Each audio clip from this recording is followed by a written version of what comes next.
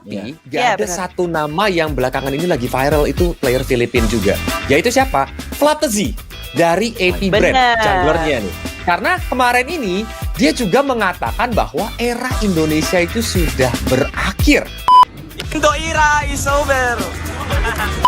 Apakah Indonesia nih bakal mengalami, bisa dibilang dalam tanda kutip, perjalanan yang buruk atau hasil yang belum tentu baik di M5 nanti? Kalau menurut kalian gimana? Berdasarkan statement yang dikeluarkan sama Flatzy. Dari Om Wawa deh kali ini. Ya belum sih, nggak bisa dibilang statement benar 100% juga ya. Kalau aku bilang enggak lah, karena menurutku masih dengan dominasi Indonesia. Karena patch yang sekarang itu adu mekanik, terus Indonesia itu sebenarnya ada di atas. Tinggal ya kuat-kuatan aja nanti. Aduh, mikro kita udah punya nih. Masih ada waktu buat ke M5 buat benerin makro. Udah. Bisa kok lawan mereka. Buktinya kan di SPS kemarin kalah juga kan Filipina semuanya. Itu waktu patch-nya masih baru tuh. Terus mereka adaptasi kan kita tahu. Ada patch lagi ya pasti. Udah adaptasi di sana nanti. Oke. Kalau dari Diko gimana Diko? Wah, ini harus bikin kita jadi panas sih. Panasnya dalam arti positif ya. Panasnya tuh terpacu gitu. Jadi salah satu pacuan kita, kok jangan mau kalah sama Filipina gitu loh. Malu. Nah, terus ditambah lagi kalau nantinya misalkan di M5, ya benar kata Om Wawa, kita harus benerin makro sama drastik. Dua hal ini yang mungkin mikro kita emang punya. Kita banyak banget player yang high mekaniknya tinggi banget. Tapi ada makro kita kalah. Nah, itu yang mungkin salah satu yang jadi faktor yang bikin Filipina bagus dan konsisten. Makro mereka bagus. Pada Dokter MLBB gimana nih? Aku taunting balik aja kali ya. Kok gimana eranya berakhir? Baru menang sekali aja udah ngomong gitu. Kita udah menang berturut-turut tuh kemarin kalau dilihat. Ya nggak? PCG ya. Mau membahas apa lagi? Sebelumnya ASF kemarin ya. Kalau era dia menang 3 kali berturut-turut gitu. Ya aku bilang so far ya mobile itu nggak ada era-eranya lah, semua berputar. Apalagi kalau kita lihat China masuk nanti, siapa tahu nanti kita ngomongnya era China lagi. Enggak lah, mobile itu menurutku kayak bola kok. Dia kadang kita bisa di atas, kadang kita bisa di bawah. Ya kalau kita mau di atas kita latihan yang lebih keras gitu. Jadi jangan trigger juga ya, jangan emosi juga. Kita ambil positifnya. Jadi pacuan kita buat next turnamen, event terutama M5 ya, yang pasti yang bakal diincar banyak pemain. Dan ku harap ya nih, maksudnya jangan saling menggoreng satu sama lain lah di media itu. Itu kan representasi Indonesia ya. Kenapa harus bawa nama tim gitu ya? Ini mungkin kalau Yus setuju banget nih. Kalau Yus kan biasa ngomong speak up tentang ini. Maksudnya, tolong nggak, kalau kalian mau fokus M5 kita menang ya dukung semuanya gitu ya. Ini aku udah pernah statement juga cuy. Tapi mau diserang balik sama orang-orang itu.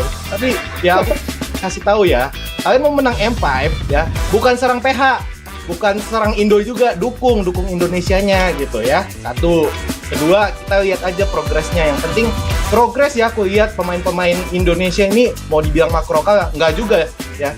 Makro kita kuat cuy, makro kita kuat. Yang membedakan kita ya, menurut gue kedisiplinannya doang dalam war. Mereka tuh warnya lebih sabar, tahu objektifnya mau targeting siapa. Kalau kita udah tahu, cuman kadang miss, salah nangkep, atau misalnya keburuan ulti. Kurang lebih kayak gitu. Kalau makro sama mikro, kita udah sebanding sama mereka. Makanya yang juara kita sama mereka gitu. Filipina dan Indo, Filipina dan Indo. Ya, tapi kalau soal disiplin, kayaknya Indonesia yang mungkin masih bisa belajar sama mereka. Karena mereka tuh pure, ya mau dari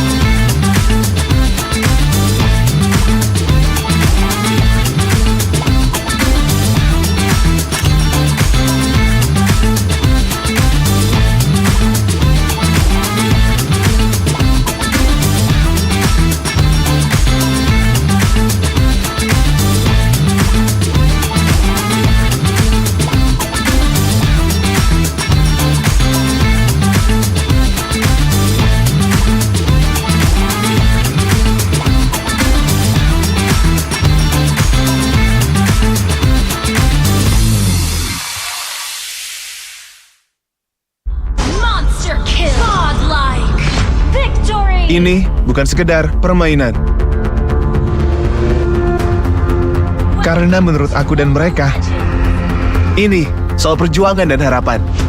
Lihat Raka, walau jauh dari hiruk pikuk, tapi semangatnya tak pernah pudar. Atau Rama, walaupun layarnya tidak sempurna, tapi dari cari inspirasi bisa jadi mythical glory. Dan Alia, walaupun tanggung jawab mengisi hari-harinya, tapi ia selalu sempatkan waktu untuk bisa jadi nomor 1. Dalam keterbatasan, mereka bisa jadi legenda di MLBB Indonesia Community Cup, gerbang untuk menjadi pro player. Begitupun dengan kamu. Ayo, raih mimpimu di MLCC 2023.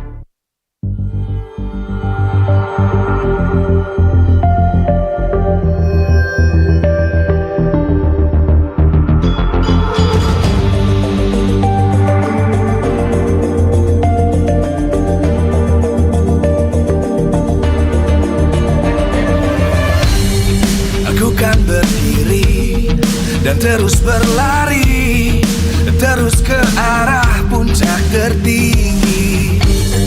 Ku takkan berhenti, hanya sampai di sini. Kemenangan abadi menanti. You know we won't miss if we unite our focus. And if you haven't noticed, we'll nyalakan apimu, hadapi semua tantangan. Hadap semua serangan, jatuh bukan halangan. Bakar semangatmu, janganlah engkau menyerah. Kita akan buat sejarah. We all this, we won't miss. We all this, we won't. Tahu nggak, Awesome Generation itu punya rule sendiri, kayak aku. Nge-game, I am the game. Pokoknya harus win streak terus. See, that's my rules with Galaxy A Series 5G. Kalau kamu?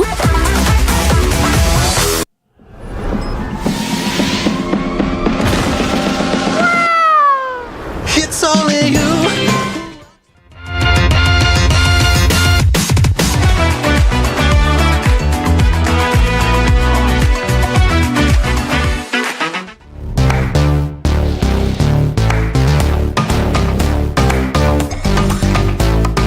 We don't need no sleep because the party don't stop. So put your hands on me.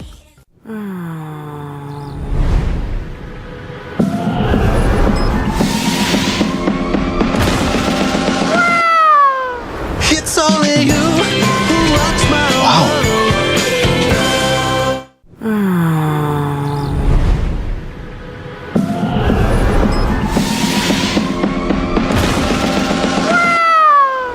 It's only you who rocks my world.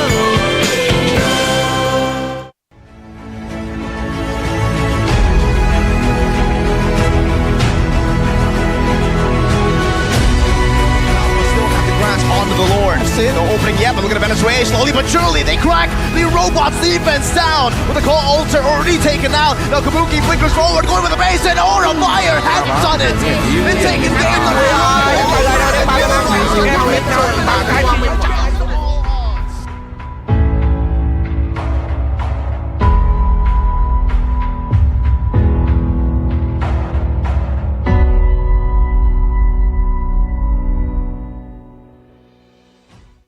Rasain nih Gatot kacau. Ih, tombe basah.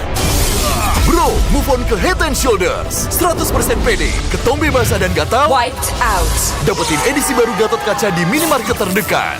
Head and Shoulders. Ini Gatot, ini kaca. Mas Gatot, benerin kaca. Di dunia games, top up jadi lebih mudah.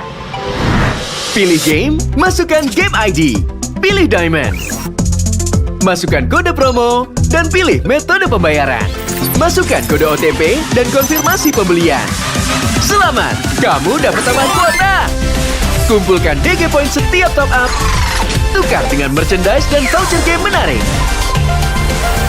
Nikmati juga promo setiap harinya.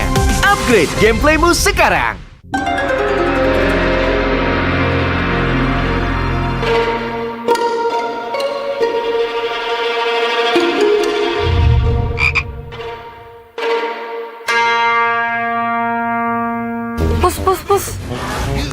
Kamu lagi ngapain? Ini nih lagi push rank pakai Akai. Ikut dong. Double kill. Triple kill.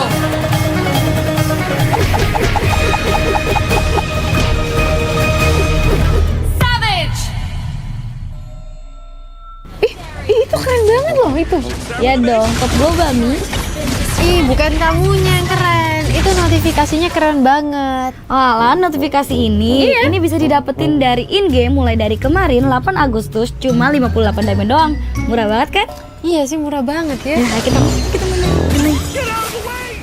Hanya perlu melihat ke dalam dirimu.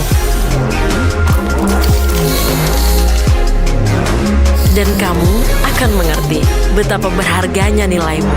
Percaya pada dirimu. Bukan dengan tergesa-gesa, namun dengan caramu yang beda. Tunjukkan kilau kisahmu sendiri. Dan ciptakan emas dalam setiap karyamu. Trust in gold. Unlimited. Unlimited. Unlimited. Modal gratis, untung berkali-kali.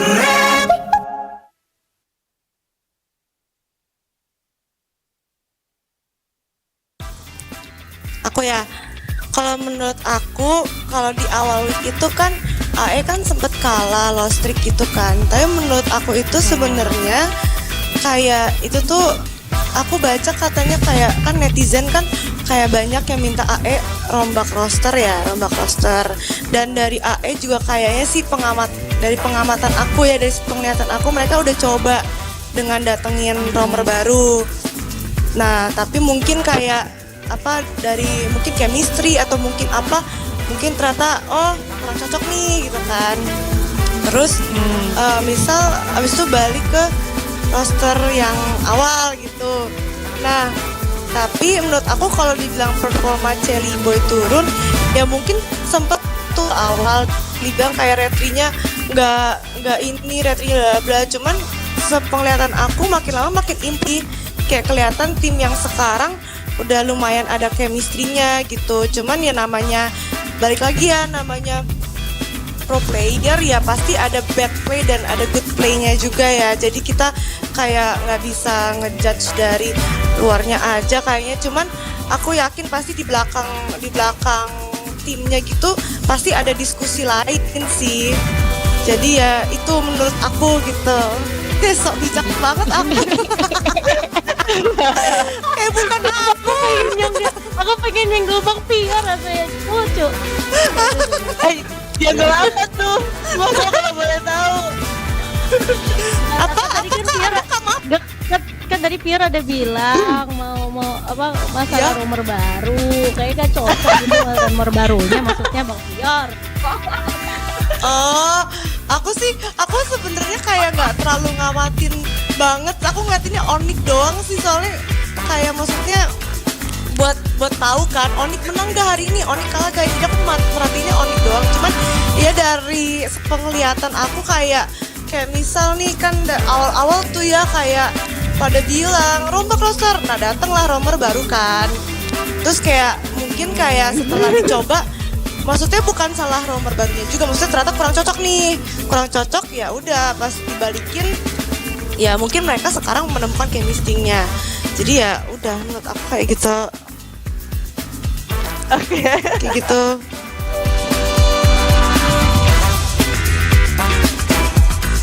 Tentang top 3 klasemen dan low 3 klasemen. Baiklah. Gimana Bang Pior? Menurut Bang Pior, top 3 dan low 3. Top 3 Onyx, RRQ, AE, top Algik, Onyx, Algik,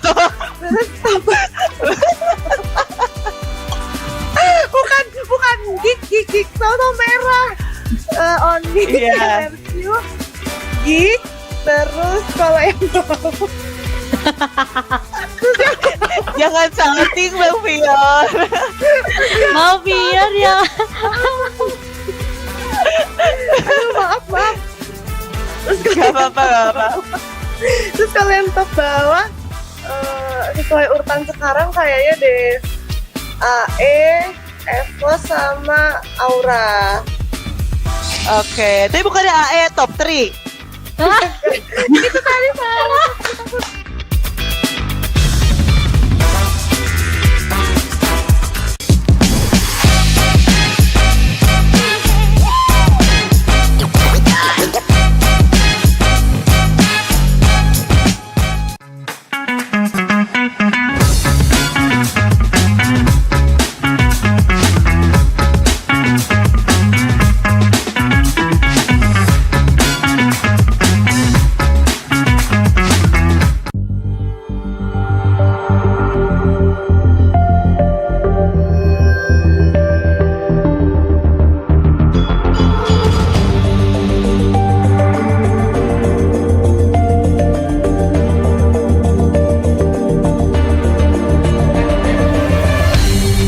Aku kan berdiri dan terus berlari, terus ke arah puncak tertinggi.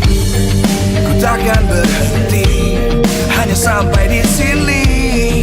Kemenangan abadi menanti. You know we won't miss if we unite our focus. And if you haven't noticed, we all live. Nyalakan apimu, hadapi semua tantangan, hadang semua serangan, jatuh bukan halangan.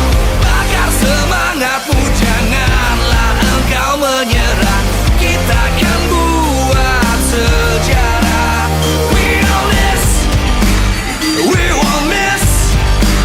We all this, we Tapi gak ada satu nama yang belakangan ini lagi viral, itu player Filipina juga. Yaitu siapa? Flatzy dari AP Brand, junglernya nih. Karena kemarin ini dia juga mengatakan bahwa era Indonesia itu sudah berakhir. Indo era is over. Apakah Indonesia nih bakal mengalami, bisa dibilang dalam tanda kutip, perjalanan yang buruk atau hasil yang belum tentu baik di M5 nanti? Kalau menurut kalian gimana? Berdasarkan statement yang dikeluarkan sama Flatzy. Dari Om Wawa deh kali ini. Ya belum sih, nggak bisa dibilang statement benar 100% juga ya. Kalau aku bilang enggak lah, karena menurutku masih dengan dominasi Indonesia. Karena patch yang sekarang itu adu mekanik, terus Indonesia itu sebenarnya ada di atas. Tinggal ya kuat-kuatan aja nanti. Aduh, mikro kita udah punya nih. Masih ada waktu buat ke M5 buat benerin makro. Udah, bisa kok lawan mereka.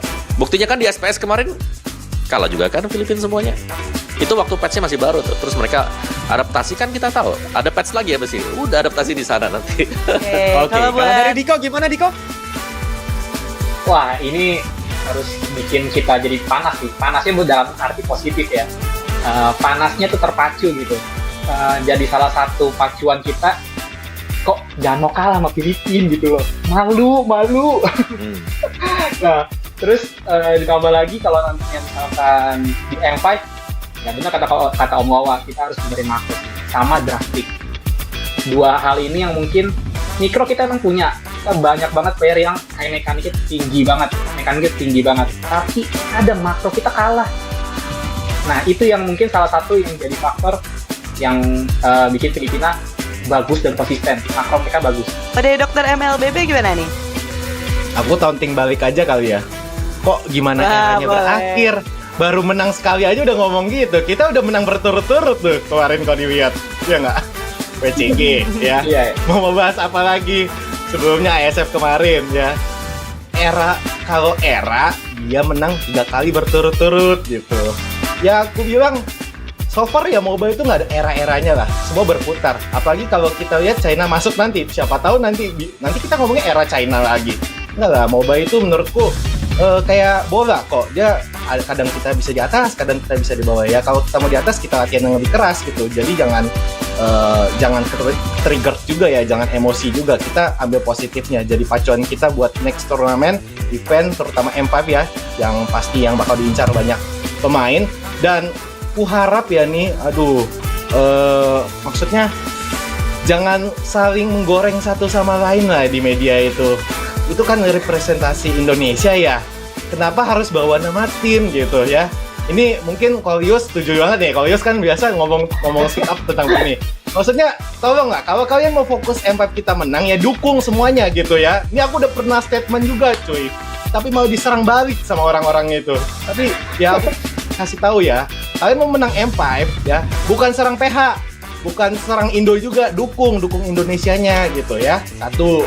Kedua, kita lihat aja progresnya. Yang penting progres ya, aku lihat pemain-pemain Indonesia ini mau dibilang makro kalah, nggak juga ya. Makro kita kuat cuy, makro kita kuat. Yang membedakan kita ya, menurut gue kedisiplinannya doang dalam war. Mereka tuh warnya lebih sabar, tahu objektifnya mau targeting siapa. Kalau kita udah tahu, cuman kadang miss, salah nangkep, atau misalnya keburuan ulti. Kurang lebih kayak gitu. Kalau makro sama mikro, kita udah sebanding sama mereka, makanya yang juara kita sama mereka gitu. Filipina dan Indo, Filipina dan Indo, Filipina dan Indo.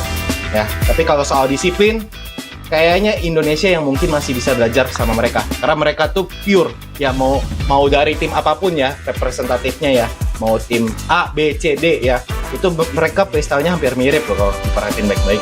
Disiplinnya sama, dan itu yang perlu kita perhatikan dan pelajari. Karena disiplin dalam MOBA itu sangat baik. Satu kali salah, comeback. Kan game one moment. Ya, kurang lebih seperti itu kalau menurutku.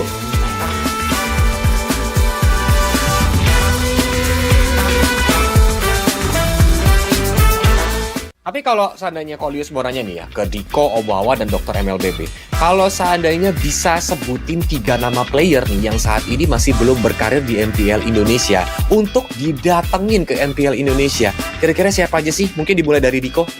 Trainer mungkin Edward. Edward satu, terus Benny Cutie, satu lagi Wise mungkin. Wise. Oke. Kalau dari Om Wawa ada Om? Aku pengen lihat V-Wise sih, lagi vakum kan? Siapa tahu, ya kan? Siapa tahu V-Wise. Terus ya memang. Terus habis itu siapa lagi ya? Misalnya kalau aku juga pengen ngelihat siapa tuh? Masih di PH sih seputar sih, masih Kelra kali ya, gold lanernya ya, zaman-zaman dulu juga. Atau ya roamer juga boleh sih sebenarnya. Roamer. Kayak Yawi. siapa sih roamer yang paling Yawi itu oke lah kalau memang mau coba di Indonesia. Kan tim ada nih. Udah tinggal datang aja. Nah, kalau aku sih masih patokannya tetap di Filipina, karena ya selain Filipina, kita sendiri yang jadi patokannya gitu dari negara luar. Dan kalau Filipina, bener, P-Wise. Karena itu dua yang tak terpisahkan sih menurutku. Karena Venus dengan makro roamernya sangat diperlukan banget ya untuk masalah objektivitas. Dan Wise pun juga untuk POV junglernya yang menurutku sebagai role yang krusial ya, karena dia eksekutor juga ya. Jadi sangat perlu kita pelajari juga gameplay yang sebenarnya tuh dari tim Filipina bagaimana. Dengan adanya V-Wise tuh mungkin sangat membantu banget untuk perkembangan MOBA lagi di negara kita. Dan kalau yang mau ku ambil pasti satu, God lane-nya tim Filipina tuh agak unik playstyle-nya. Bebas deh mau Benny Kitty, Super Marco, bebas. Tapi kalau aku sih kayaknya Benny Kitty sih, karena aku sendiri pun masih agak gimana ya, agak terkagum-kagum dengan playstyle dia yang bisa kayak main assassin itu tuh unik. Marksman bisa ngendok dari belakang, tiba-tiba muncul nge-backdoor atau misalnya nge-punish dari belakang kayak sandwich. Itu tuh jarang banget yang terjadi ya, salah satunya. Mungkin orang pikir itu sama kayak playstyle-nya Sin, tapi itu nggak sama cuy. Dia bener-bener menurutku beda dan kita bisa pelajari sih ya. Dengan playstyle unik ketiga pemain itu bisa sangat membantu tim Indonesia lah. Makanya aku pilih 3 player itu tadi. Karena duanya sepaket.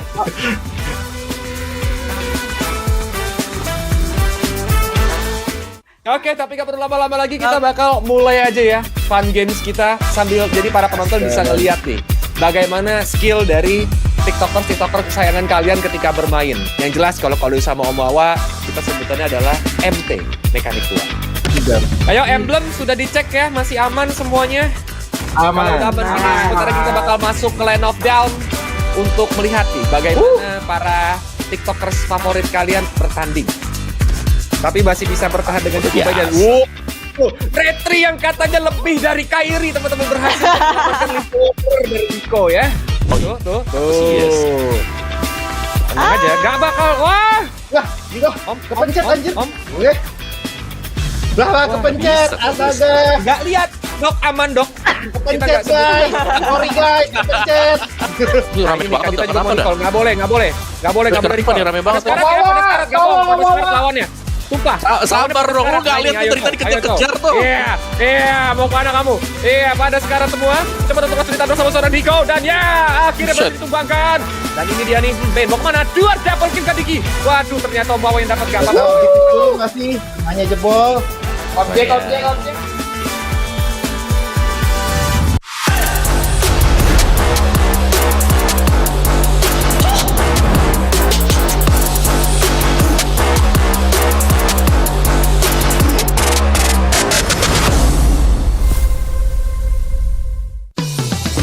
Belanja di Indomaret makin banyak untungnya. Kumpulkan cashback poin jadi untung terus. Makin sering belanja, makin banyak poin yang kamu dapatkan. Dapat diskon, jadi untung terus. Bayar belanjaanmu dengan poin yang kamu punya. Belanja jadi gratis, jadi untung terus. Dan untung terus dapat banyak promo. Jadi member Indomaret Poinku sekarang. Untungnya non-stop.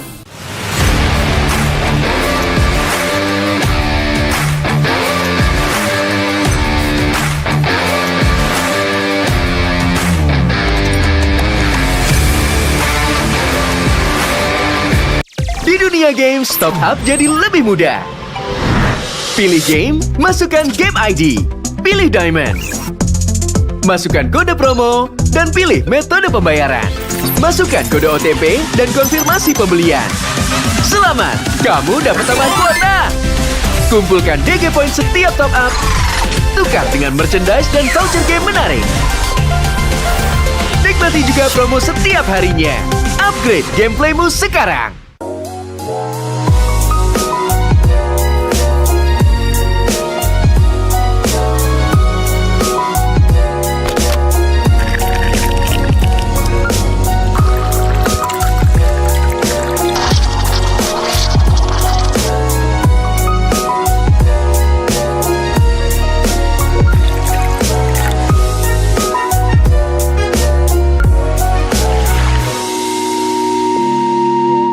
Ini gimana nih? Pendapat dari EVOS Coach dulu deh.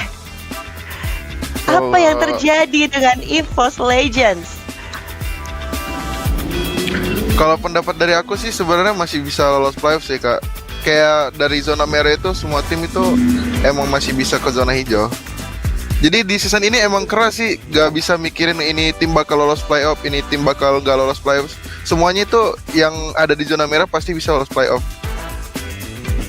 Tapi kalau menurut aku di EVOS ya, mereka gimana ya? Bagus aja sih sebenarnya dari segi player, dari segi coach. Mungkin bukan harinya aja sih buat menang gitu.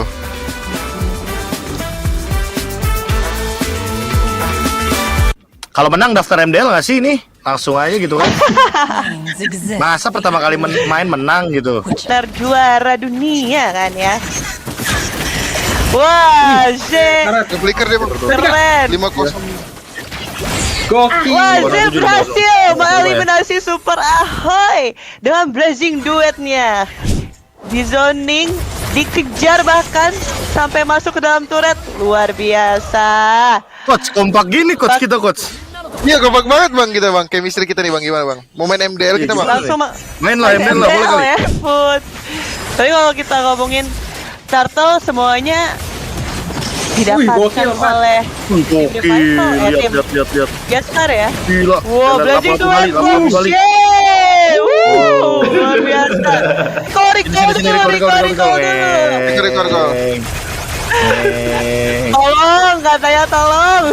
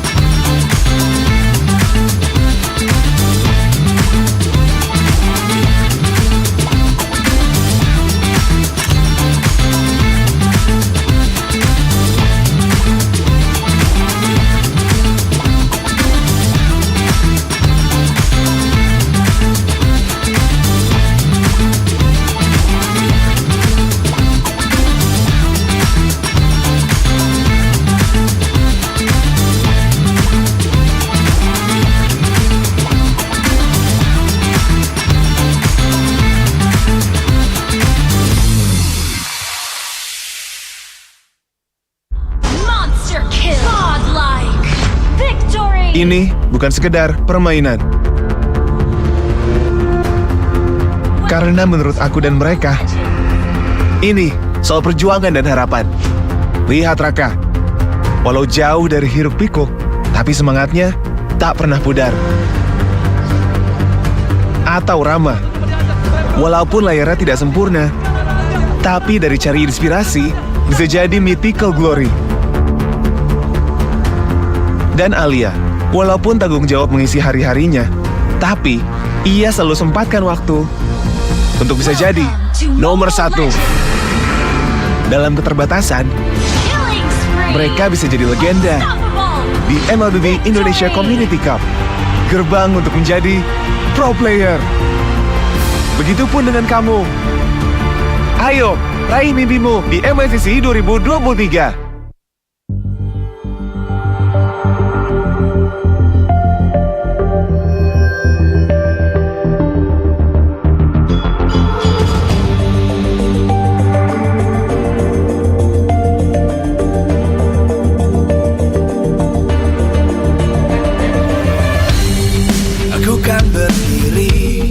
Dan terus berlari, terus ke arah puncak tertinggi. Ku takkan berhenti, hanya sampai di sini. Kemenangan abadi menanti. You know we won't miss if we unite our focus. And if you haven't noticed, we all live. Nyalakan apimu, hadapi semua tantangan. Hadang semua serangan, jatuh bukan halangan.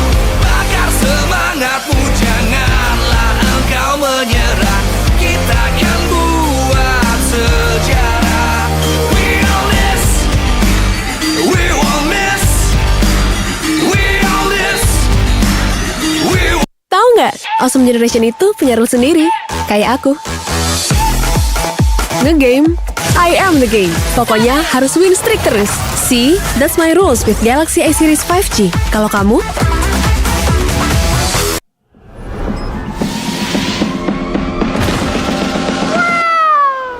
It's only you.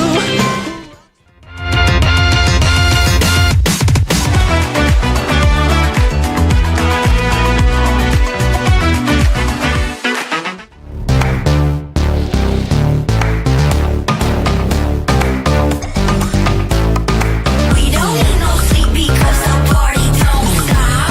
So put your hands on me.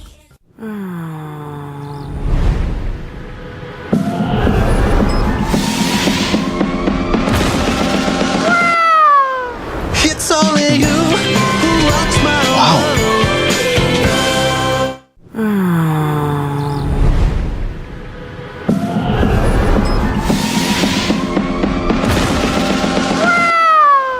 It's only you who rocks my world.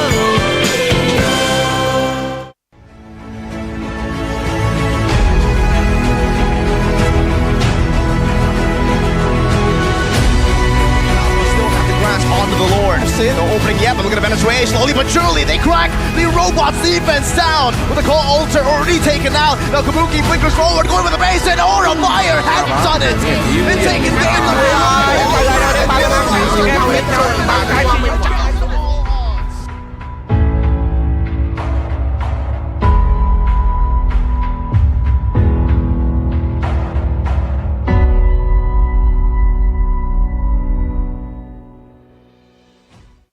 Rasa ini Gatot kacau. Ih, tombe basah. Bro, move on ke Head and Shoulders. 100% pede, ketombe basah dan gatal wiped out. Dapetin edisi baru Gatot kaca di minimarket terdekat. Head and Shoulders. Ini Gatot, ini kaca. Mas Gatot, benerin kaca. Di dunia game, stock up jadi lebih mudah. Pilih game, masukkan game ID. Pilih Diamond. Masukkan kode promo, dan pilih metode pembayaran. Masukkan kode OTP dan konfirmasi pembelian. Selamat, kamu dapat tambahan kuota. Kumpulkan DG Point setiap top up. Tukar dengan merchandise dan voucher game menarik. Nikmati juga promo setiap harinya. Upgrade gameplaymu sekarang.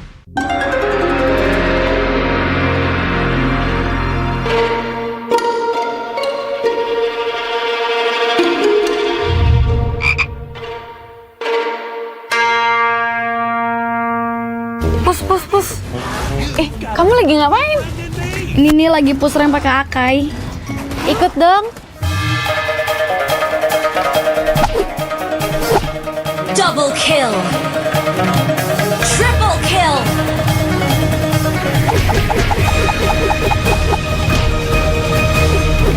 Savage. Itu keren banget loh itu. Ya dong, top gue Bami. Ih, bukan kamunya yang keren. Itu notifikasinya keren banget. Alah, notifikasi ini bisa didapetin dari in-game mulai dari kemarin 8 Agustus cuma 58 diamond doang. Murah banget kan? Iya sih, murah banget ya. Nah, kita main. Hanya perlu melihat ke dalam dirimu. Dan kamu akan mengerti betapa berharganya nilaimu. Percaya pada dirimu. Bukan dengan tergesa-gesa, namun dengan caramu yang beda. Tunjukkan kilau kisahmu sendiri. Dan ciptakan emas dalam setiap karyamu. Trust in Gold. Unlimited. That's unlimited. That's unlimited. That's unlimited. That's unlimited. Modal gratis, untung berkali-kali.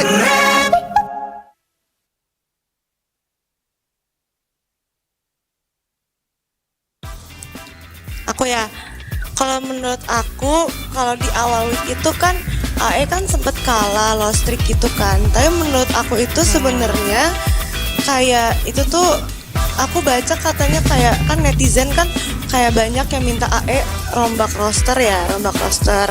Dan dari AE juga kayaknya sih dari pengamatan aku ya, dari penglihatan aku mereka udah coba dengan datengin romer baru. Nah, tapi mungkin kayak apa dari mungkin chemistry atau mungkin apa, mungkin ternyata oh kurang cocok nih gitu kan. Terus misal abis itu balik ke roster yang awal gitu. Nah, tapi menurut aku kalau dibilang performa Celi Boy turun, ya mungkin sempet tuh awal dibilang kayak retrinya nggak ini retrinya bla, cuman sepenglihatan aku makin lama makin inti, kayak kelihatan tim yang sekarang udah lumayan ada chemistry-nya gitu. Cuman ya namanya balik lagi ya, namanya pro player ya pasti ada bad play dan ada good play-nya juga ya. Jadi kita kayak nggak bisa ngejudge dari luarnya aja kayaknya. Cuman aku yakin pasti di belakang timnya gitu pasti ada diskusi lain sih. Jadi ya itu menurut aku gitu. Sok bijak banget aku. Bukan aku. Aku pengen nyenggol Bang Pia rasanya lucu. Dia apa tuh? Semoga kalau boleh tahu. Apa tadi kan Pia kan tadi Pia ada bilang mau apa masalah rumor baru. Kayaknya kan cocok gitu rumor barunya, maksudnya Bang Pior. Oh, aku sebenarnya kayak nggak terlalu ngamatin banget. Aku ngeliatinnya Onyx doang sih, soalnya kayak maksudnya buat tahu kan Onyx menang gak hari ini, Onyx kalah gak, jadi aku merhatiinnya Onyx doang. Cuman ya dari penglihatan aku kayak misal nih kan awal-awal tuh ya kayak pada bilang rombak roster, nah datanglah romer baru kan.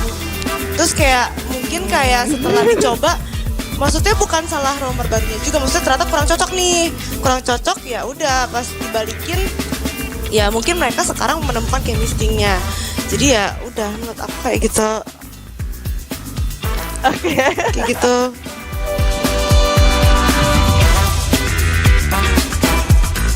Tentang top 3 klasemen dan low 3 klasemen. Baiklah. Gimana Bang Pior? Menurut Bang Pior, top 3 dan low 3. Top 3 Onyx, RRQ, AE, top Algik, Onyx, Algik, terus bukan Gik, tahu merah. Onyx, RRQ, Gik, terus kalau yang jangan salting Bang Pior. Mau Pior ya. Maaf. Terus Gak apa-apa. Terus kalau yang top bawah sesuai urutan sekarang kayaknya deh AE, Evo sama Aura. Oke, tapi bukannya AE top 3? Itu tadi salah.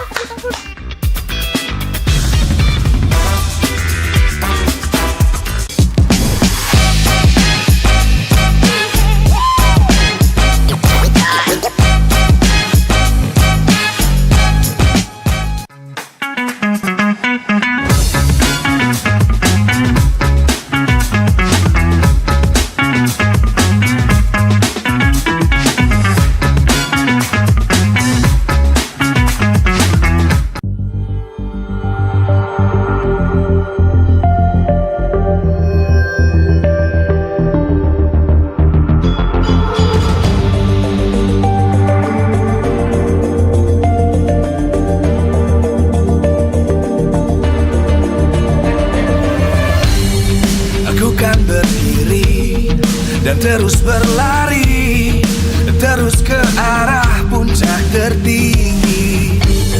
Ku takkan berhenti, hanya sampai di sini. Kemenangan abadi menanti. You know we won't miss if we unite our focus. And if you haven't noticed, we all live. Nyalakan apimu, hadapi semua tantangan, hadang semua serangan, jatuh bukan halangan. Bakar semangatmu, janganlah engkau menyerah. Kita akan buat sejarah. We all miss, we won't miss, we all miss. Tapi gak ada satu nama yang belakangan ini lagi viral, itu player Filipina juga. Yaitu siapa? Flatzy dari AP Brand, junglernya nih. Karena kemarin ini dia juga mengatakan bahwa era Indonesia itu sudah berakhir. Indo era is over. Apakah Indonesia nih bakal mengalami, bisa dibilang dalam tanda kutip, perjalanan yang buruk atau hasil yang belum tentu baik di MPL?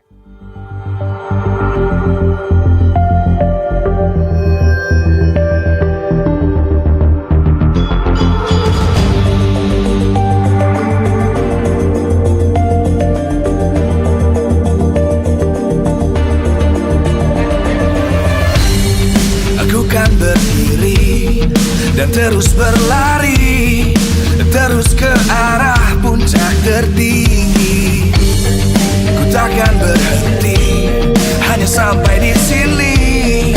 Kemenangan abadi menanti. You know we won't miss if we unite our focus. And if you haven't noticed, we all live. Nyalakan apimu, hadapi semua tantangan, hadang semua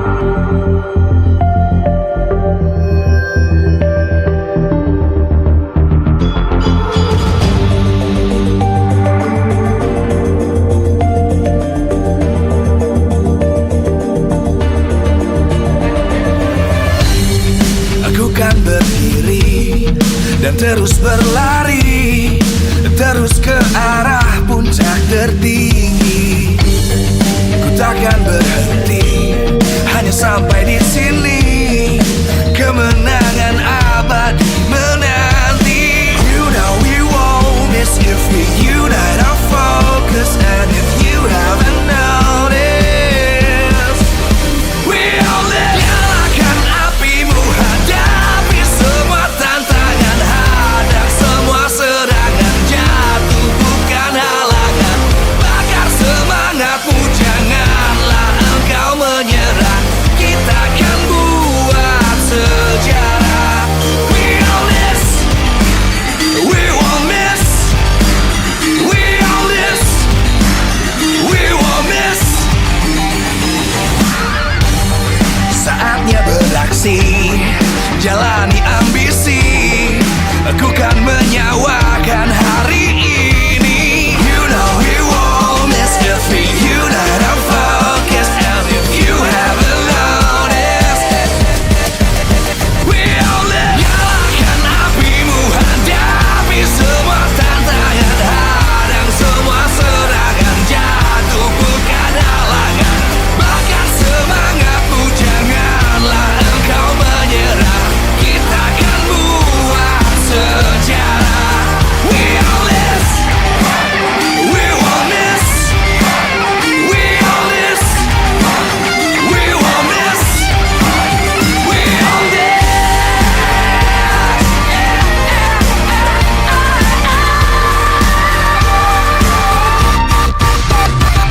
Nyalakan apimu, hadapi semua tantangan, hadang semua serangan, jatuh bukan halangan. Bakar semangatmu, janganlah engkau menyerah. Kita akan buat sejarah. We all this.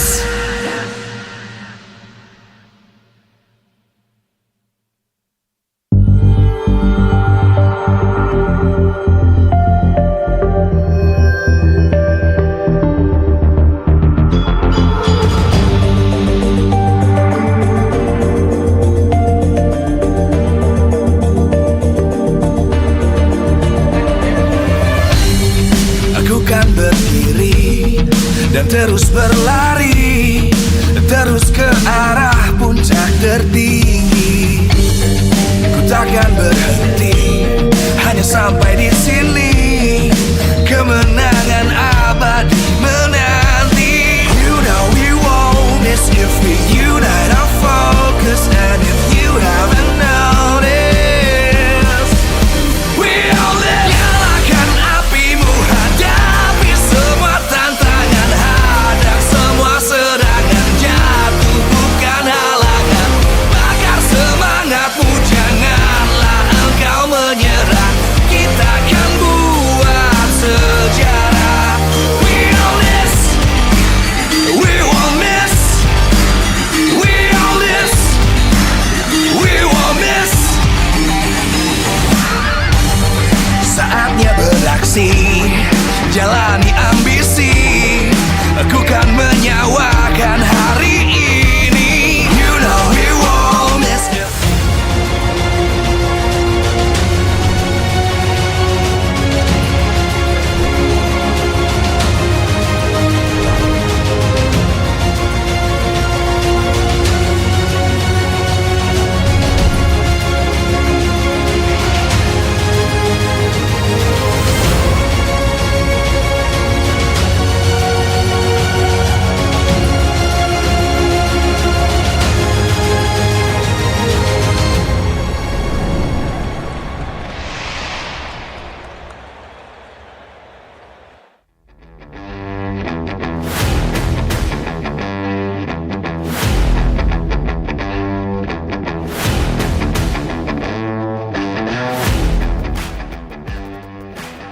Live from MPL Arena Jakarta, MPL Season 12, powered by Moonton.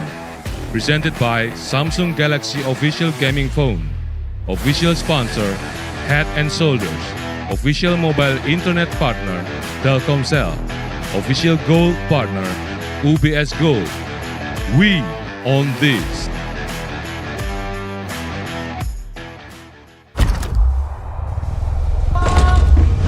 Ladies and gentlemen, we're here, the fated day, the final day of MPL Indonesia Season 12. Today, for our first match, we'll have the battle for the playoffs. Two teams determined to get to the playoffs, but only one shall prevail. Will it be the Tigers or will it be the Robots?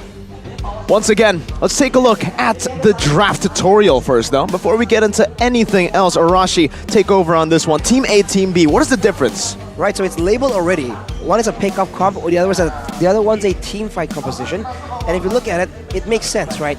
On the left, on a pick-up team, you have a good suppression, you have a lot of burst damage to supplement that, and I think in a way that's underrated, you have a crowd control tool that can zone the rest of the team away once you make that play. I think that's a hallmark of a good pick-up comp because you're not all into it. But before we continue with that very interesting topic, we gotta remind the audience about something, Mirko. Season 12 has been absolutely spectacular, the best ever MPL ID, and it is powered to you by Moonton, presented to you by Samsung Galaxy official gaming phone, our official sponsor, Head & Shoulders, official mobile internet partner, Telkomsel, our official gold partner, UBS Gold, and also our partners in esports, Blee, Dunia Game, Grab, OVO, and YouTube. You guys can catch us all on our official broadcast, Max Stream, TVRI Sports, and Video, with our suppliers, Indomart, Point Coffee, Mineski, and Samsung, and obviously supported by PBESI. Once again, this is going to be historical. Whether EVOS makes it or whether Bigatron makes it, it's going to be historical. BTR, this is their worst standing to date for this organization since Season 1, Gani. I mean, let's rewind to Season 7, Mirko. Bigatron and EVOS, they were the grand finalists on that season. 5 seasons then, Season 12. Wow, they are fighting for one more playoff slot. It's going to be very interesting. It's going to be very intense. And you're right, historical. One team will fall. Who will it be? I mean, again, we've never experienced this, ladies and gentlemen. MPL Indonesia, Season 12. I know, man. I think the audience can hear my heartbeat as well. But Season 12 has really been the most fiercest season of all time for MPL Indonesia. We've never gotten to see it go to the final day to determine who makes it to playoffs. And Rashi, I can hear your heart beating too. RQ versus Dewa later on for our second match also will determine if upper brackets will be for RRQ or Geek Fam. But Rashi, let's rewind it back a bit. Let's take it. Let's take a step, a small step first. Let's talk a little bit about the draft that you were talking about earlier. We have another draft here. Give us a tutorial. Right, so it's split push composition on the left side and a team fight on the right. Obviously, a hallmark of a great team fight composition is the synergy, right? A wild charge into a Kufra engage, into the rule manipulation. There's so many things that can go together here to really set up a team fight for victory. We saw this in an Onyx match yesterday where they were behind like 5k gold, but with a great engagement, with a great combo by Boots, I believe, followed up by the rest of the team, they were able to turn it back around. That is the strength of a team fight composition. On the left though, we have mobility with the Cho, with the Fanny. We have the global presence of the Angela Heartguard. And of course, we have an unkillable, very mobile hero in the EXP lane with the Uranus. Every single one of these heroes can be sent to go 1v1, and technically, they can either win out in the 1v1, join the fight very fast, or they can just escape with relative safety, despite maybe being ganked by multiple people. All these factors lend itself to ensure that your team can just keep having macro pressure, right? You keep sending one person, and even if they send 4 people, the Uranus can generally, with a Purify, escape. The Fanny can outmaneuver or even 1v1 solo. But as you can probably imagine, if both these teams go head-to-head in a team fight, they're gonna get wrecked, man. There's no synergy here at all. I mean, in a nutshell here, Mirko, Arashi, how do you define the team fight comp? Look at their skills, right? A lot of AOEs are in their composition. They will look for fights more. They will be better 4v4, 5v5. And meanwhile, as you can see, split push, a lot of lock, a lot of pick off burst, sure, but it's more towards a skill that is good on towards a one-member type of department. And that's what is important, right? Because now if you're a team fight composition, you want to try and find ways to make your opponents engage you in a 5v5. Exactly. How do you do that? You threaten the base, obviously. The base turrets, the Lord, they're objectives on the map with varying degrees of importance, and if you can identify that and kind of read into your opponent and decide, okay, what are they not willing to lose, right? You can force that objective, and then whether they like it or not, they can either be forced to give up the objective or, you know, lose it. And if it's a base, for example, there's no other option. You're going to be forced in a 5v5, and if you're a team fight composition, you want to avoid that by playing with the waves, with the macro. But as we were talking about earlier, Mirko, first match of the day, the final battle for the playoff tickets. If Bigatron loses for the first time, Vin will not be playing in the M Series, making history. But for EVOS, if they lose for the second time, Susajin will not. This is the second time that EVOS won't qualify for playoffs, which is definitely not the result that he is looking for. I think again though, we have to kind of give everybody a grim reminder that this will also be the first time that BTR doesn't make it to playoffs if BTR loses against EVO's Legends for EVO's Season 10, right? They've already experienced that before, and it's with this guy right here, Sutsujin, who this time should try to lead them back. But for Bigatron, for the Red Terminators, this is the lineup they're deploying. Programmed to win. Let's welcome here their main five. The final time this season, Bigatron Alpha. The Terminators started from the top. Unfortunately, they had to stumble their way down. It's all about the rebuild, and they are still rebuilding to the final day. It was Key, it was Vin yesterday. Now it's Moreno, and we even have some support from the Bigatron Beta squad. Before EVOS, they have one solid lineup. The White Tigers walking perhaps the last time this season. Let's welcome the White Tigers. It's EVOS Legends. With the redemption arc of their captain, Mr. Bombastic. Will he turn it today to Mr. Fantastic?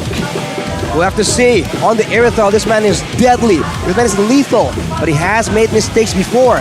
There are weaknesses that the Terminators will definitely sense, detect, and take advantage of. But before that, the brains, the programmers behind the brilliance in the Land of Dawn, coming to the stage right now. The coaches of both organizations. Coach Age and his analysts, this time taxed up with Coach Raiseboy and Fala from MDL. Fala has now been promoted to the MPL. What do you think about these two coaches, these two analysts, Gani? You know what? Looking at the adjustments from Bigatron's management here, it does make sense. But where is Aldo? I feel like with Aldo, he can bring more stability in a Bigatron. After ISF, post ISF, their performances has been very, very shaky. It has. It really has. I gotta agree with you, man. With both teams having stumbles with their rosters, both teams having the same issues with their coaches, you know? We've been seeing Aldo, we've been seeing Raiseboy, we've been seeing Fala, and for EVOS, it's Age, then it's Taxum, and then Caleb for a period of time. Well, they're up against Bigatron Alpha right now with their own keys to victory by the Samsung Galaxy A34, A54 5G. Pressure from EVOS from the early game to secure more executions. Play that early game, high tempo play that Bigatron has been able to use to get so much value.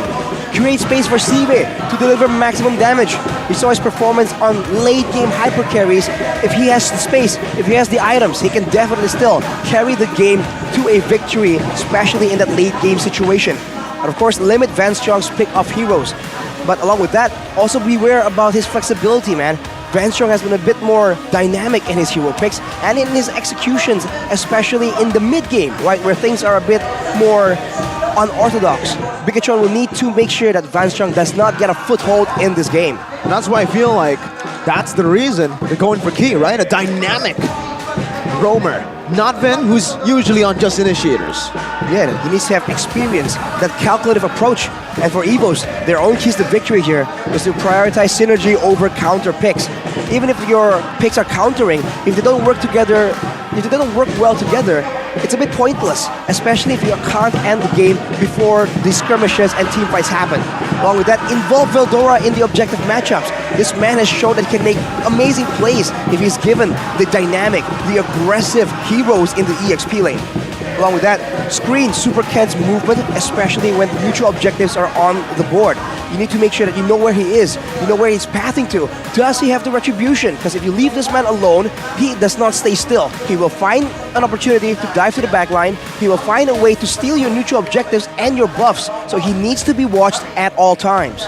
I think here we have a birthday boy as well today on the 24th of September. It could be a great gift to make it to the playoffs. It could also be a horrible gift to get knocked out. The captain of EVOS Legends, Van Strong, celebrates his 23rd birthday. Damn. Well, I mean, Van Strong, if we're talking about Van Strong, he has changed roles 3 times, I think. Yeah. Mid lane back when he was Aura.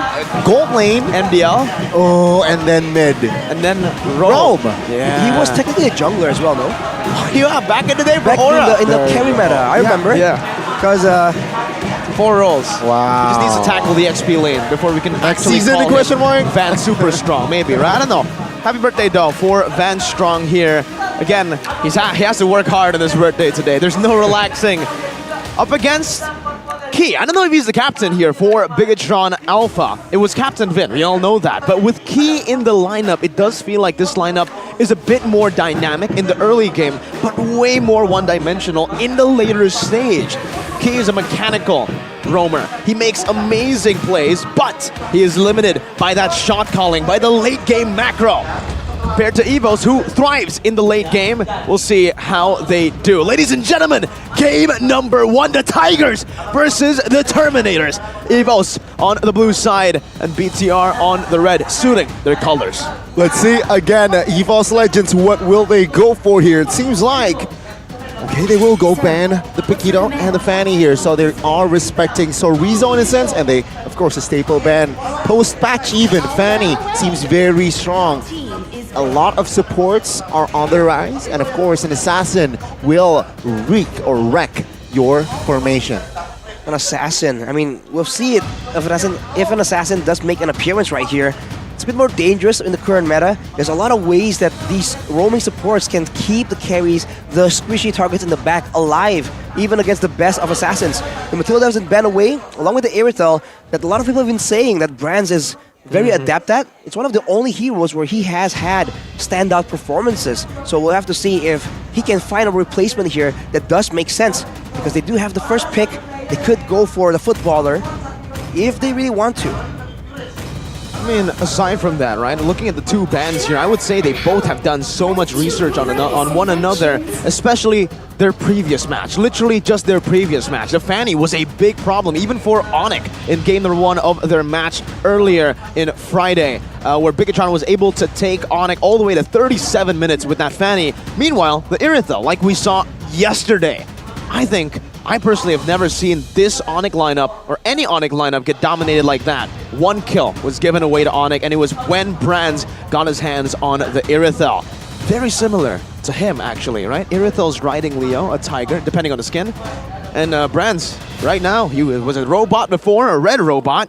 Now, he's riding on the tigers. I mean, that's what happens when you can translate the draft into execution, right? The enemy, well, Onyx, yesterday, they were just stomped by the execution from EVOS Legends, but Bigatron here, they ban all the Baksha, leaving open a lot of prio heroes. I might say Eden is still on the board, and there you go, it will be picked up. Well, Edith is going to the hands of EVOS, but for Bigatron, they have options in the assassin department as well if they really want to. The Joy is available, they can save it for later. They can go for the gold lane pick, one that's usually more contested, and maybe a bit more of a flex situation if they really want to try and bewilder Coach Age for just a while longer. Okay. With the Edith, it's just so flexible, especially for EVOS. We know that Veldora can play it, Van Strong can play it. Heck, I think even Cry can play it in the mid lane. We've seen it in MDL before. Bigatron, though, their response is going to be the Bruno for Shive in that gold lane. No Irithel. Means that the Bruno will have a pretty solid time, but he has to be careful up against these all-in heroes like the Brody that EVOS Legends have been seen utilized before. Valentina for Moreno, though, a signature pick for him.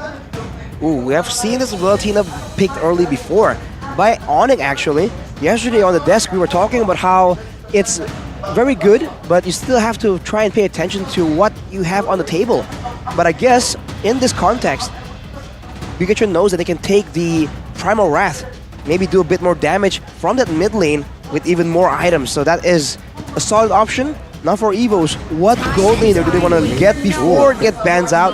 Gonna be the Beatrix, and they get that Fredrin as well.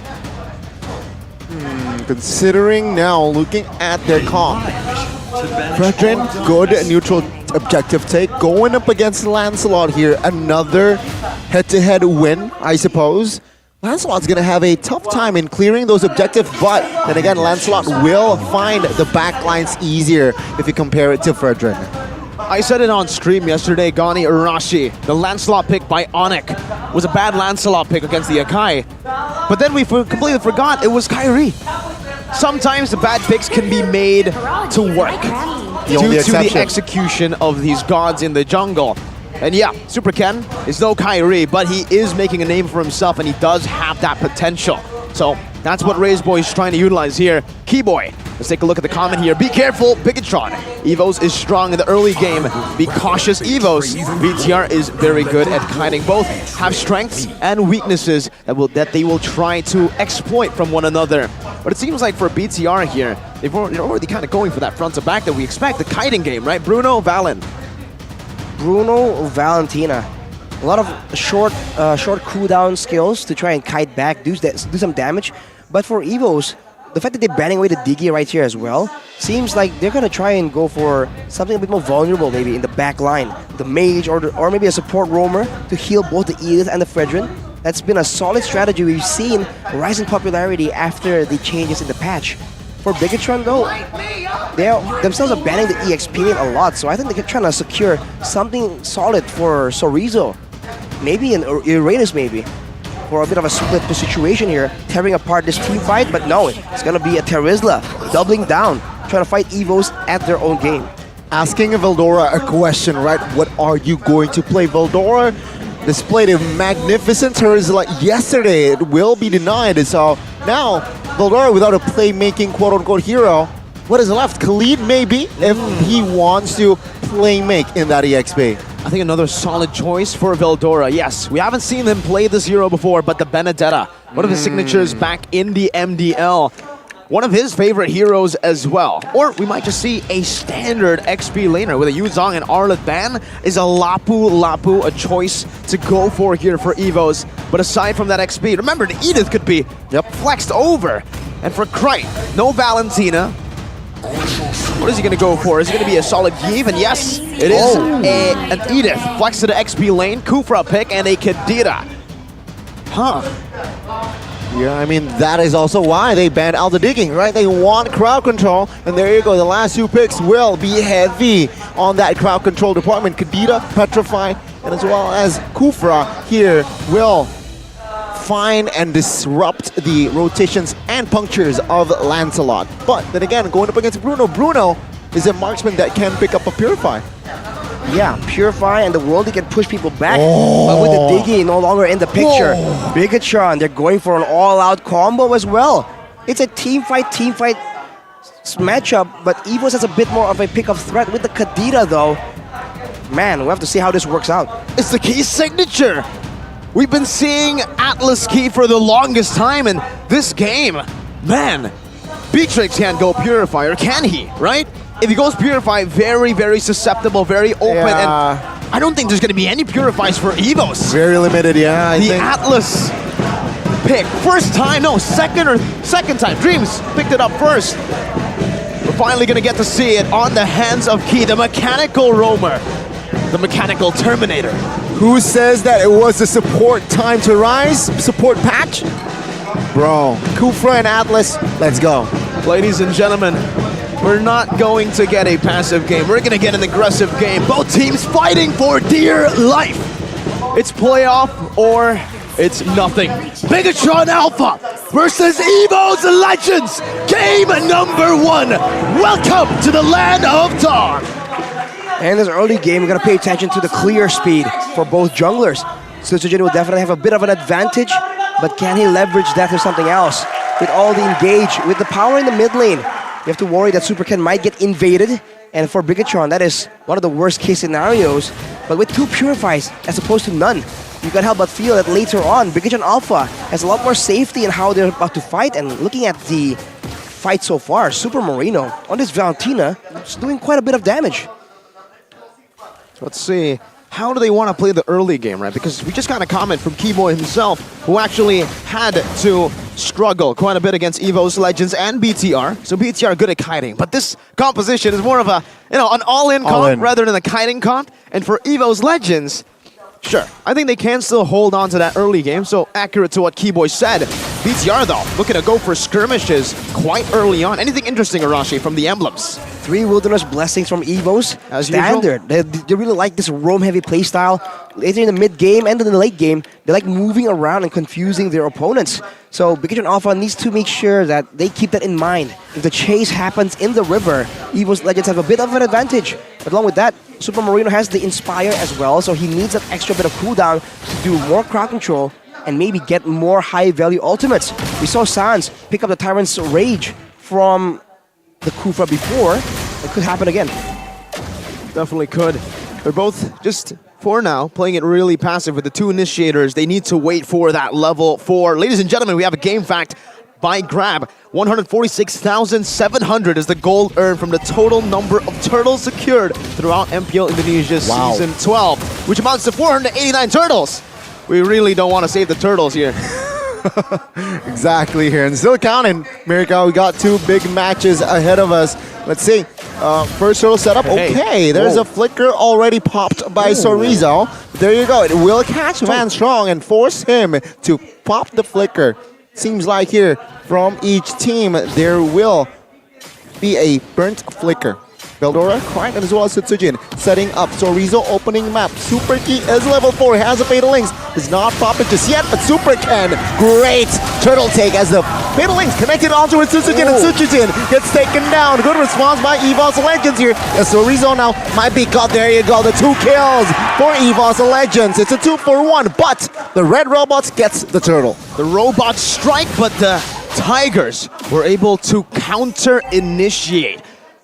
Arashi, who's it worth for? It's 2 for 2, 1 objective, 1 kill for 2 kills. I feel like in the way it's even. Right, for Bigotron Alpha though, I think it's a bit more valuable because they want to have more items, right? EVO's Legends are the ones that can be a bit more aggressive here. So, Bigotron Alpha, they're happy to just trade evenly as long as possible because they do have the more solid engage and frontline in the late game. And with that purple buff being stolen, now only 1 vote for EVOs. Oh, Super King now might be caught. He has no flicker. Even with the desperate Fatal Links, he will not be able to escape. Good Purify there by Moreno. If not, he will be caught. But EVO's Legends collects another kill. Wow. So, EVO's Legends, 3 kills to 1. You'd expect the gold lead to just be held down by EVOs, maybe even 1K at this point, but somehow BTR are holding their ground. I mean, looking at Super Ken, he's a level ahead of Sutsujin. He's just hardcore farming, which is narrowing the gold difference ever so slightly. And along with that, is also the fact that the turtle went in their hands. This retribution advantage, quote-unquote, with Super Ken stealing the turtle and stealing the purple buff from Sutsujin, this must be a big factor for EVOs, and it seems like they're trying to move all their attention to the gold lane and shut down CV on this Bruno. With the Has Claws, it's already a big power spike for Bruno in the early game. But you can see, they're trying to move around, but they can't really find any targets. And that's never a good sign for Krite, even though he already has 2 kills. He needs more to snowball out of control. Sorizo has a little bit of an advantage there, cutting the waves earlier. So set up for a 5-man rotation up top, but the Edith is far behind. Hand cam by Super Ken as we get to see another skirmish for the turtle. See, the Rage has been popped as well. Good Fatal Links to zone out. Super Ken claims the turtle, but seems like they might have to sacrifice Super Ken, but penalty zone on towards 4. That's a huge ultimate there in the backside. Super Ken looking for a kill on towards Rans and will find it. And it seems like it's a 1-for-1 for now. A roamer for a gold leader. Super Ken isolated here, looking for a kill on towards Van Strong. Gets it. No! Cancelled out as Krite finds the killing spree. Bigotron, they might have overstayed. It's a back and forth matchup. None of them want to fall back. They just want to keep on going, but I can't help but feel that Bigotron got the W there. Objectives over kills. They were setting everything up before they went for that objective, so you can see that the turrets is falling for EVO's Legends, and that lends itself to the gold difference, but also to the map control. With a Terizla and an Atlas, no turrets means no safety, but Super Key! Oh, take a look at the combo there, Nasty. Nibiru's passion to take him down, no flicker. So yeah, he will not be able to escape that one. Now that I'm looking at it, EVO's Legends has a solid kill lead, but 4 of those kills have only gone to the Atlas. Now, is this good? Do they want to kill the Atlas over and over, making him behind and giving the rest of the team more space, Arashi? Or is it actually Bigatron doing a better job at just sacrificing Key? I feel like usually I would say that it's dangerous if your roamer is just too squishy and he can't face check. But in this context, in this situation, there is a Terizla in the mix as well. So even if Super Key gets that far behind, he can just wait around, wait for the right moment. And when you're focusing too much on the penalty zone, that's where the Fatal Links will catch you off guard. And regardless, with the short range of the heroes on EVO's Legends and how they want to clump together to get maximum damage and pick off potential, always going to be dangerous to have an AoE engage tool, regardless if it's the Atlas behind or ahead. Well, here they are utilizing that Bruno really well. Gonna be able to put out so much pressure, and Sutsujin here was already pressured in the purple block. Heck, Moreno stole it away! 1 count of Grand Theft Purple. Let's see, Feldora moving on towards Super Marino in the backside. Key will be taken down by Brand. Sive, 2v1 situation. The Petrify connects and he will be taken out. Brand's alone. Now on the other side of the map, it will be Super Ken taking Tsutsuki down and the Turtle. But it seems like Moreno will not be able to escape as Feldora was in Primal Wrath mode and he gets the kill. Hey! A penalty zone onto Natalia. What happened there, Arashi? Super Sorizo, that's the second flicker that we've seen that is at the very least, slight bit questionable. Bigatron Alpha were able to get the turtle, but they neglect to protect the other members rotating from the other side of the map. They're gonna get the bottom turret as well, so overall, it's still a great advantage for Bigatron. But they gotta make it cleaner, man. EVO's Legends, they take those opportunities, and if you don't watch yourself, they will punish you quite severely. There you go. Superkin is actually holding out a good lead here over Sutsujin. Now 3 levels up. He has a Thunderbelt and a War Axe. A very aggressive build as Shiva's doing some good damage up top. Forced to use the ult to escape. Escapes. Fatal Links on towards Natalia this time. Well, there you go. Bigatron Alpha programmed to whiff. Bigatron. 2 times they've been targeting John Cena. You can't see him. That's the big problem here. For Bigatron though, with Super Ken doing so well. 3 levels ahead of Sutsujin. He's gonna... Oh my lord, what a menace. Sutsujin just isn't given any opportunity at all, and that is never a good situation to be in. In the late game though, Bigatron Alpha still needs to be careful. There is the Primal Wrath and Beatrix DPS that they have to be worried about. If you look at the items here, the tankiness from Veldora on this Edith will be translated to damage in the middle of that team fight, so that is definitely a factor. But you can see Krite, 4 kills, yet he hasn't finished his second item just yet, so he isn't exactly ahead of the curve either. 4 kills, but Moreno is actually the one ahead by 100 gold. Not much, folks, but it is already a lot of information that they can have now, because Krite, Fatal Links, surprise, surprise, Krite will be taken out. Good shutdown. Sutsujin and Brand's forced to fight here. Penalty zone cancelled. What a bouncing ball, but there you go. Super Sorizo jumping in. Veldora in the backside, trying to find damage onto Receiver, does not get it. And it seems like Bigatron Alpha, they recollect as they... Wow, Superkin, espionage attack on the Lord. That was a 4v5. Bigatron Alpha pulled a win over a 4v5, and they got additional bonuses. Superkin is still a level up, and he's soloed the Lord. This is a crazy strat from Bigatron Alpha, man. They set themselves up for success to not back away, right? They want to stand their ground, and as a result, they don't need a flicker. They don't need to run away. They just get the Purify, they cancel out EVO's Legends' limited engage tools, and then while they're doing that, when they have the superior crowd control for a fight, they pull everyone away from the neutral objective, and they let Super Ken do his thing. It's working out wonders right here, and EVO's Legends don't really have a solution just yet. Funnily enough, just like in football, the penalty zone facilitates the footballer. It's the penalty for Shive. It's the opening for Shive. And earlier we saw that. The isolation, the zoning from the penalty zone. Whether it hits or not, is up to Cerezo. But still, it's an effective tool that BTR are now using to siege down turrets. That's 3. Tier 2 taken in the first Lord. Conceal. Flicker Fatalist is in play, but does not need it as Bronze will be taken out. Base turret top lane will be the target. Good penalties on ontowards 3, but it seems like the damage will not be enough. Oh, good airborne ontowards Oriza as he is sustaining. Super Key does not find the right connection, and he will lose his immortality. Van Strong now also losing his immortality as Bigatron will not find another. It's a 2-kill for BTR. This is the first Lord. They are able to crack 2 base turrets. Heck, they can even look for the end. Oh my goodness, Phantom Execution, they might look for this. EVOS Legends holding on, defending. Top lane minions will be managed as Bigatron. They will go for the discipline route. Though, you're right. First Lord, 2 base turrets. Man, they are more than happy. They're back to robots. They're no longer Terminators. They're not fighting for the wins. They're playing it systematically. They're playing the system, Arashi. You're playing the system very, very well. And look at the players' gold by Ube as gold. Grant is keeping up, but barely. And Sutsujin, man, against a level 15 jungler. What can you do as level 12? Bigatron Alpha, they're fighting this so well. And they're just abusing the fact that EVOS Legends did not respect the engage potential. Where are the Purifies? There's none on the side of EVOS, and that means that every single member could be a prime target for a one-man Fatal Links, and it still becomes worth it for Bigatron.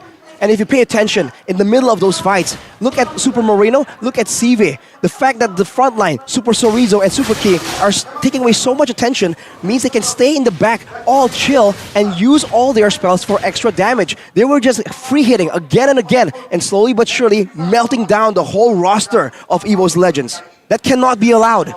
Definitely not for EVOS. For their sake, their front to back needs to work. But unfortunately, their front to back has just been denied every time by staggered plays. That's what I'll call it. BTR are replicating the team fight style, but also looking for scraps around the map, but somehow winning in that 4v5. And now, look at the way that they are playing this Lord. It's just a forced error. EVOS Legends, they can't understand the system. The Tigers are forced to turtle in their base, Connie. Oh, let's see again. Item equipment though. Here, Arashi, you can see here that Terizla building hybrid, right? That has that Fury Hammer. But after that, you know what? Full defense. Some pants. Well, all defense is all that he requires. The steel leg plates, by the way, is a great fit for him. But this is the problem. He goes in the front and he's just too tanky. Him and Super Key. And if you look at CV though, he has the Wind of Nature, but he has no real defense against Krite on the Kadira. The only chance that he has though is using the Purify. So now, if Vancho can burn the Purify first, maybe Krite can find something. And I think that's the only way this team fight works out for EVOS Legends. And of course, Brands needs to stay alive. Mr. Bombastic needs to play fantastic right here to carry the game. Well, here they're already looking for some skirmishes from some isolation. This might be the final defense. Veldora taken out. Good combo. And another member in Sutsujin will fall. And this is it. Bigatron Alpha. They're not just robots. They're AI. They're taking over the jungles as they strike first in the series. Artificial intelligence. Woo! Coming out strong in game number 1 against the Tigers. 1-2-0. All according to plan, as according to the source code. Bigatron, what an insane set of plays. What a great draft we have not seen in a long time. EVOS thought there was something hidden. They banned the Diggy, but as a result, look what happens. What a disaster, man. Bigatron took full advantage of what EVOS just did not see coming. EVOS didn't see Ken. We all thought after the lackluster performance of the robots in Season 12 that he was no Super Ken, he was just Ken.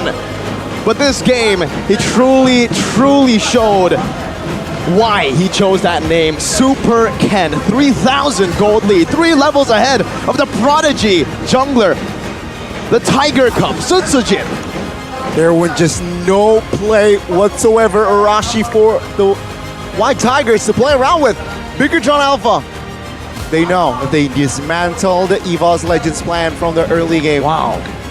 Nothing. I gotta say, man, it's in the dangerous. It's so dangerous when you get Bigatron Alpha ahead.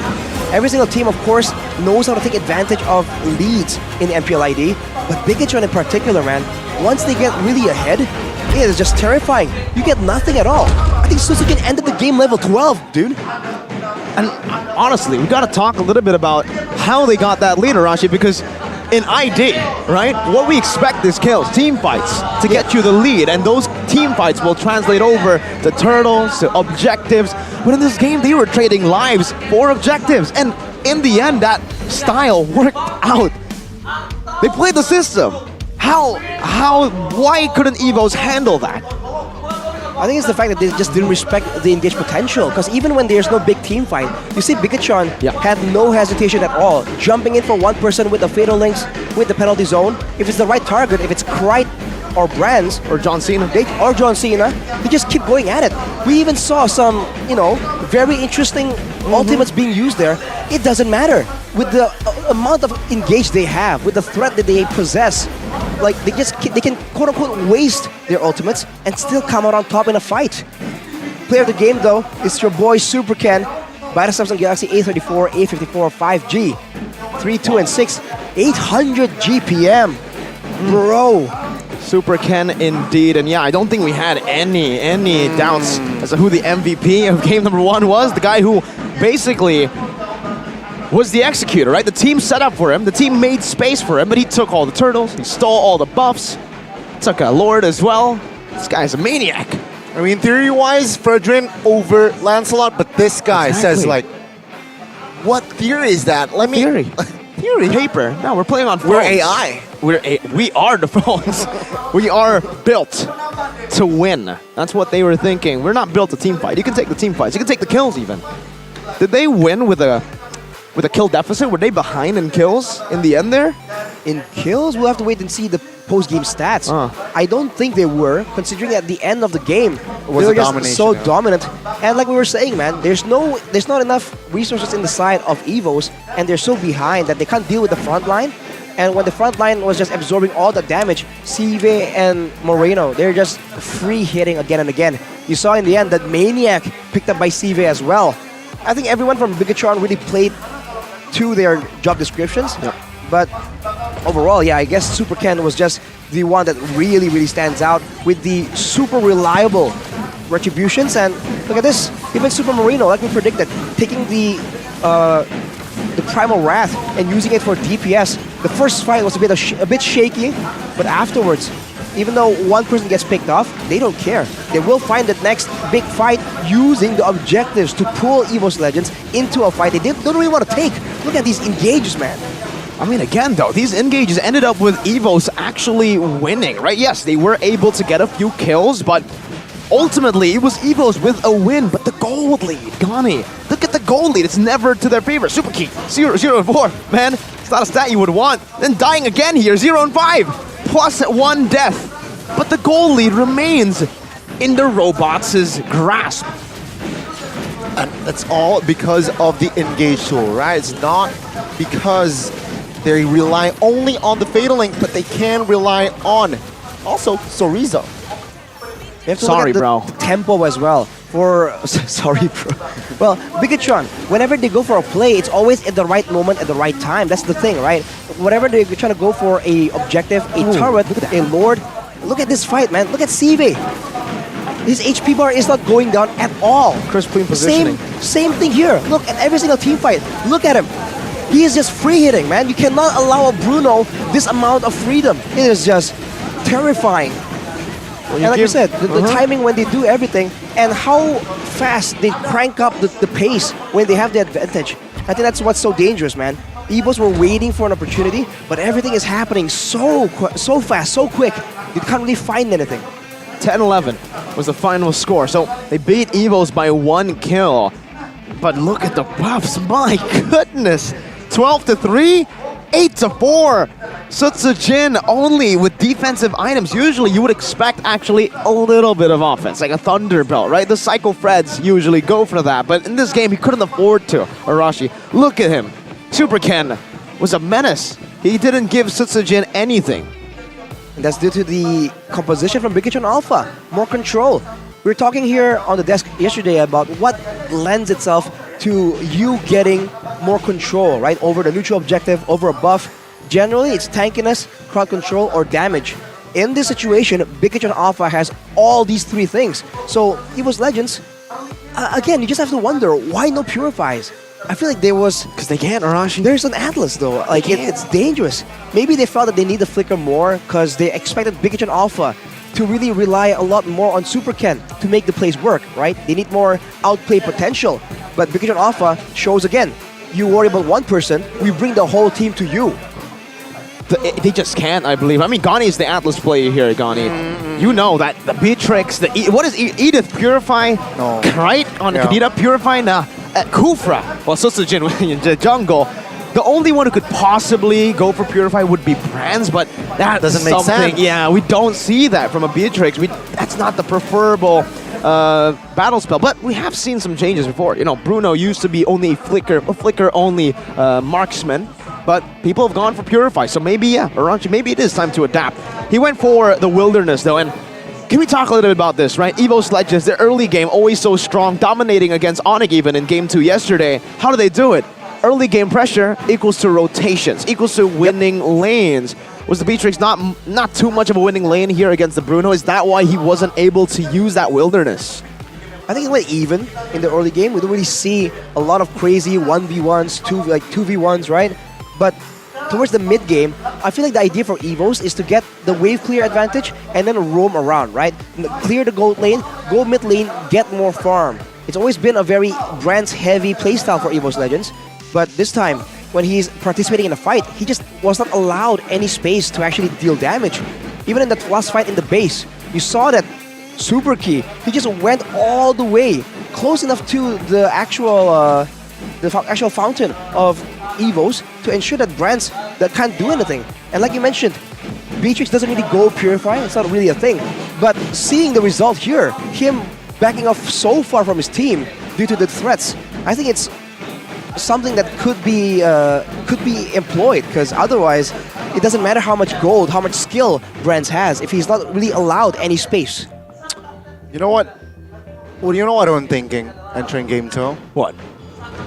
Should we continue? Because I feel like this is animal abuse. I mean, the they robots, animal, yeah. It's not people though. It's the robots. They're abusing the turtles, and then now a tiger in game 1. Well, let's hope for the Tigers' sake that they can come back, because hey, a quick reminder for everybody back at home, if you guys are wondering what can happen, there's a possible tiebreaker scenario here in MPL Indonesia Season 12. If BTR wins 2-1, so if EVOs equalizes here and then BTR takes game 3, we're gonna have to see BTR versus Rebellion for either the battle of 6th and 5th or the battle of 4th and 5th, depending on the Dewa versus RQ match. So really, we don't know what's gonna happen, right? I mean, it's really going to come down to even maybe an extra final game to determine the standings. And you guys are curious, why is 4th or 5th and 6th important, Mirko? They still go to playoffs. It will impact and affect their matchups in the playoffs, brackets, because 3rd place goes up against 6th and 4th goes up against 5th. So if they want to try to,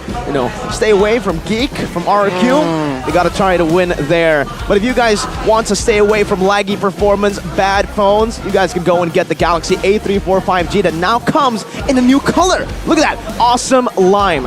Why is lime awesome, Arashi? Why is this phone awesome? Because it's refreshing, right? You look at dull colors every day. Modern world, man, all the buildings are gray. There's no color in your life, but with this phone, right?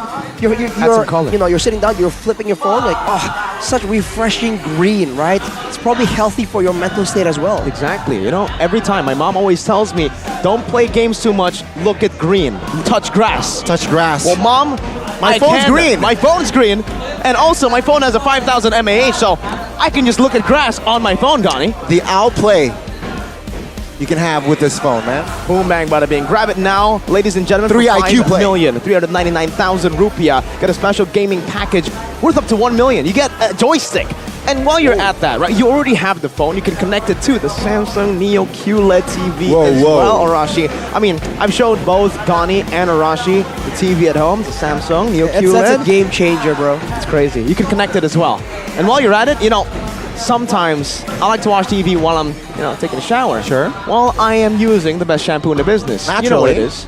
Head and Shoulders. Exactly. Head and Shoulders, Arashi. I see your hair. It's good.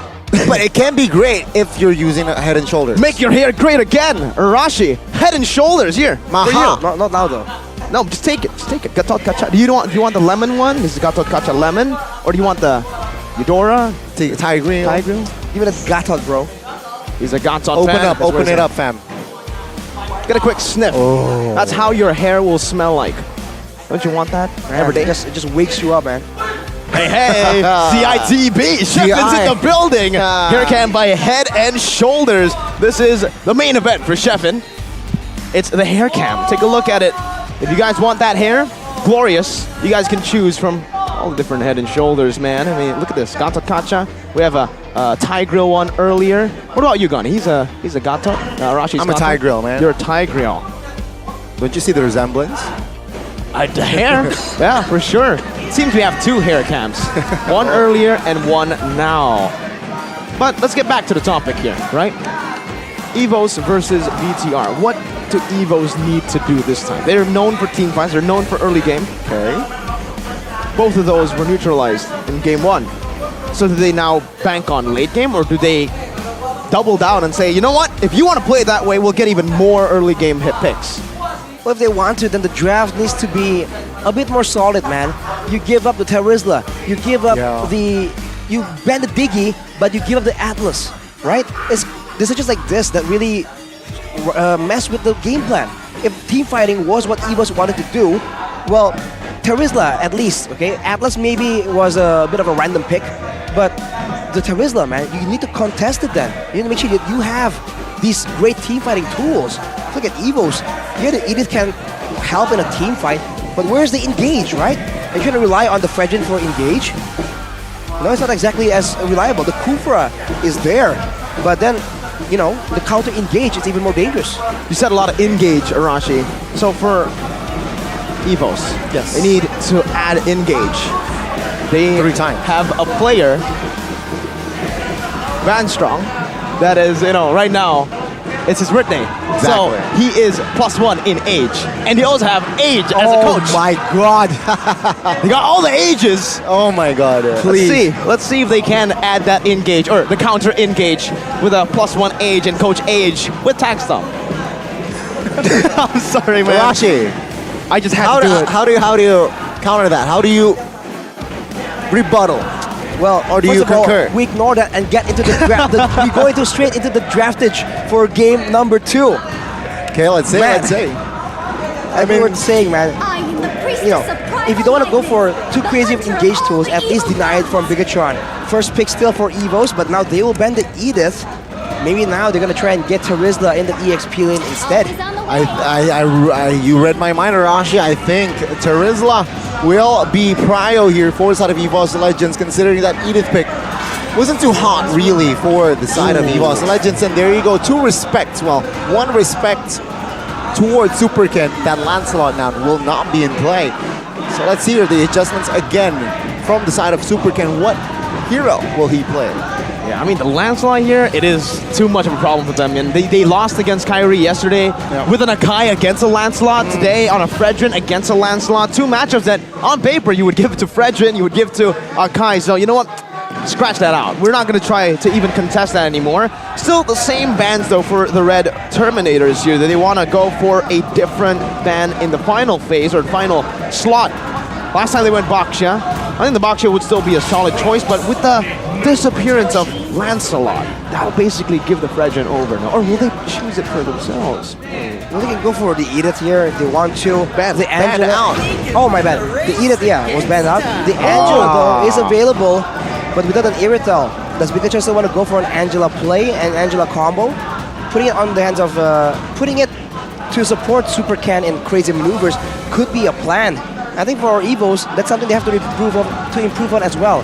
Getting a good draft, but also knowing the game plan, right? What are they going to do with this composition in the early game, mid game, and late game? How to play it when they're ahead, but also how to play it when they start falling behind.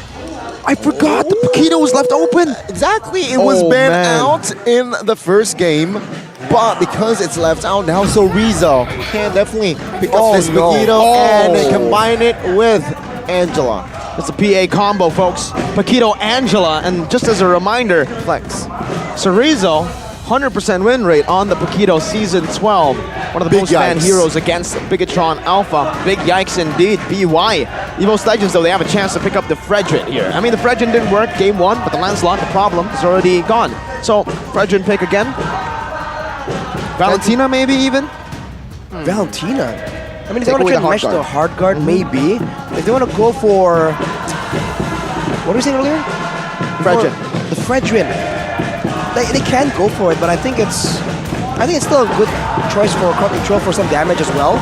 But I think Bigatron will have a plan for it because they still have the Joy available.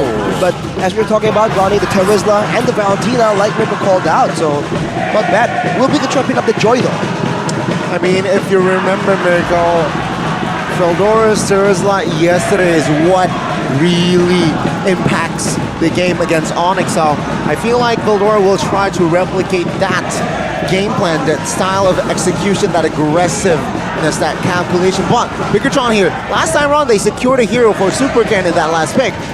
I don't think they will go with the same approach here. I feel like they should secure a marksman here before entering the second phase. It is going to be scary if they do not pick it up here, man. There's been a lot of heroes, by the way, in this season. Diversity galore, but it's going to be a Fredrin, so they'll leave it up for grabs, and they will instead, I'll have to say, 100% this is not a flex pick. No. We want to see the Paquito on Cereza. Let's take a look at Albert, though. There's a comment from him. He's Super Vin. He's referring to Super Vin. Will definitely do his best for his team. He'll surely provide inputs to his team to improve, and yeah, I agree. There's a lot of hate on Super Vin's performance this season, but he still has a great mind, a great sense of macro. And with him bench, it doesn't mean he has no impact on the team. He can give input, he can give some of his own thoughts to the coaches, to the players during the break. And right now, great Akai ban, man. One of the picks that actually kind of gave a lot of teams problems. I think for BTR, mainly, they lost to the Akai.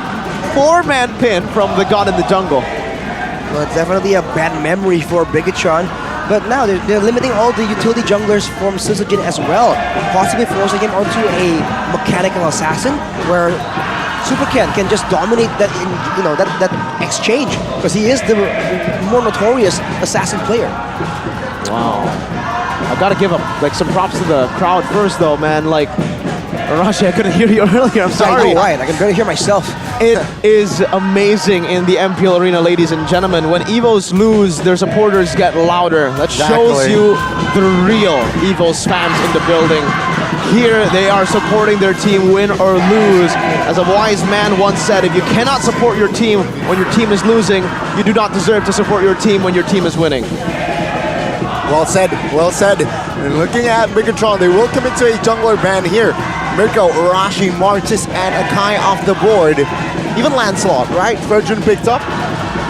What can you sniff here? Is it possible that the Barats and a support hero picked up for the last two heroes here for side of EVO's Legends? That is very possible. The Barats has been buffed a bit. It's easier to spam out their skills and get those stacks. And Syzygy is a notorious tank jungle player, and EVOs like to use those roaming support roamers as well. That is a very good point, Gonny. I think Bigatron might have overlooked that, and they're gonna ban the Franco even, fearing the aggression coming in from Bigatron.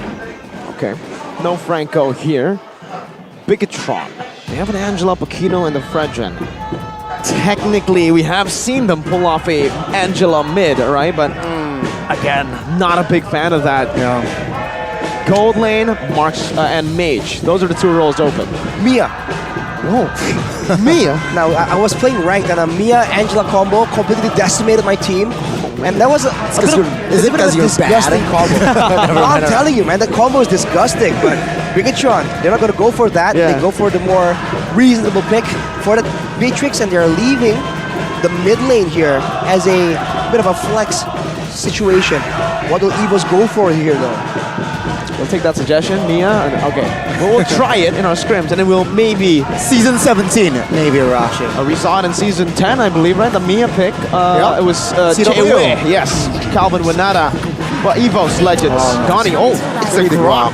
And the Raph. Yeah. So yeah, healer, a support, but not necessarily a Barat. It's a Grok that will go into the jungle. Is this a counter against the Fredrin? Usually we think Gwyn. It might, right? Wild charge, huge CC. Fredrin here, let's see here, considering that theoretically, that wild charge can disrupt when neutral objective take. So, yeah, maybe that is why they opt for a Grok instead of the Barats. Well, the Grok though, I don't see the synergy right here, man. What, they're gonna try and double engage the way Bigatron did, and then let the Bruno walk around. Oh, what? As much as they want, but Bigatron, Huh? Season 7. even more surprising pick. Man, yeah. Rainbow vibes. Oh, shout out to Renbo, the man who was the Sicilian god in Season 7. One of Arashi's picks, actually, the Sicilian. He used to play it a whole lot back in the day as well. So Arashi, shed some light, man. Enlighten us. Sicilian against a Terizla and a Grok. Well, what are they trying to do here? And do you think it's gonna work? See, I was thinking that they just want magical damage, and they want AoE, right, to try and push back the main frontliners. But you know, I was thinking like, why Sicilian? Why not Gord? Something a bit more tried and trusted. But maybe they are worried about the engage, the Terizla, the wild charge, and the penalty zone. So with the Sicilian, you get a bit of a movement speed buff and survivability from the Bat Feast. So that could be the main reason. Or they're just banking on that late game on the wave clear of the Bat Impact, so they can play that macro game with the Angela, with the Paquito. Bigatron now have more tools if they really want to avoid the team fight, and Evos might not be ready for this. Ladies and gentlemen, it's time for your predictions because it's game number 2 into the land of Dawn. Bigatron Alpha one step closer to knocking Evos out of the playoffs and securing the spot for themselves, but the Tigers will surely not give it to them that easily. They have gone through hell and back to get to this position, and Evos will try their best to equalize in this series. Hey, Sicilian and Angela makes for a pretty good clear combo. That's a disgusting clear speed, man. Both with spammable AoE spells that do decent damage. This could be what they're trying to aim for, right? The wave control that Evos were trying to do. Now Bigatron has it. The Beatrix, the Sicilian. So the mid and gold lane can always be shoving, and that means there's going to be a lot of space for Supercat to try and do something. On a strong jungler like a Fredrin, he will definitely try and go for some invades right here. And for Evos, same thing. 4 Wilderness Blessings, 2 agilities even. It's all about that speed. It's all about the rotations. Me personally, my eyes were just set instantly onto the Bargain Hunter here for the Sicilian and the Assassin Emblem, right? So is he, with this Assassin Emblem, Adaptive Penetration, thinking of just going for pure magic damage, relying on the Assassin Emblem for the penetration, Arashi? I think eventually in the late game, he will still go for a bit more penetration. But the thing is with the Sicilian, right? The base damage itself is already going to be increasing due to the kit, right? The stacks coming in every time you hit that Bat Impact. So technically, if you have penetration, it's more valuable because the base damage is already going to go up. You cannot get penetration from the stacks, but you can get more damage. Well, let's see here again the battle in that gold. Footballer against the tactician. Vibrant Beatrix against Bruno. But yeah, it seems like Sive will have a tougher time in that farm. So Riza top lane here, clearing, gets level 4. Oh, wrong engage route. Veldora misses the penalty zone. Hard guard though will try to sustain him a little bit more, but the first blood will fall to the red robots. Now they want to secure the turtle. Superken jumps in. Retribution early wall charge. Superken gets the retry. Super Sorizo zoning to out 2 members as take a look at the isolation there. Yeah, say goodbye to Sitsujin. It will be another kill for the Bigatron side. We were talking about their late game, Bigatron Alpha. What the heck just happened, Arashi? Now they're going for more. All they want to find the purple buff, they get it. I thought that was a little bit of an overcommitment play, but Bigatron Alpha, wow, they got the bank early. That is insane, man. They use all the crowd control, all the damage, and look at the spacing, the positioning. What use is a penalty zone? What use is a wild charge when nobody is right next to each other? Everything is a field goal. And look at the bets. Look at the talent predictions here. Mirko is still trying to make this fully off that curse, but Supercan going aggressive. What? Oh, another... He got it. Okay, I thought it was another seal. Good wild charge there to dismantle. But that Prisoner's Wrath will force Cry to use the flicker. Let's see, Sutsujin looking on towards an engage. Take a look at guiding. Good crowd control placement there by none other than Super Moreno. It's crazy. Ladies and gentlemen, Bigatron Alpha with a Sicilian in the mid lane are dominating the early game and Hey, we've been talking about that late game for Sicilian. It's not really going to be late game if you get 2 kills early, isn't it? Not at all. More wave clear in the mid lane. And then synergy with the Angela, man. Super Key can just clear the minions, get to half HP. One bad impact will clear everything and give Super Moreno maximum benefit on the stacks. This is Bigatron Alpha just playing teamfight. They haven't even really used the whole macro advantage with the Paquito and Angela. That's the 100% Paquito win rate there on Sorizo. Just making sure Veldora does not have any room to maneuver. Oh, they will commit to the Super Ken does not connect. Hard guard though already placed. Oh, that's a wasted hard guard if I might say, right? Pre-turtle, but it seems like they will not waste it. Take a look at bottom lane still. They are still engaging, pressuring the Bruno. Super Sorizo, man, zones out. Sutsujin out of his own purple buff. They're actually trying to commit to the turtle more so than their own buffs, and I don't know about this. Sure, you do have the retry advantage with your ultimate, but if you get poked down, if you're 2 levels down, Sorizo has purple buff. They're committing. Is this the right play? Again, Super Sorizo jumps in. Take a look at the control. Sivek will pop the Renner's apathy, but the turtle again will find towards the heads of Bigatron Alpha. Rock and Veldora taken down. They want more, it seems like, but EVOS Legends has the space to, again, disengage. The biggest problem for a Grok is falling behind early, and he's not falling behind. He's getting dismantled. Oh, even Bronze! Oh, under the turret, man! Stop animal abuse! Super Ken finds another under the turret. That was a bonk! Mr. Bombastic explodes, and now with Super Key having the flash of the Oasis, it's going from bad to worse for EVOS Legends. You're talking about them falling behind. They are in free fall right now. They have no control whatsoever, no vision, no wave control. They're at the complete mercy of Bigatron Alpha.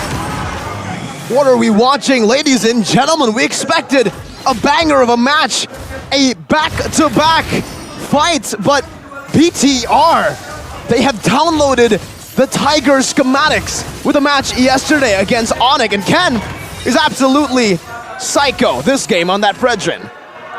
Even on the Sicilian, man, Super Moreno, he's doing whatever he wants. There's no chance for EVOS at all, but Super Ken now 1v4 still going forward. Man, this Fredrin feels like a year in his hard guard again to help him sustain, and there you go.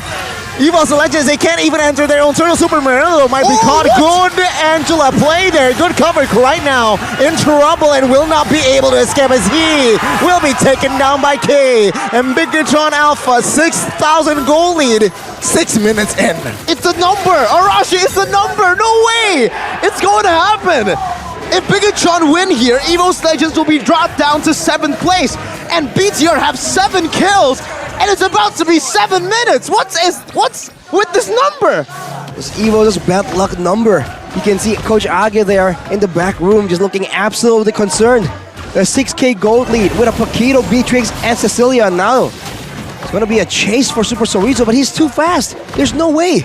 Free turtle once again for Bigatron Alpha. And you can see for EVO's during a big fight, even with the movement speed buff from Rafaela, they cannot catch up. There's just too much mobility built into Bigatron Alpha.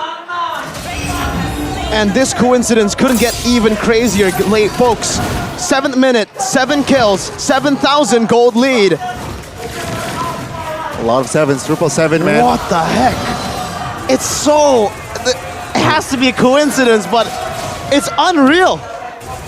It's uncanny, man. Gets you thinking. Now with the recalls, man, Bigatron. What happened during the past few days? We thought they were in a slump, they were recovering, but it seems like they're back in tip-top shape. They're doing a split now with 3 lanes all being pushed. They're moving alone in the jungle, not concerned about any pickup potential at all. They might be underestimating EVOs, but what can EVOs even do? They can only turtle in their base, Connie. What else can they do? Shive has a gun now, on top of the 4 guns that he already has. That's some penetration, and oh my goodness gracious. Everyone from the side of Bigatron Alpha are ahead by at least 1,000, even the roamer. Even Moreno has his purple buff now here, 8 minutes in. That is a significant purple buff if you're on a Sicilian. And EVOS Legends, let's see here, can they defend this mid-tier toe? Super Ken trying to zone out. Okay, pops the hard guard already. Seems like they really want to commit to this. Setsujin taking damage, surviving, but tier 2 will definitely fall here as 35 seconds. Bigatron Alpha says, you know what, I'm gonna wait for the Lord. Still, the disciplined, calculated plays. Taking a look at the player's goals here by Ube's goal. Sive with the free farming potential. He's farming the jungle even, splitting up the whole jungle, including Sutsujin's jungle between Bigatron Alpha right here. He's on top with Super Moreno being the close second. Super Ken actually is all the way down there. He's giving the farm to the late game carries, and that's just an even bigger nightmare for EVO's Legends. Once Sive and Super Moreno gets items, it's gonna only be a brutal team fight, man. There's nothing EVO's Legends can do to match to the damage output.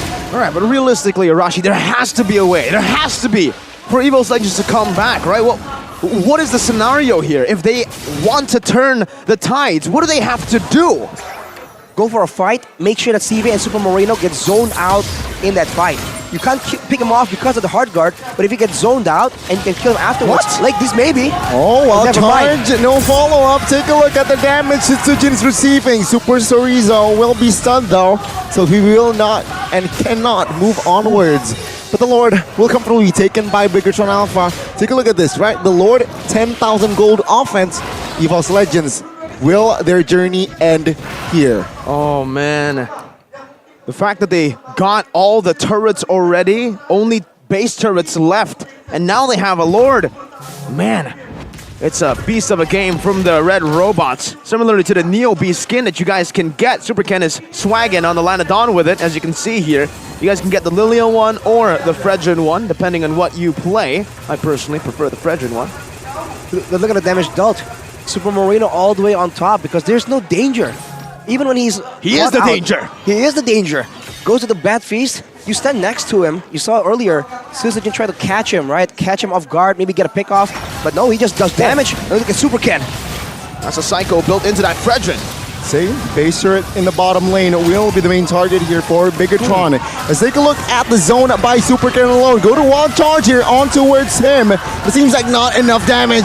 Karites flickers out of the way as the Lord now needs to be managed by Sutsujin and friends. Bigatron, they will not end here. Good Renner's apathy there by Sive as they will claim another turret in the mid. The base wide open as this is it. Sutsujin falls and the base will be the target. Artificial intelligence has programmed themselves and they take over the jungles. The Tigers have been knocked out of the playoffs again. Ladies and gentlemen, the Terminators have terminated the last chance, the last hope of the Tigers to make it in, solidifying their own spot in the playoffs. Calculated, efficient, back to form. Moreno, back to spicy. Even Super Ken heading into it. Insane. The silence here in the arena from the EVO side is deafening. Their team, their hopes and dreams have just fallen. And you can see on the other side, Bigatron Alpha's fan base, man, including the one on the desk, completely overjoyed. That was a great performance. They have secured a spot and they have shown that they are back in shape. An amazing ray of hope for the Bigat Troopers. The thrill and the agony. One team with all smiles, a celebration. The other with sadness. Bigatron Alpha, their journey does not stop this season, but it seems like EVO's Legends. See you in 13. See you in season 13. Van Strong, Veldora, Sutsujin, Krite, and Brantz. The MDL, the WCG quartet with a veteran in the lineup, tried to replicate what Dewa were able to do with Watt as well. But unfortunately today, the Terminators will have the last laugh, and we will definitely have a last send out to EVO's Legends as what they deserve. A team that started it off with, I would say, already a bad chance to the playoffs. Had a lot of matches in their hands against the top teams in the league. RRQ, Onic, but they were able to make it close up to the very end. They fought for their spot. It's not like Season 10, but in the same way, it also is. Still no playoffs. Season 10, Season 12. These even seasons haven't been too kind to the Tigers. Ladies and gentlemen, we are about to say or see and witness the final say from EVOS Legends. Let's hear what they have to say. Sometimes you lose, sometimes you learn. Gani.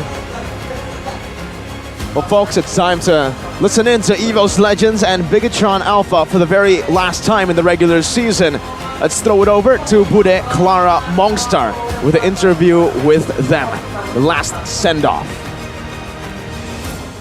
Dan pada akhirnya, match penentuan sudah berakhir dengan 2-0. Namun semua tim yang berada di MPL telah memberikan yang mereka miliki. Mereka sudah berjuang sampai titik darah penghabisan. Dan EVOS Fam dan juga Superfans semuanya berserta BG Troopers, mari kita beri tepuk tangan yang meriah tentu saja untuk satu pertarungan terakhir. Tetes darah dari EVOS Legend. Ya, gua Aji selaku mewakilkan EVOS Legends dan manajemen EVOS Esport. Di sini gua mau berterima kasih buat semua EVOS Fans, EVOS Garis Keras dan ECT. Kami di sini memohon maaf karena kami nggak bisa lanjut untuk ke playoff. Di sini sekali lagi kami terima kasih buat supportnya dan semoga next season dan turnamen yang akan datang kami bisa kembali lebih kuat.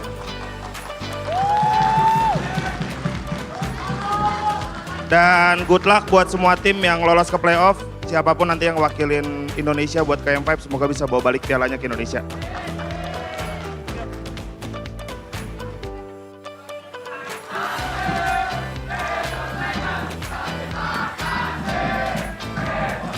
Ini adalah panggung terakhir untuk EVOS Legend di season 12. Namun, ini bukan akhir untuk EVOS Legend. Mereka masih bisa kembali comeback stronger dan meraung di season 13. Namun pada akhirnya, memang betul-betul season yang begitu kompetitif dengan 9 tim yang beradu. Hanya 6 tim saja yang masuk ke babak playoff. EVOS sudah berakhir, begitu pula dengan Aura dan juga Alter Ego. Namun, ada satu tim yang akhirnya mendapatkan slot untuk babak playoff dengan sangat dramatis. Mari kita sambut Bigatron Alpha. Gak rame-rame nih. Bigatron. Last match kalian menentukan nyawa kalian. Gimana kalian menghadapi dengan mungkin pressure yang ada, segala macam mixed feeling yang kalian punya? Aku tetap bilang ke anak-anak sih, kita layak buat masuk ke playoff. Wow. Respon anak-anak ada yang panik nggak sih ngelihat bahwa posisi kalian ini kalau kalah ya udah done gitu? Ada yang mungkin sempat down atau memang semuanya semangat dari awal? Enggak, kita semangat semua. Soalnya kan ini kan match penentuan kan. Hitungan ini udah playoff buat kita lah. Kalau menang kita lanjut, kalau kalah kita berhenti. Tanpa keraguan ya Ki ya? Tanpa keraguan bermain dan mungkin ini banyak banget yang mungkin menanyakan, what happened Bigatron? Kenapa tertatih-tatih banget? Dan kayaknya kalian udah menemukan kah? Menemukan kunci biar bisa jadi Bigatron Alpha yang sesungguhnya? Si Ken mau jawab nih. Apa Ken? Apa Ken? Udah. Ini. Jadi apa yang kalian temukan sampai pada akhirnya mungkin jadi Bigatron yang mantap banget di 2 game ini kelihatan. Kalian begitu percaya diri, kalian begitu baik pula permainannya.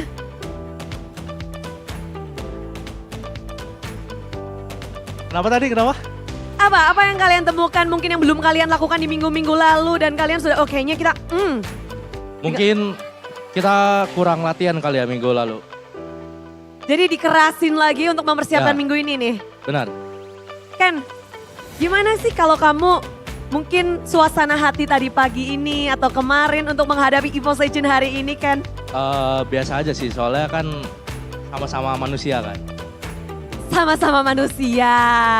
Gak ada ketakutan, gak ada keraguan. Ada sih, tapi dikit banget. Dikit banget. Gimana Ken untuk mengatasi ketakutan yang sedikit itu? Karena ini match bahkan semua talent aja udah takut dan deg-degan untuk nasib kedua tim ini. Cara hadapinnya paling enjoy aja sih sama main gamenya, fokus aja. Enjoy dan fokus. Dan begitulah mereka sampai ke babak playoff. Namun ada player yang mungkin di match kali ini memang outstanding banget. Big Troopers, siapa player of the match-nya? Yang tiba-tiba pakai Sicilian itu? Siapakah? Oke. Ada Shive. Banyak banget nama yang keluar. Mari kita cek bersama-sama player of the match dari tim Bigetron Alpha. Buset Super Ken. Disabet nih. Player Hoki. of the hoki. Ya, digendong si V. Digendong Sive. Namun kalian ada gak sih kan sebelum naik ke atas panggung sini nih, mungkin ketemu EVOS Legend, bertatap-tatapan kah? Dengan nyawa kalian yang ya udah yang satunya akan hidup, yang satunya akan terhenti.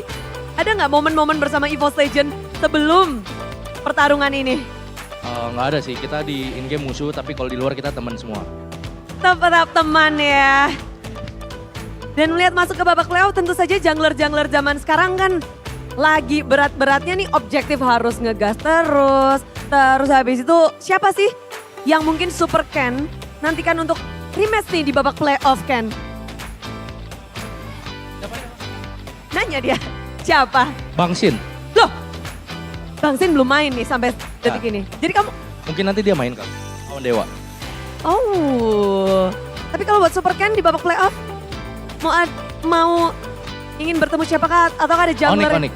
Onyx. Soalnya belum pernah menang. Onyx belum pernah menang. Memang ya menjadi satu mungkin tantangan untuk tim Bigetron untuk mungkin di babak playoff nantinya. Tapi Sive, halo. Halo Bude. Akhirnya ya bisa ngobrol sama Sive nih Bude. Sive bermain di panggung MPL yang mana itu adalah minggu-minggu terakhir dan nyawa kalian berada di ambang-ambang juga. Bagaimana kamu menghadapi semua hal yang mungkin bikin kamu overwhelmed kah? Gak ada sih, main aja. Sama bacain aja. Haters. Oh. Motivation. Serius? Nggak ngaruh nih? Jadi orang-orang berkomentar buat Sive nggak ngaruh? Gak sih. Wow, gimana bisa biar punya mental sekuat Sive nih? Siapa? Moreno kan atau siapa? Siapa yang paling membantu kamu untuk beradaptasi di Bigetron Alpha? VN sih. Vin. Kapten Vin malah. Apa yang dia katakan padamu sampai mungkin kamu keinget dan berdiri teguh sampai sekarang? Apa ya, nggak ada sih. Ini sih sering nonton film psikopat bareng. Loh, ya. Ini nular ternyata ya dari tim Onyx. Lalu melanjut ke tim Bigetron. Namun ini juga menarik dengan line up seperti Moreno turun gunung. Dengan membawa Sicilian, habrek-habrek semua hal. Semuanya kamu hantam. Mindset seperti apa yang kamu bawa untuk match ini nih, match penutupan Bigetron, Moreno? Mindset apa? Ganyangnya semuanya. Ganyang aja? Ya, ganyang semuanya. Gak ada ketakutan, gak ada keraguan? Ya takut dikit lah, pertandingan hidup mati. Ya, tapi ya kita masih bisa menang. Masih bisa menang. Kekuatan dari Bigetron, apakah ini adalah line up yang memang kalian persiapkan untuk match ini? Memang line up terbaik yang Moreno rasakan juga? Atau memang masih bisa di-mix lagi, bisa diputer-puter lagi? Apa? Pertanyaannya apa? Apakah ini line up terbaik menurut kalian? Sudah menemukan line up yang paling? Nggak tahu sih, line up-nya tergantung coach biasanya. Nggak tahu dipasanginnya gimana, tapi semoga aja dua-duanya yang terbaik. Semuanya, maksudnya semua line up-nya terbaik. Semua line up terbaik? Dan tentu semuanya, kenapa? Iya. Iya. Dan semuanya juga pasti merasakan hal yang sama ya. Ki pun demikian. Gimana Ki untuk Bigetron sampai match terakhir itu kayak masih berganti player, berganti banyak sekali. Untuk line up itu sebenarnya balik lagi keputusan coach sih. Kita cuman bisa main, latihan, dan juga kan kita latihan gonta-ganti kan. Itu bukan maksudnya kita ganti-gantian lah gitu. Jadi kayak kita siapa sih yang paling terbaik kita mainin gitu dari coachnya. Tiap minggu seperti itu? Semua line up terbaik pasti yang dipilihin dari coach. Semua line up terbaik tentu saja. Dan semua player juga terbaik.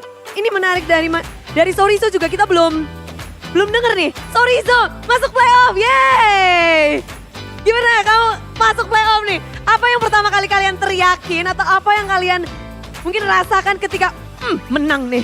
Lega. Lega? Ya. Soalnya dari kepikiran lah dari awal kita sini udah kepikiran match ini. Untuk match ini, apa yang paling kamu pikirkan, sorry Zo? Untuk match ini, apa yang paling kamu persiapkan mungkin? Menang. Harus menang. Dari segi landingnya, dari segi segalanya. Semuanya sih. Ada nggak yang kalian rubah untuk khusus match ini? Ya line up-nya. Bener sih, bener. Untuk kemenangan kalian masuk babak playoff dan tentu saja Big Troopers juga ini di sini juga pada langsung teriak-teriak semua dan begitu dramatis. Sorry Zo, ada yang mau kamu sampaikan nggak sih untuk tim EVOS Legend yang baru saja tidak bisa melangkah masuk ke babak playoff? Superkan boleh. Buat EVOS tetap semangat terus, kalian udah keren. Semoga season depan kalian bisa comeback stronger.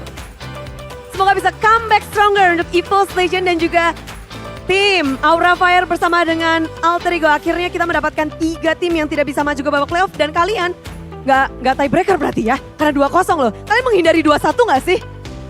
Nggak tahu. Nggak tahu.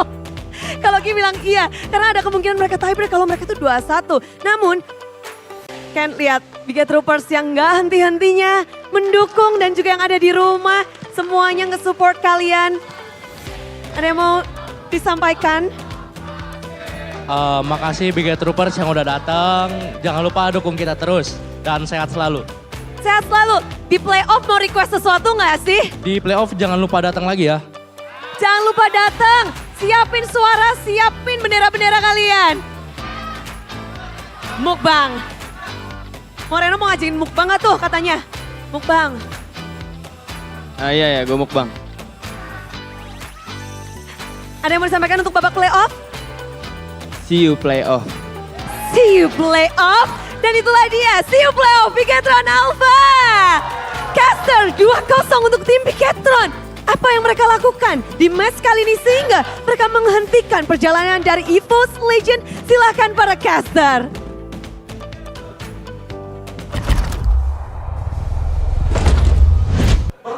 Bigetron Alpha prevails. The robots, the man-made creatures have beaten the creation of the nature's creation. The Tigers.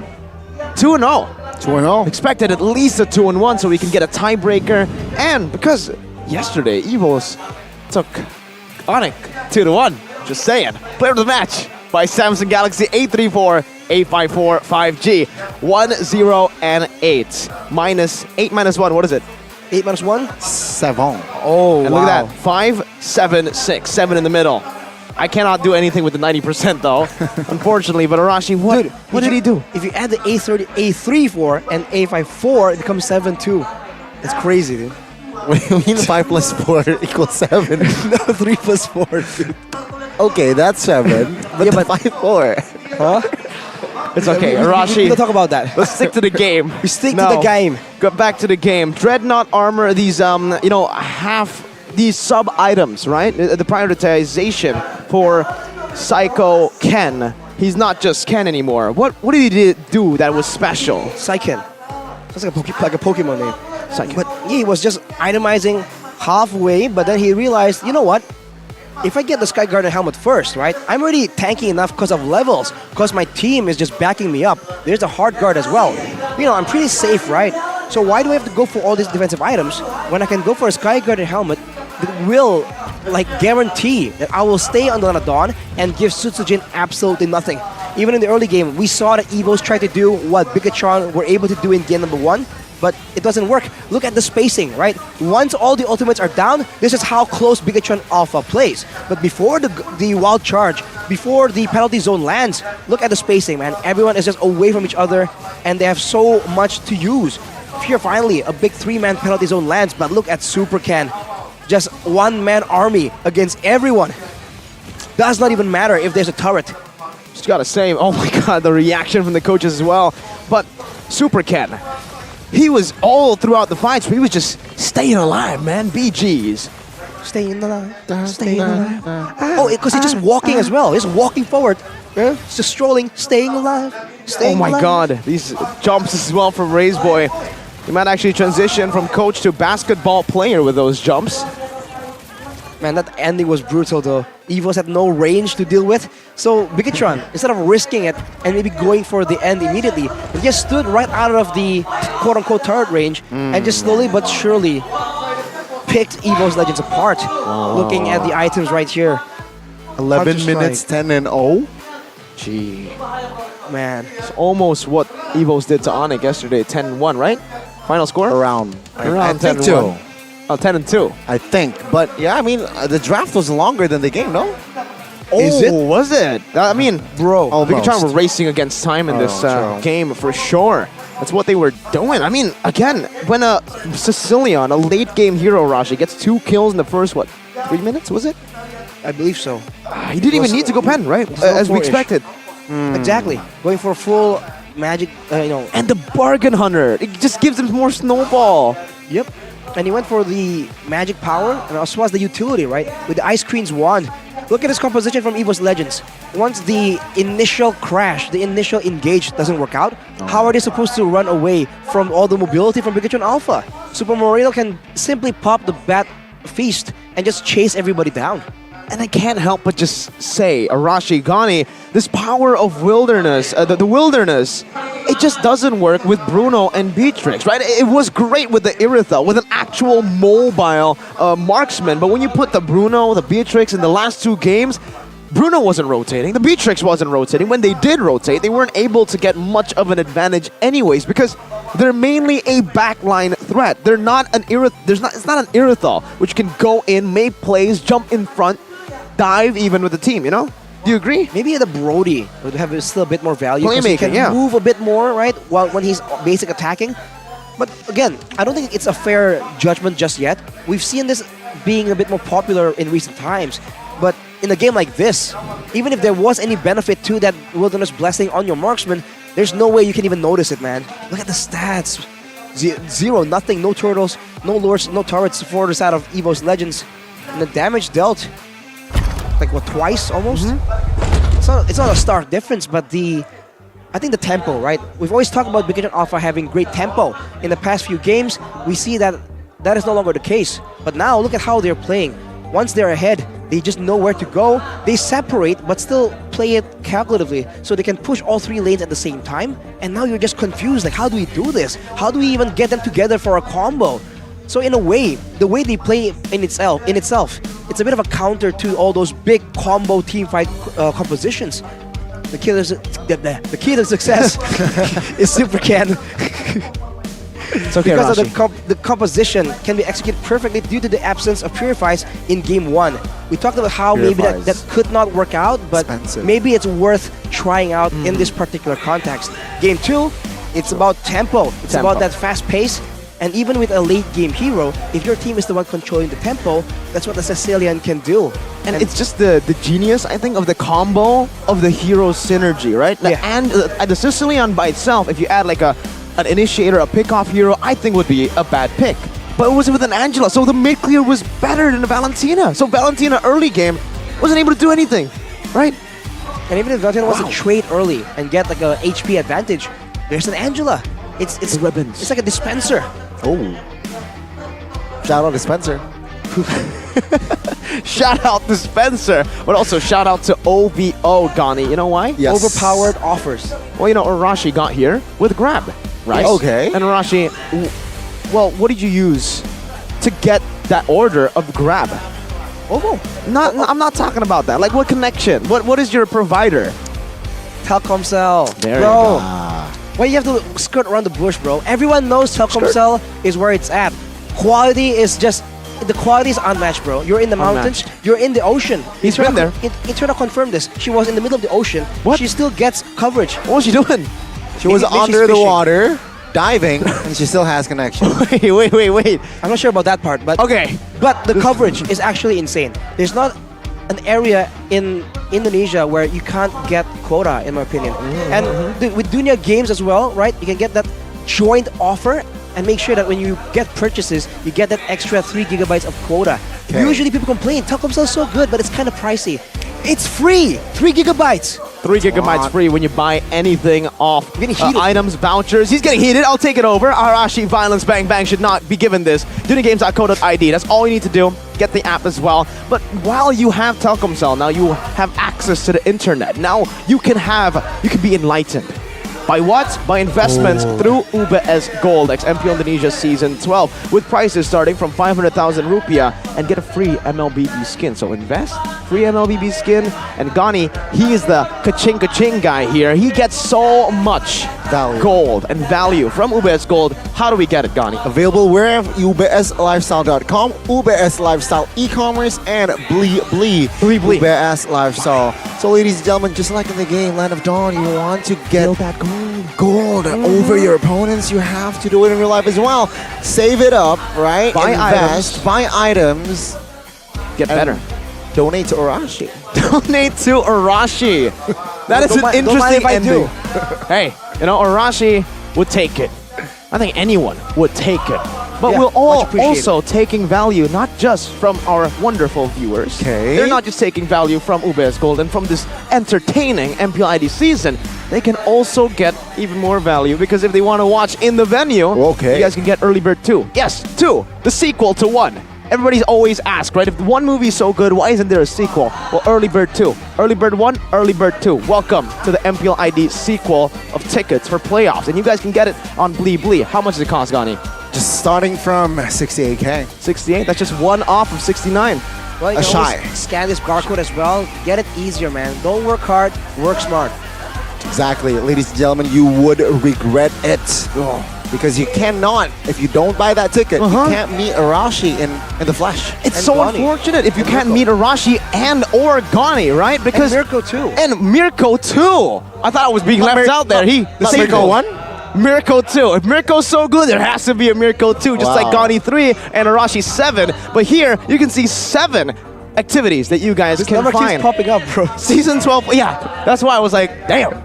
1 free watch party. So even if you don't have tickets, you can come over, enjoy the whole place, buy merchandise if you want from the teams, and watch fun matches as well. We're gonna have a lot of those with the fans and some of the casters as well, I believe. Merchandise booths, like we mentioned earlier. There's gonna be a talk show where Arashi gets to talk about his experience casting, etc. Cosplay crosswalk where Arashi is gonna be cosplaying Oh and my God. crosswalking. And that's his hidden talent, Gani. You know, we can't suppress it. Your hidden talent, Arashi. It's fine. And also, we have meet and greet where you can meet Arashi and community activity where you With can Arashi. where you can make an activity happen with Arashi. with Arashi and your community. Isn't it great? Man, that is a very, very interesting activities there with Arashi. But what do you got here? Oh, we have J. Robert Baloyski. Playing in Indonesia makes me feel like a celebrity. He is. He is a celeb, bro. By all means, man. Why is he being so humble? He is a celebrity. He wasn't maybe when he first got here, but at this point, everyone has heard the legend of Robert J. Baloyski. Yes. I mean, if you have Alan in your name, Why is it Alan? He has a. Why is Alan special? Because Alan is such a Chad name, no? Well, Baloyski is even more chatter, but you know, he used to be Greed. Let's see if he can make it to the upper brackets, though, ladies and gentlemen, because we're still going to have to see what happens next in the next match, where the Kings of Kings, will meet up against Dewa United. Ladies and gentlemen, it's been Mirko, Gani, and Arashi. We'll see you after this break. Don't miss out. Roar.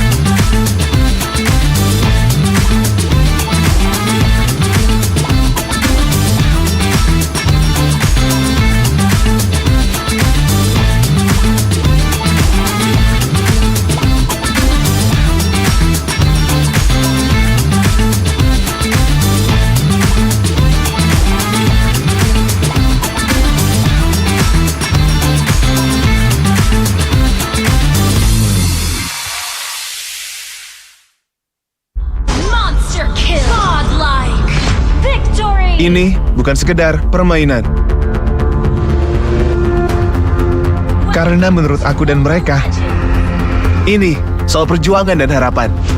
Lihat Raka, walau jauh dari hiruk pikuk, tapi semangatnya tak pernah pudar. Atau Rama, walaupun layarnya tidak sempurna, tapi dari cari inspirasi bisa jadi mythical glory. Dan Alia, walaupun tanggung jawab mengisi hari-harinya, tapi ia selalu sempatkan waktu untuk bisa jadi nomor 1.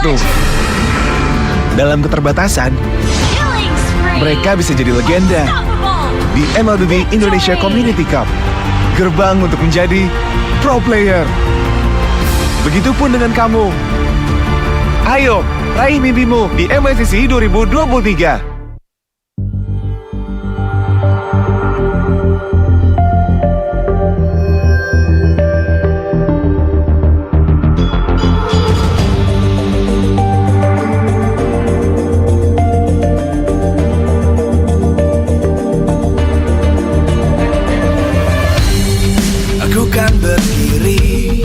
Dan terus berlari, terus ke arah puncak tertinggi. Ku takkan berhenti, hanya sampai di sini. Kemenangan abadi menanti. You know we won't miss if we unite our focus. And if you haven't noticed, we all live. Nyalakan apimu, hadapi semua tantangan. Hadang semua serangan, jatuh bukan halangan. Bakar semangatmu, janganlah engkau menyerah. Kita akan buat sejarah. We all this, we won't miss.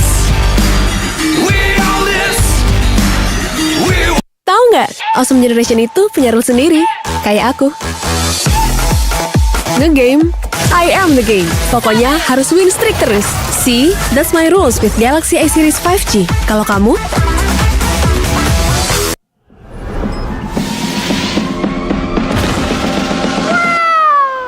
It's only you.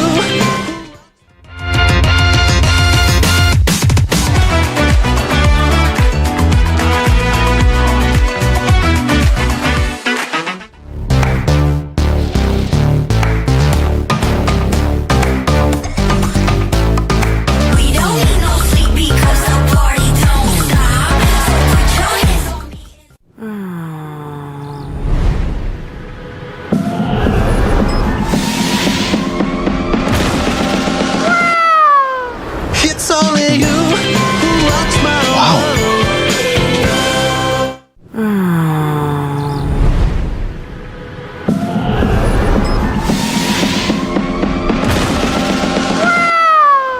It's only you who rocks my world. Monster kill. Godlike. Victory. Ini bukan sekedar permainan. Karena menurut aku dan mereka, ini soal perjuangan dan harapan. Lihat Raka, walau jauh dari hiruk pikuk, tapi semangatnya tak pernah pudar. Atau Rama, walaupun layarnya tidak sempurna, tapi dari cari inspirasi bisa jadi mythical glory. Dan Alia, walaupun tanggung jawab mengisi hari-harinya, tapi ia selalu sempatkan waktu untuk bisa jadi nomor 1. Dalam keterbatasan, mereka bisa jadi legenda di MLB Indonesia Community Cup, gerbang untuk menjadi pro player. Begitupun dengan kamu. Ayo, raih mimpimu di MLCC 2023.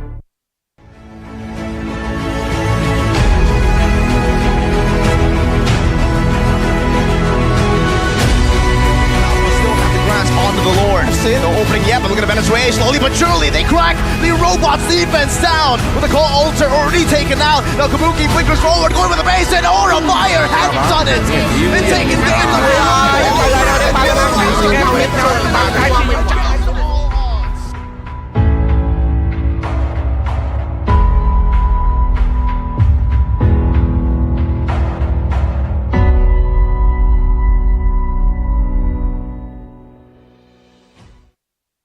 ini Gatot kacau.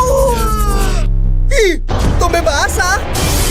Bro, move on ke Head and Shoulders. 100% pede, ketombe basah dan gatal. Wiped out.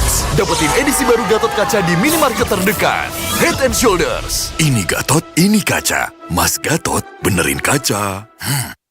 Di dunia games, top up jadi lebih mudah. Pilih game, masukkan game ID. Pilih Diamond.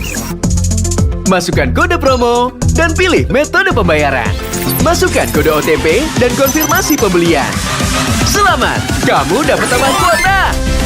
Kumpulkan DG Point setiap top up. Tukar dengan merchandise dan voucher game menarik. Nikmati juga promo setiap harinya. Upgrade gameplaymu sekarang.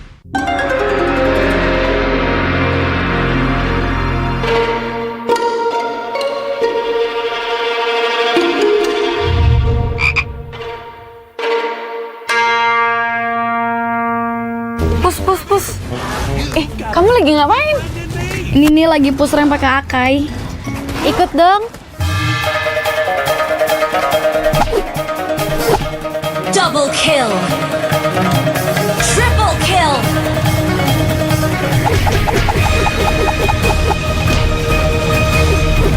Savage. Itu keren banget loh itu. Ya dong, top gue Bami. Ih, bukan kamunya yang keren. Itu notifikasinya keren banget. Alah, notifikasi ini bisa didapetin dari in-game mulai dari kemarin 8 Agustus cuma 58 diamond doang. Murah banget kan? Iya sih, murah banget ya. Nah, kita main. Hanya perlu melihat ke dalam dirimu. Dan kamu akan mengerti betapa berharganya nilaimu. Percaya pada dirimu. Bukan dengan tergesa-gesa, namun dengan caramu yang beda. Tunjukkan kilau kisahmu sendiri. Dan ciptakan emas dalam setiap karyamu. Trust in gold. Unlimited. Unlimited. Unlimited. Modal gratis, untung berkali-kali.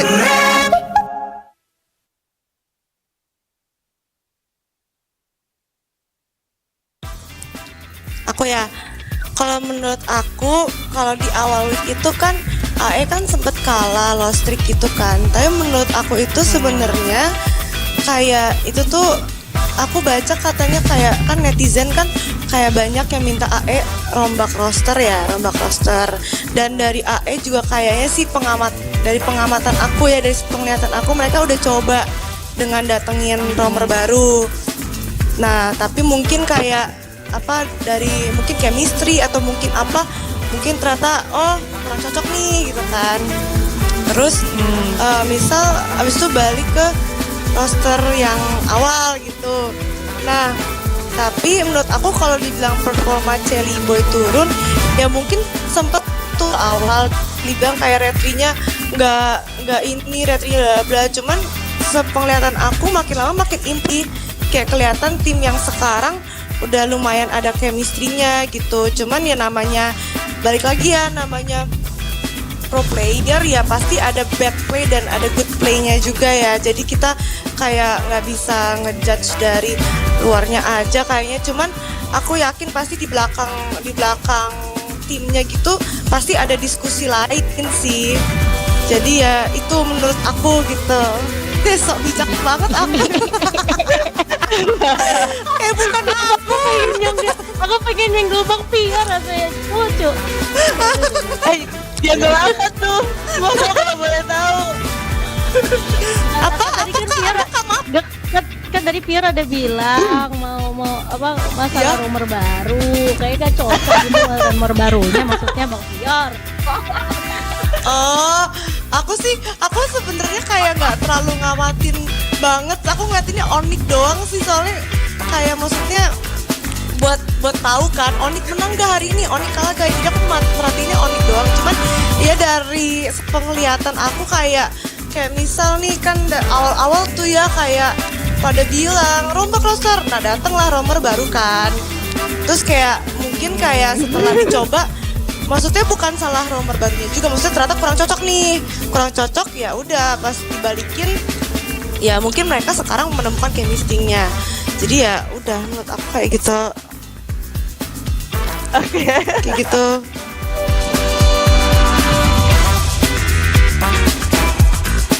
Tentang top 3 klasemen dan low 3 klasemen. Baiklah. Gimana Bang Pior? Menurut Bang Pior, top 3 kalau dan low 3 top 3 Onyx, RRQ, AE, top Algik, Onyx, Algik, terus bukan gig sama merah. Onyx, RRQ, gig, terus kalau yang jangan salting Bang Pior. Mau Pior ya. maaf. Terus Gak apa-apa. Terus kalau yang top bawah sesuai urutan sekarang kayaknya deh AE, Evo sama Aura. Oke, tapi bukannya AE top 3. Itu tadi salah.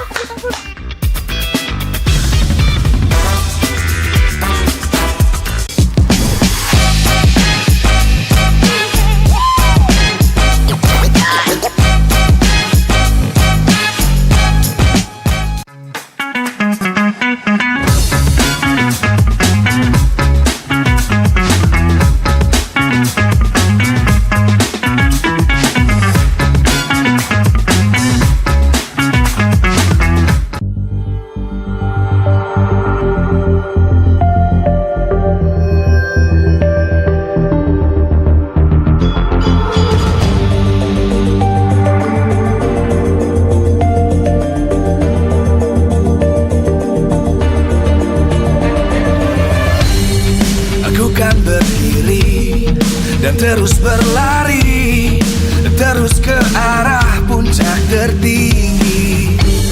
Ku takkan berhenti, hanya sampai di sini. Kemenangan abadi menanti. You know we won't miss if we unite our focus. And if you haven't noticed, we all live. Nyalakan apimu, hadapi semua tantangan, hadap semua serangan, jatuh bukan halangan. Bakar semangatmu, janganlah engkau menyerah. Kita akan buat sejarah. We all this, we won't miss.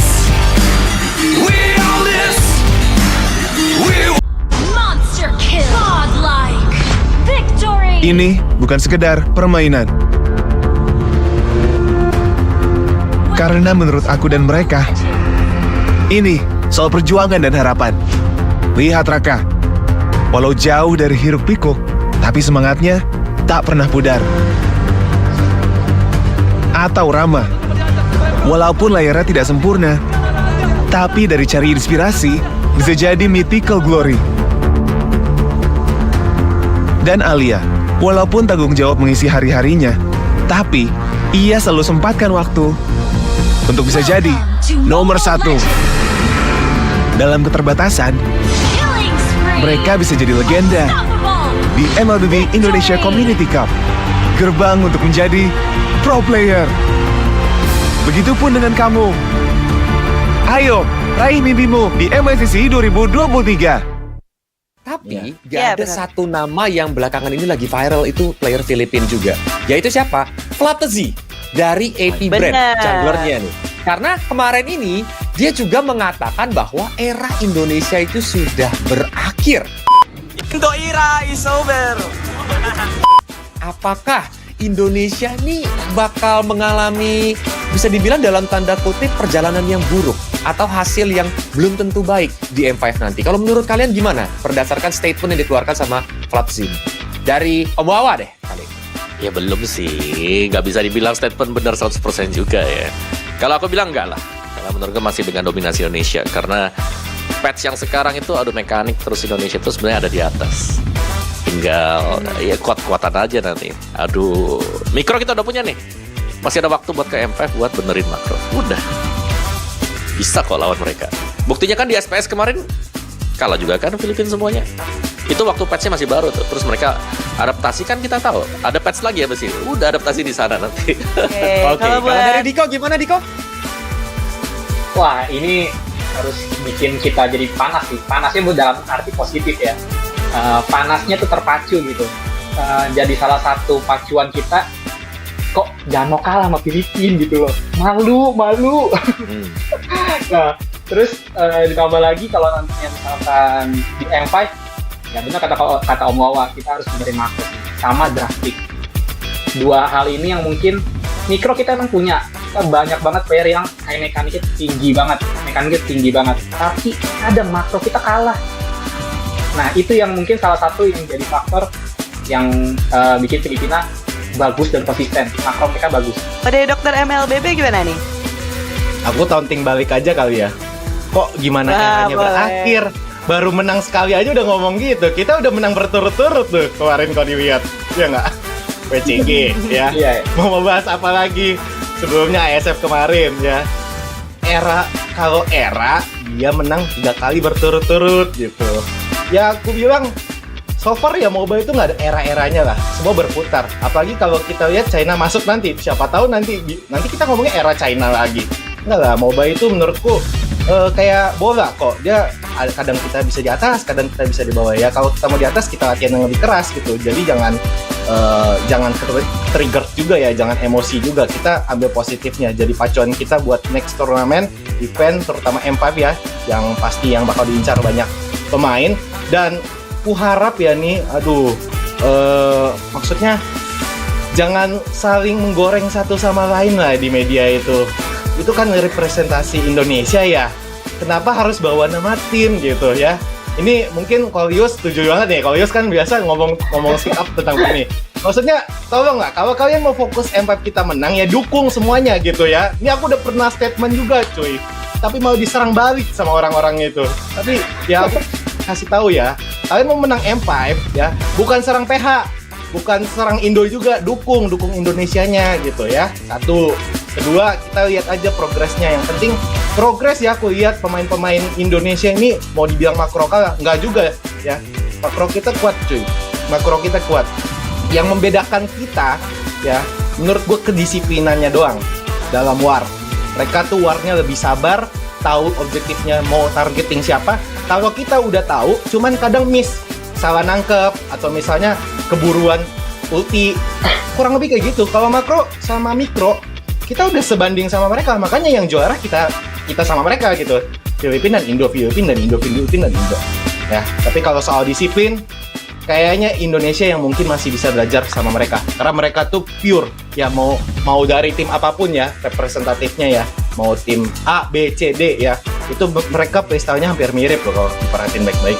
Disiplinnya sama, dan itu yang perlu kita perhatikan dan pelajari. Karena disiplin dalam MOBA itu sangat baik. Satu kali salah, comeback. Kan game one moment. Ya, kurang lebih seperti itu kalau menurutku.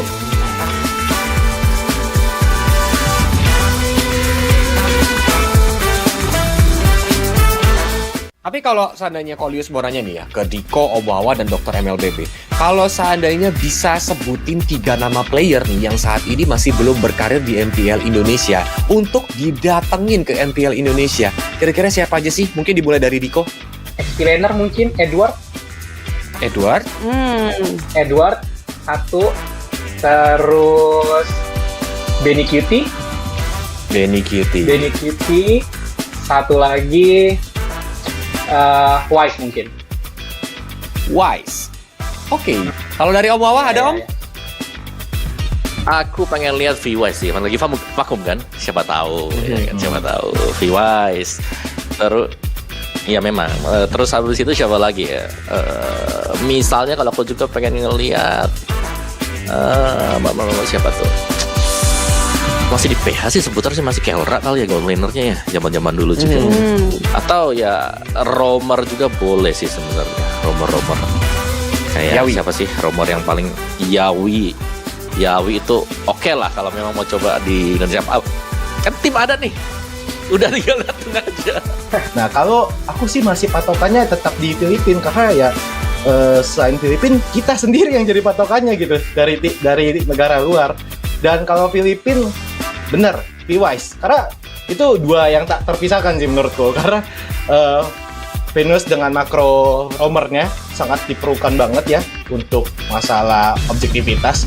Dan Wise pun juga untuk POV junglernya yang menurutku sebagai role yang krusial ya, karena dia eksekutor juga ya. Jadi sangat perlu kita pelajari juga gameplay yang sebenarnya tuh dari tim Filipina bagaimana. Dengan adanya V-Wise tuh mungkin sangat membantu banget untuk perkembangan MOBA lagi di negara kita. Dan kalau yang mau ku ambil pasti satu Godland-nya tim Filipina tuh agak unik playstyle-nya. Bebas deh mau Benny Kitty, Super Marco, bebas. Tapi kalau aku sih kayaknya Benny Kitty sih, karena aku sendiri pun masih agak gimana ya, agak terkagum-kagum dengan playstyle dia yang bisa kayak main assassin itu tuh unik. Marksman bisa ngendok dari belakang, tiba-tiba muncul backdoor atau misalnya nge-punish dari belakang kayak sandwich. Itu tuh jarang banget yang terjadi ya, salah satunya. Mungkin orang pikir itu sama kayak playstyle-nya Sin, tapi itu nggak sama cuy. Dia bener-bener menurutku beda dan kita bisa pelajari sih ya. Dengan playstyle unik ketiga pemain itu bisa sangat membantu tim Indonesia lah. Makanya aku pilih 3 player itu tadi. Karena duanya sepaket.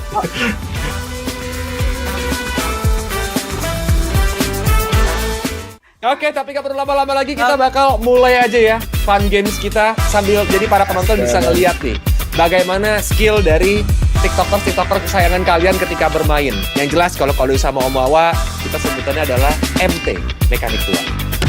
Ayo, emblem sudah dicek ya, masih aman semuanya?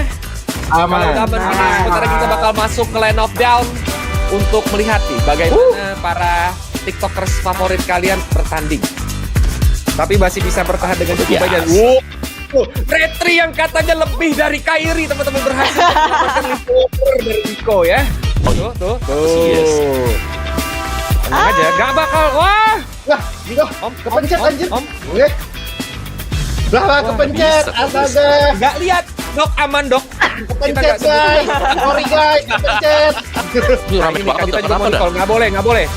Kenapa nih rame banget? Sekarang gabung lawannya.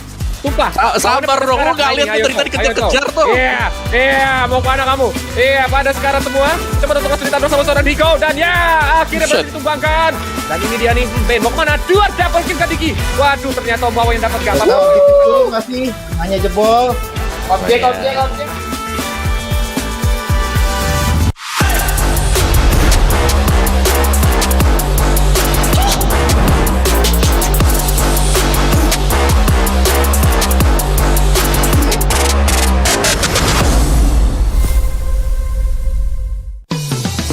Belanja di Indomaret makin banyak untungnya. Kumpulkan cashback poin jadi untung terus. Makin sering belanja, makin banyak poin yang kamu dapatkan. Dapat diskon, jadi untung terus. Bayar belanjaanmu dengan poin yang kamu punya. Belanja jadi gratis, jadi untung terus. Dan untung terus dapat banyak promo. Jadi member Indomaret Poinku sekarang. Untungnya non-stop.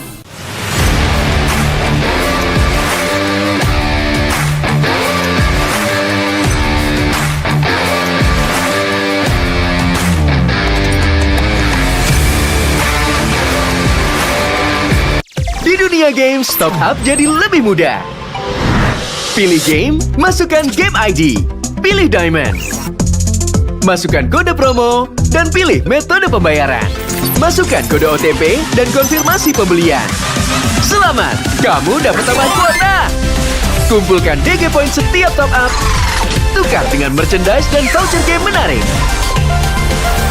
Nikmati juga promo setiap harinya. Upgrade gameplaymu sekarang.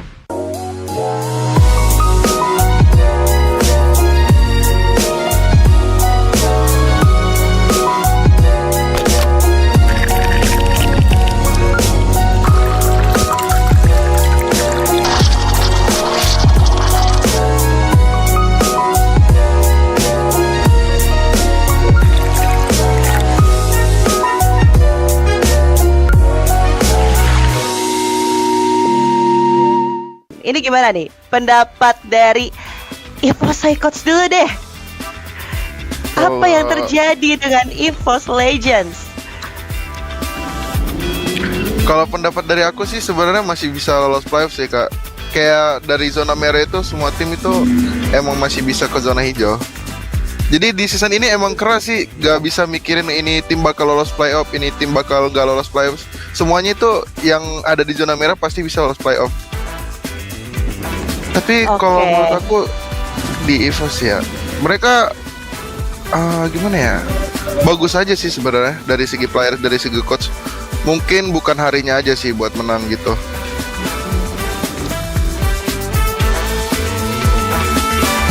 Kalau menang daftar MDL nggak sih ini? Langsung aja gitu kan? Masa pertama kali main menang gitu? Juara dunia kan ya? Wah, shit. Flicker dia keren. 5-0. Gokil. Wah, Zil berhasil mengeliminasi Super Ahoy dengan blazing duetnya. Di zoning, dikejar bahkan sampai masuk ke dalam turret. Luar biasa. Coach, kompak gini coach kita coach. Iya kompak banget bang kita bang. Chemistry kita nih bang, gimana bang? Mau main MDL kita bang? Langsung main lah MDL lah, boleh kali. Ya, Food. Tapi kalau kita ngomongin turtle semuanya didapatkan oleh lihat. Gestar ya. Gila. Wow, blazing duet. Luar biasa. Korik dulu. Tolong, katanya tolong.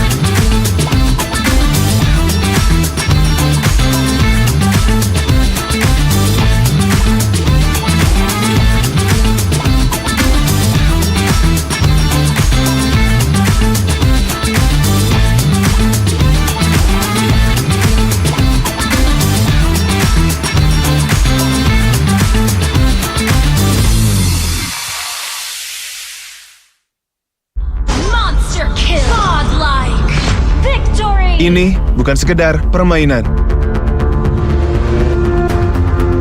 Karena menurut aku dan mereka, ini soal perjuangan dan harapan.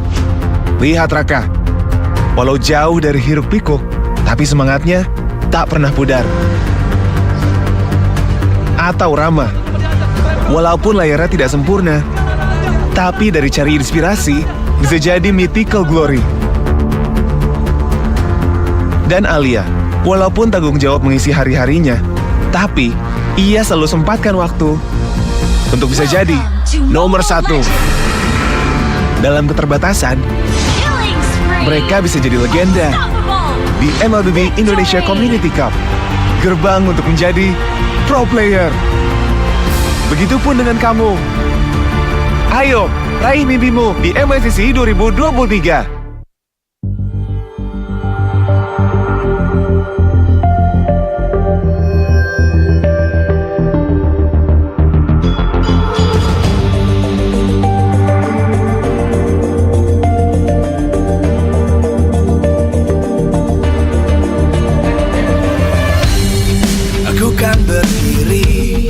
Dan terus berlari, terus ke arah puncak tertinggi.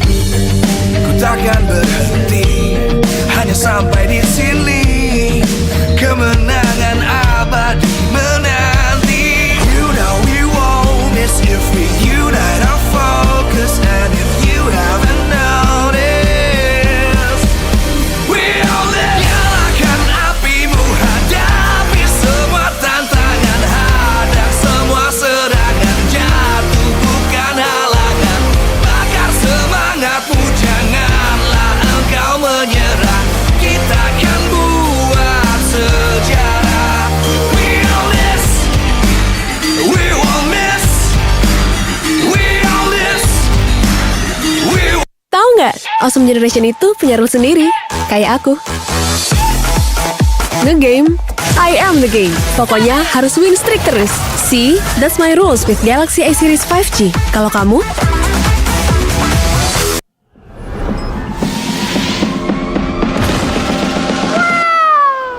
It's only you.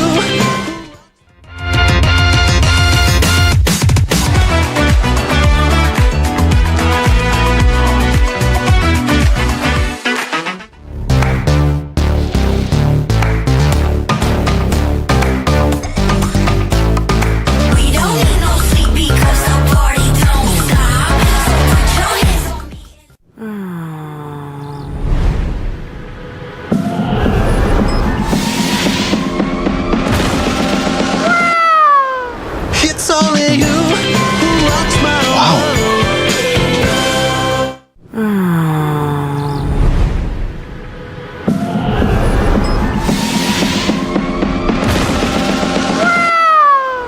It's only you who rocks my world. Monster kill. Godlike. Victory. Ini bukan sekedar permainan. Karena menurut aku dan mereka, ini soal perjuangan dan harapan. Lihat Raka, walau jauh dari hiruk pikuk, tapi semangatnya tak pernah pudar. Atau Rama, walaupun layarnya tidak sempurna, tapi dari cari inspirasi bisa jadi mythical glory. Dan Alia, walaupun tanggung jawab mengisi hari-harinya, tapi ia selalu sempatkan waktu untuk bisa jadi nomor 1. Dalam keterbatasan, mereka bisa jadi legenda di MLB Indonesia Community Cup, gerbang untuk menjadi pro player. Begitupun dengan kamu. Ayo, raih mimpimu di MLCC 2023.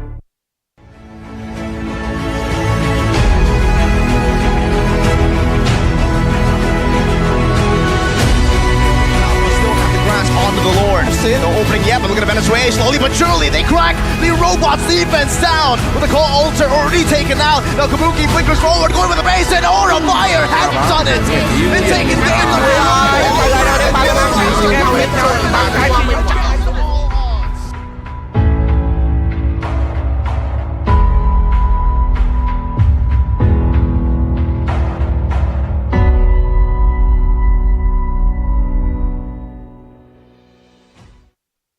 ini Gatot kacau. Ih, Tombe basah. Bro, move on ke Head and Shoulders. 100% pede, ketombe basah dan gatal. Wiped out. Dapetin edisi baru Gatot kaca di minimarket terdekat. Head and Shoulders. Ini Gatot, ini kaca. Mas Gatot, benerin kaca. Di dunia games, top up jadi lebih mudah. Pilih game, masukkan game ID. Pilih Diamond.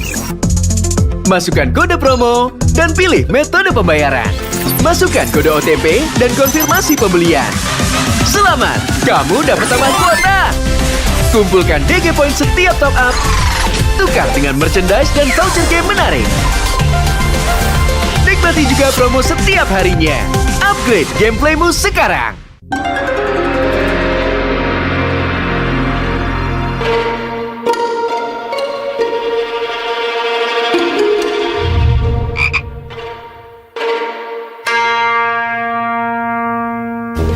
Pus.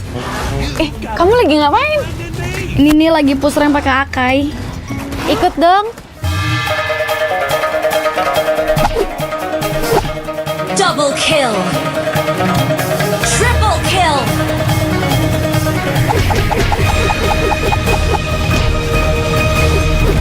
Savage. Itu keren banget loh itu.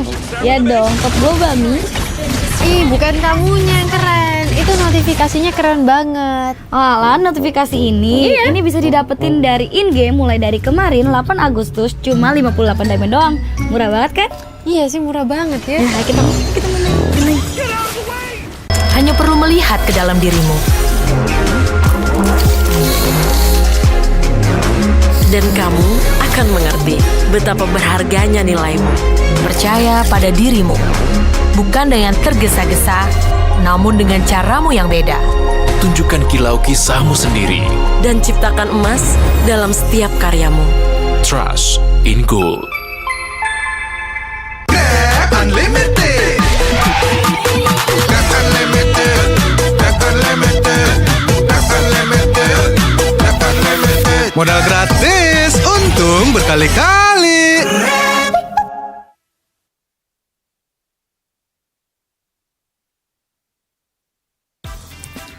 Aku ya, kalau menurut aku, kalau di awal week itu kan AE kan sempet kalah lost streak gitu kan. Tapi menurut aku itu sebenarnya kayak itu tuh aku baca katanya kayak kan netizen kan kayak banyak yang minta AE rombak roster ya, rombak roster. Dan dari AE juga kayaknya sih dari pengamatan aku ya, dari penglihatan aku mereka udah coba dengan datengin romer baru. Nah, tapi mungkin kayak apa dari mungkin chemistry atau mungkin apa, mungkin ternyata kurang cocok nih gitu kan. Terus misal abis itu balik ke roster yang awal gitu. Nah, tapi menurut aku kalau dibilang performa Celi Boy turun, ya mungkin sempet tuh awal dibilang kayak retrinya nggak ini retrinya bla, cuman sepenglihatan aku makin lama makin impi, kayak kelihatan tim yang sekarang udah lumayan ada chemistry-nya gitu. Cuman ya namanya balik lagi ya, namanya pro player ya pasti ada bad play dan ada good play-nya juga ya. Jadi kita kayak nggak bisa ngejudge dari luarnya aja kayaknya. Cuman aku yakin pasti di belakang timnya gitu pasti ada diskusi lain sih. Jadi ya itu menurut aku gitu. Sok bijak banget aku. Bukan aku pengen yang gelombang piar rasanya lucu. Dia apa tuh? Semoga kalau boleh tahu. Apa tadi kan Piar kan tadi Piar ada bilang mau apa masalah rumor baru, kayak gak cocok gitu rumor barunya, maksudnya Bang Piar. Oh, aku sebenarnya kayak nggak terlalu ngamatin banget. Aku ngeliatinnya Onyx doang sih, soalnya kayak maksudnya buat tahu kan Onyx menang gak hari ini, Onyx kalah gak, jadi aku merhatiinnya Onyx doang. Cuman ya dari penglihatan aku kayak misal nih kan awal-awal tuh ya kayak pada bilang rombak roster, nah datanglah romer baru kan. Terus kayak mungkin kayak setelah dicoba maksudnya bukan salah romer barunya juga, maksudnya ternyata kurang cocok nih, kurang cocok ya udah pas dibalikin ya mungkin mereka sekarang menemukan chemistry-nya. Jadi ya udah menurut aku kayak gitu. Oke. Kayak gitu.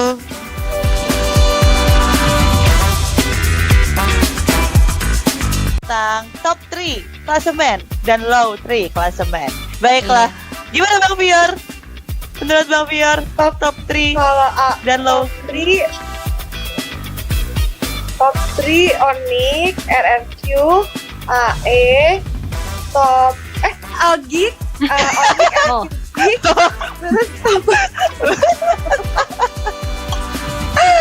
terus bukan Gig, sama merah.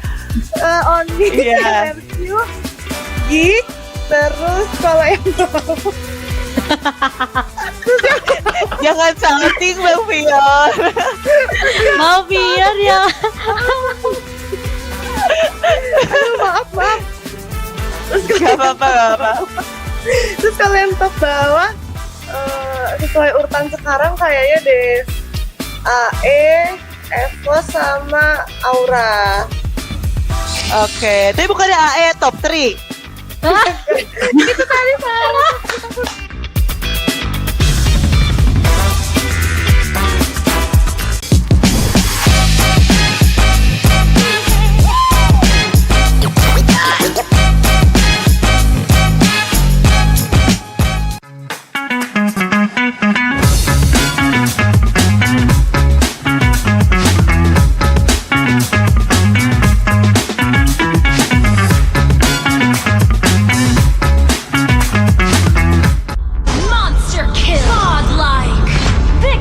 Ini bukan sekedar permainan.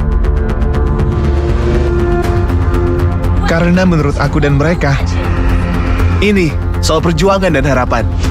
Lihat Raka, walau jauh dari hiruk pikuk, tapi semangatnya tak pernah pudar. Atau Rama, walaupun layarnya tidak sempurna, tapi dari cari inspirasi bisa jadi mythical glory.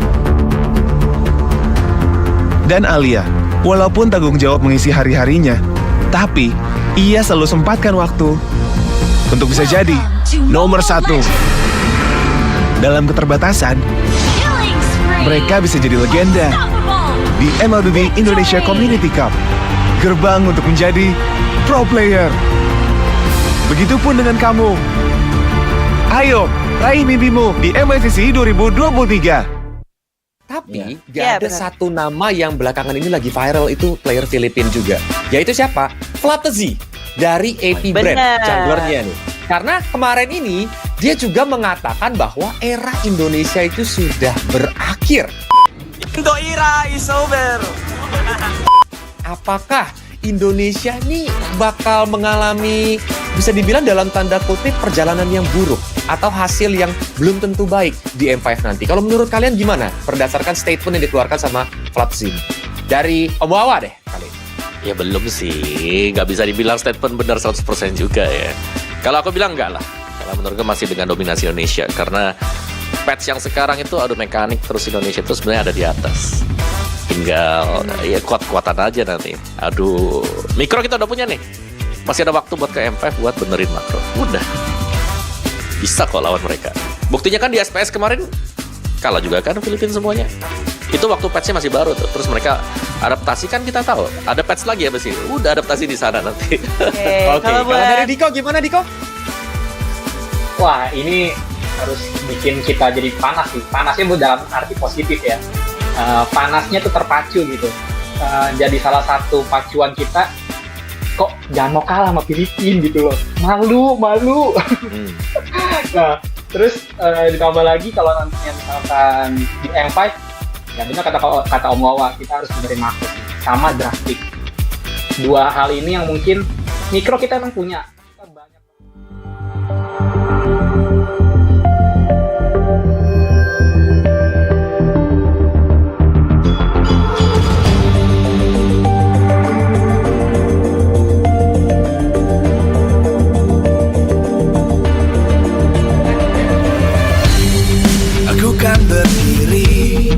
Dan terus berlari, terus ke arah puncak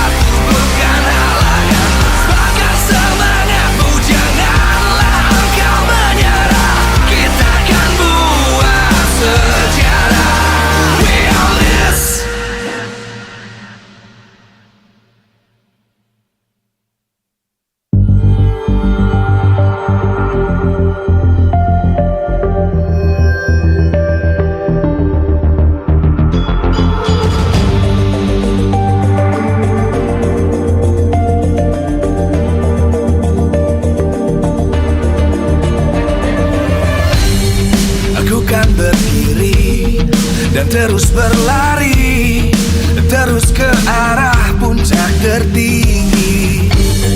Ku takkan berhenti, hanya sampai di sini. Kemenangan abadi menanti. You know we won't miss if we unite our focus. And if you haven't noticed, we all live. Nyalakan apimu, hadapi semua tantangan, hadang semua serangan, jatuh bukan halangan. Bakar semangatmu, janganlah engkau menyerah. Kita akan buat sejarah. We all this, we won't miss. We all this, we won't miss. Saatnya beraksi, jalani ambisi. Aku kan menyawakan hari ini. You know we won't miss if we unite our focus. And if you haven't noticed, we all live. Nyalakan apimu, hadapi semua tantangan, hadang semua serangan, jatuh bukan halangan. Bakar semangatmu, janganlah engkau menyerah. Kita akan buat sejarah. We all this, we won't miss. We all this, we won't miss. We all this.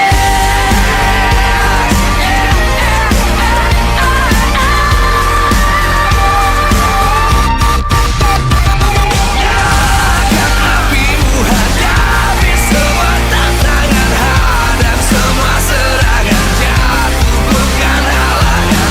Bakar semangatmu, janganlah engkau menyerah. Kita akan buat sejarah. We all this.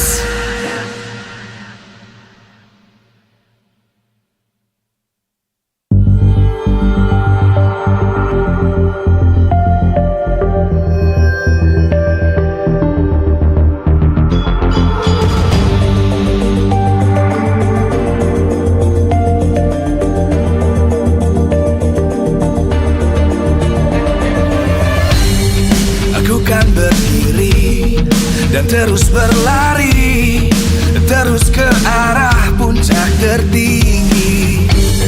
Ku takkan berhenti, hanya sampai di sini.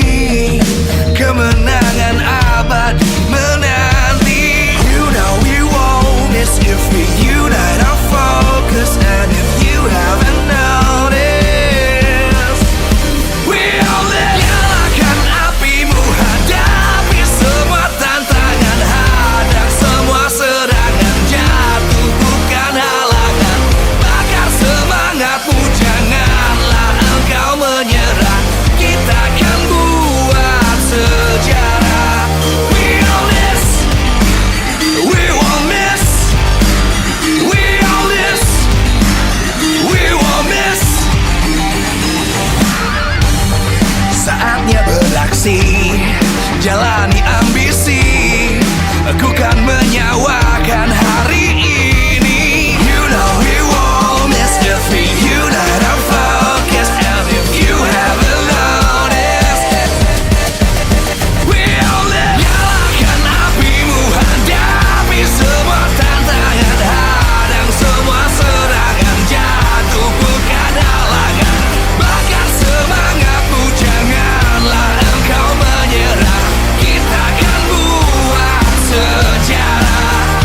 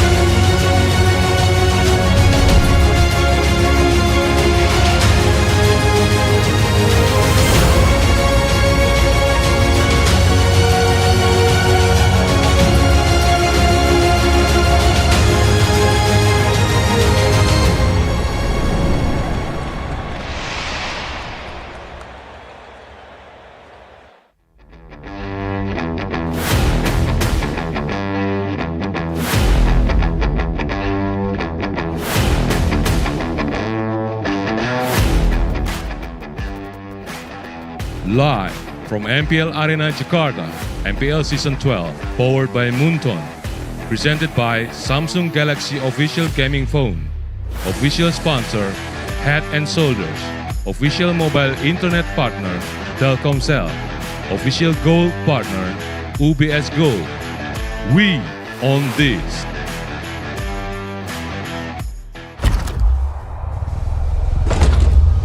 Will the Kings secure upper brackets, or will the Geeks take a win through Dewa United? Ladies and gentlemen, RQ versus Dewa United, the final match of Season 12 regular season, will still be a match worth watching for. Why? Because it will determine who goes to the upper bracket. Whether RQ wins 2-1 or 2-0, they will go to upper brackets. If they lose 2-0 or 2-1, Geek Fam will go to the upper brackets, and Dewa will go and secure 4th place. Ladies and gentlemen, Season 12 has been the most entertaining, the most ferocious, the best season so far. It is powered by Moonton, presented to you by Samsung Galaxy, our official gaming phone, our official sponsor, Head & Shoulders, official mobile internet partner, Telkomsel, official gold partner, UBS Gold, and we are partnered here with our partners in esports, Bleebly, Dunia Game, Grab, Ovo, and YouTube. You can catch us on our official broadcast, Maxstream, TVRI Sports, and Video. We also have our suppliers, Indomart, Point Coffee, Mineski, and Samsung. And obviously, MPL ID Season 12 is supported by PBESI. And now, it's a coup that's happening here. We saw a coup that was successful by Rebellion, taking the Kings down, but will Dewa be able to do the same thing here? There was coup over the King.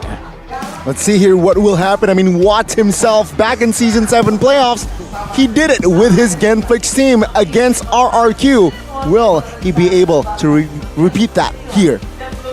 That's crazy, man. Looking at the difference right here. First and second place in the regular seasons of MPL every single time. And against rookies in the MPL. Will the rookies' first season lead them to the upper bracket and just break the pattern of RRQ, always making it, always chilling up above the rest of the teams in the lower bracket? That's a domination that they have over MPL Indonesia. 4 seasons, but the 4 new gens of Dewa United, the 4 rookies, are here to prove them wrong. But don't you forget, you're seeing the 4 rookies here, and you're seeing the veterans from RRQ. Obviously, we can talk about Shaka, we can talk about Dixon, Lanaya, and even Kaze being standouts. All of them in this season. And obviously Lemon, he's only played once, but my God, was that a very, very convincing performance by the King himself. Arashi, Gani, are we expecting Lemon? Are we expecting Dewa to use different lineups today? Just a hot question. It's risky. Personally for me, Dewa United, I feel like they will not shake things up. But RRQ here on the other center, on the other hand, Arashi, maybe they can switch things up. Maybe. Well, here's the consideration point. I feel like strategically, it makes sense to go with the more experience, right? Banana, as always, the tried and true lineup. But there have been rumors, right? There's been rumors that Clay wasn't really doing so well after yesterday's defeat. So hey, mental game is almost as important as the physical game. You know, healthy mind, healthy body, all that. So we have to see who comes up right here. Oh. Whoa. It is still with a Lemon in the lineup. Let's welcome Rex Regium Kaon. Welcome to the new era of RRQ. The Demon lineup. Tyron and Lemon. We've seen this lineup once, and that was a tremendous performance. Now with the Demon combo back, do they have what it takes to take down the pauses of the gods, who are on a huge momentum boost? That's an absolutely crazy way to finish off the season. They still need to fight for playoffs, but they're still using a new lineup. They're staying true to this lineup though. Against the Demon lineup, will the Kingslayer become the Demon Slayer? Let's welcome Dewa United Esports. The Apostles of God will try to take the Demon lineup down. Tyron and Lemon, they have 100% win rate. But what? The Kingslayer, the faded Kingslayer, loves beating the odds. He's always been against the odds all the way since Season 7. That's where the nickname came, the Kingslayers. Now with his new team, with the 4 new additions to his arsenal technically, we'll see what happens. It all begins here with the coaching staff. I believe everyone is in the building today. Coach Zaya and Coach... Wait. Okay, yeah. Coach Zaya, Coach Rave, Jack Lee, and Paddington. The actors. Yeah, the I don't know, man. The geniuses against the movie stars.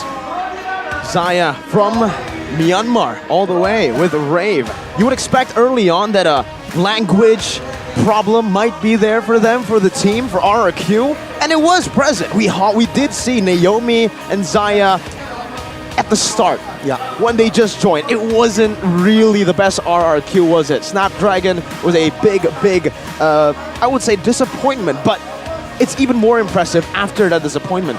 Through their lows, they were able to create new heights with Naomi in their lineup. But here it is, ladies and gentlemen, the King's calling.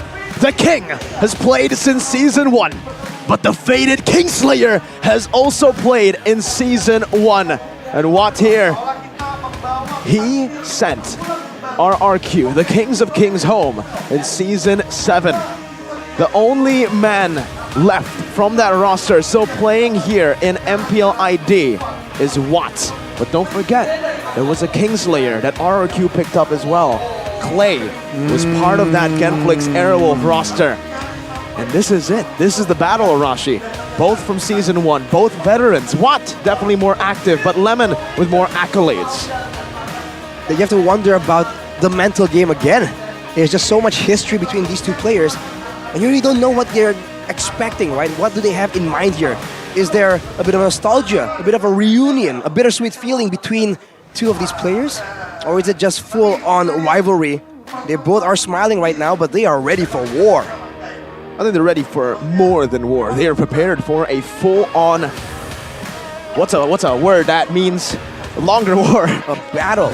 A battle? Sure. Let's take a look at the keys to victory presented to you by the Samsung Galaxy A34, A54, 5G. Arashi. Right, play dynamically with heroes and the gameplay from the Demon combo. We've seen Dyron and Lemon both bring out unexpected things for RRQ. They can try and do that again. A lot of teams don't really have a lot of sample size to analyze both these players. Along with that, counterpick the hero matchups in the gold lane for Skylar's advantage. Giving him a good matchup in the lane is important. But, you know, in this context, maybe it can be shifted over to the XP lane, right? Whatever it is they want to try and make plays off of, XP lane or gold lane, they need to make sure that the matchup favors their player instead.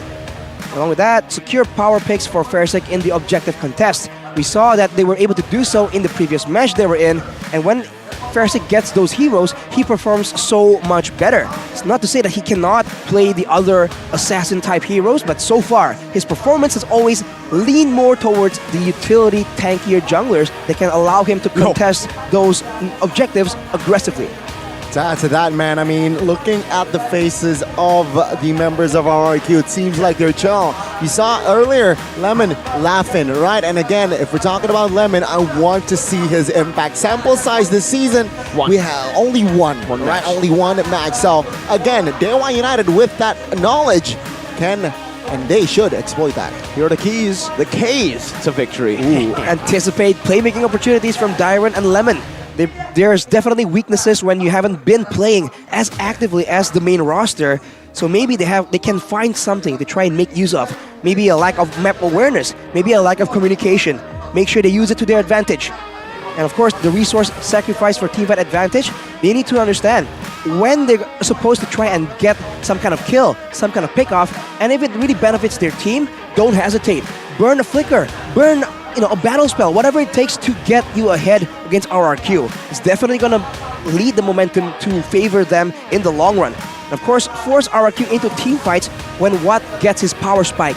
At every single team fight Watt is in, you just keep saying his name. And because this guy is just insane, man. He does the most aggressive things, but yet he always seems to be able to just slide out of the danger zone. It's a coin flip, right? I mean, the Watt can be a negative thing, can also be a positive thing. He can make a good play and win the game for the team, and we'd be like, what? My God. But also, he could just flicker forward and then die, and then we'd also have the same reaction. What? Yuck. I don't think yuck, Whoa, but yuck. what was that, right? Gunny, you predicted it. You said Dyron Lemon might play.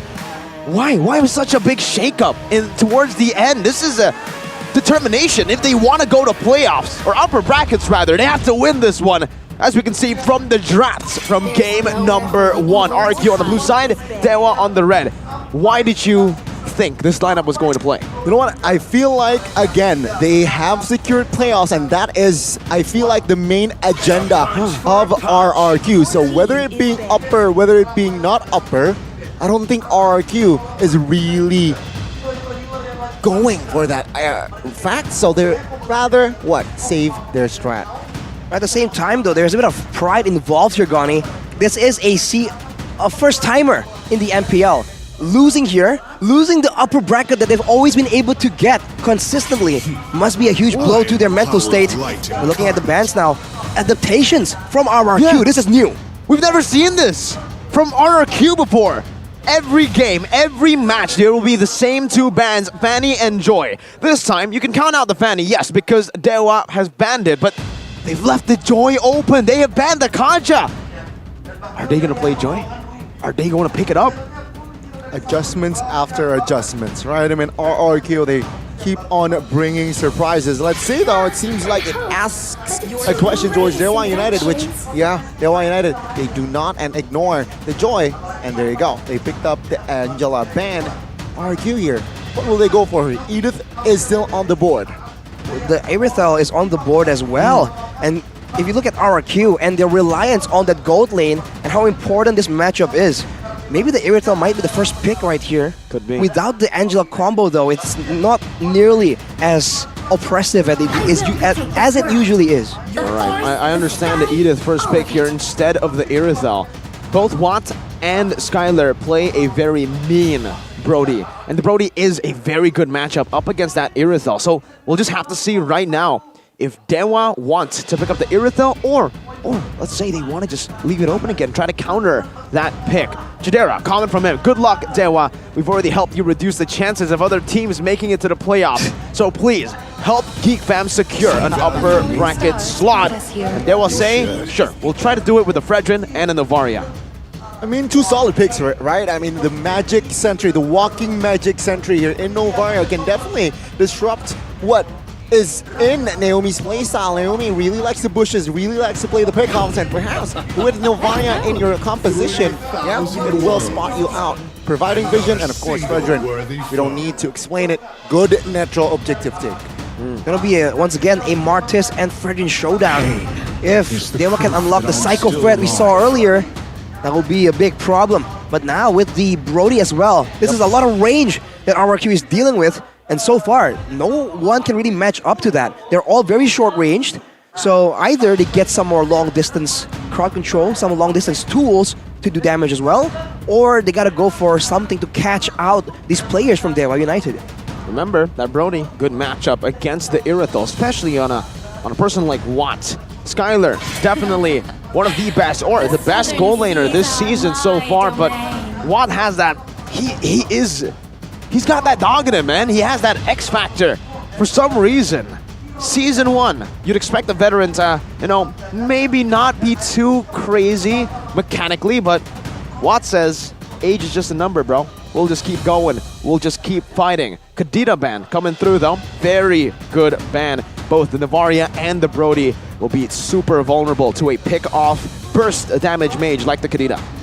And again, considering that they have committed with the Brody, who isn't really good using a Purify, I feel like a hero or a ban here for the side of Dewa United should be just heroes that has a huge and big CC, right? Again, you usually see Brody on a flicker, so again, eliminating the ground control here from the side of RRQ is just a logical way to go.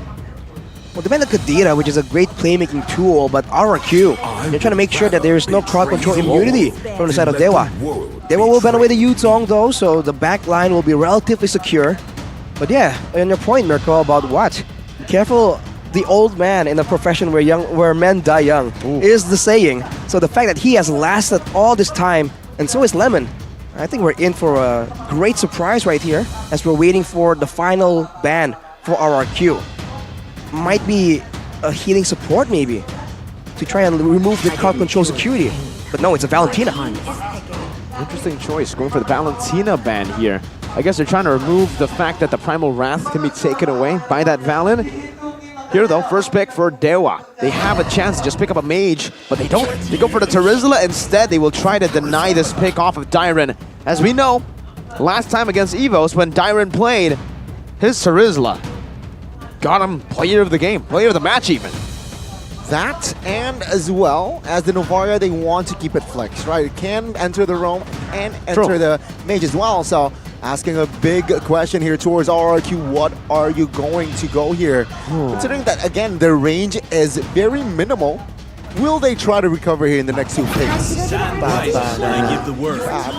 Ooh, banana, whoa. Dyren Khalid. picking up the Khalid. This is a signature pick, folks. Season 9? Back in Season 10. Rebellion Zion made it to the playoffs with Dyren when he played Khalid, Paquito, Benedetta. Anti-Mage has said that Luke is the best Khalid in Season 12, but we haven't really seen Dyren's Khalid. I think Dyren is the best Khalid, or was maybe in Season 10. Let's see if he can try to contest that name, but Shaco, that's a pick-off hero. That's a Franco for Shaco. It's a Franco, but it's also against a Martis though. There's a lot of crowd control immunity built into that. And man, RRQ, for the most part, they're all very short-ranged. And I was concerned about the lack of engage because they're going to rely so much on this Edith. But with the Khalid, man, we've seen what a Flicker Raging Sandstorm combo can do. So Dewa, they got to really be careful about their positioning, and that might be difficult considering the nature of these heroes. They want to play together and play around the Franco for a potential pickoff. It's going to come down to the execution, man. Winning matchups left and right, it's a trade. XP for gold. The Brody against the Irithel, the Khalid against the Terizla, and that Lilia in the mid lane against the Novaria. So many factors here that can come to play in the drafts. Gani, quick prediction. Quick prediction, I gotta go with Dewa United Esports. Not booting Arashi, this man has a 60% win rate, or prediction rate. Ladies and gentlemen, RRQ versus Dewa United. Game number 1 for the upper brackets. Welcome to the land of Dawn. You know, Gani might have the higher prediction rate, but usually RRQ shows the talents that doesn't matter. So hopefully that will happen again today, is what I'm hoping for, as Shaco here showing his hook accuracy. Taking a look at the emblems right here, nothing out of the ordinary for RRQ. And for Dewa United, you can see a lot of Brave Smites and the focusing mark for sure. It's all about outlasting the initial fight and then only engaging when you have the valuable pickoff. But for the side of RRQ, Lemon, keep your eyes on this Lilia pick that we haven't seen too much after the changes in the patch notes. With the Mage emblem, there's going to be a lot of cooldown, and with the Wilderness Blessing, expect him to be rotating around just like this. It's pretty interesting, right, that we don't get to see a lot of Lilias, despite the Lilia being buffed in just the recent patch. Oh, Kaze checked the wrong bush here. Naomi knows Kaze's position. It's a battle. Oh, but Naomi doesn't bite. Let's see here. Dewa United and RRQ are here playing it rather safe and slowly here in their opening minute. It seems like for a reason, right? Again, they want to find and wait for Shaco specifically as well to level 4. The hunt will be activated hopefully here right after the turtle. Well, RRQ also are waiting for the Primal Wrath, the Black Shoes, the Heavy Crossbow. They got a lot of good ultimates to really win out in a turtle fight.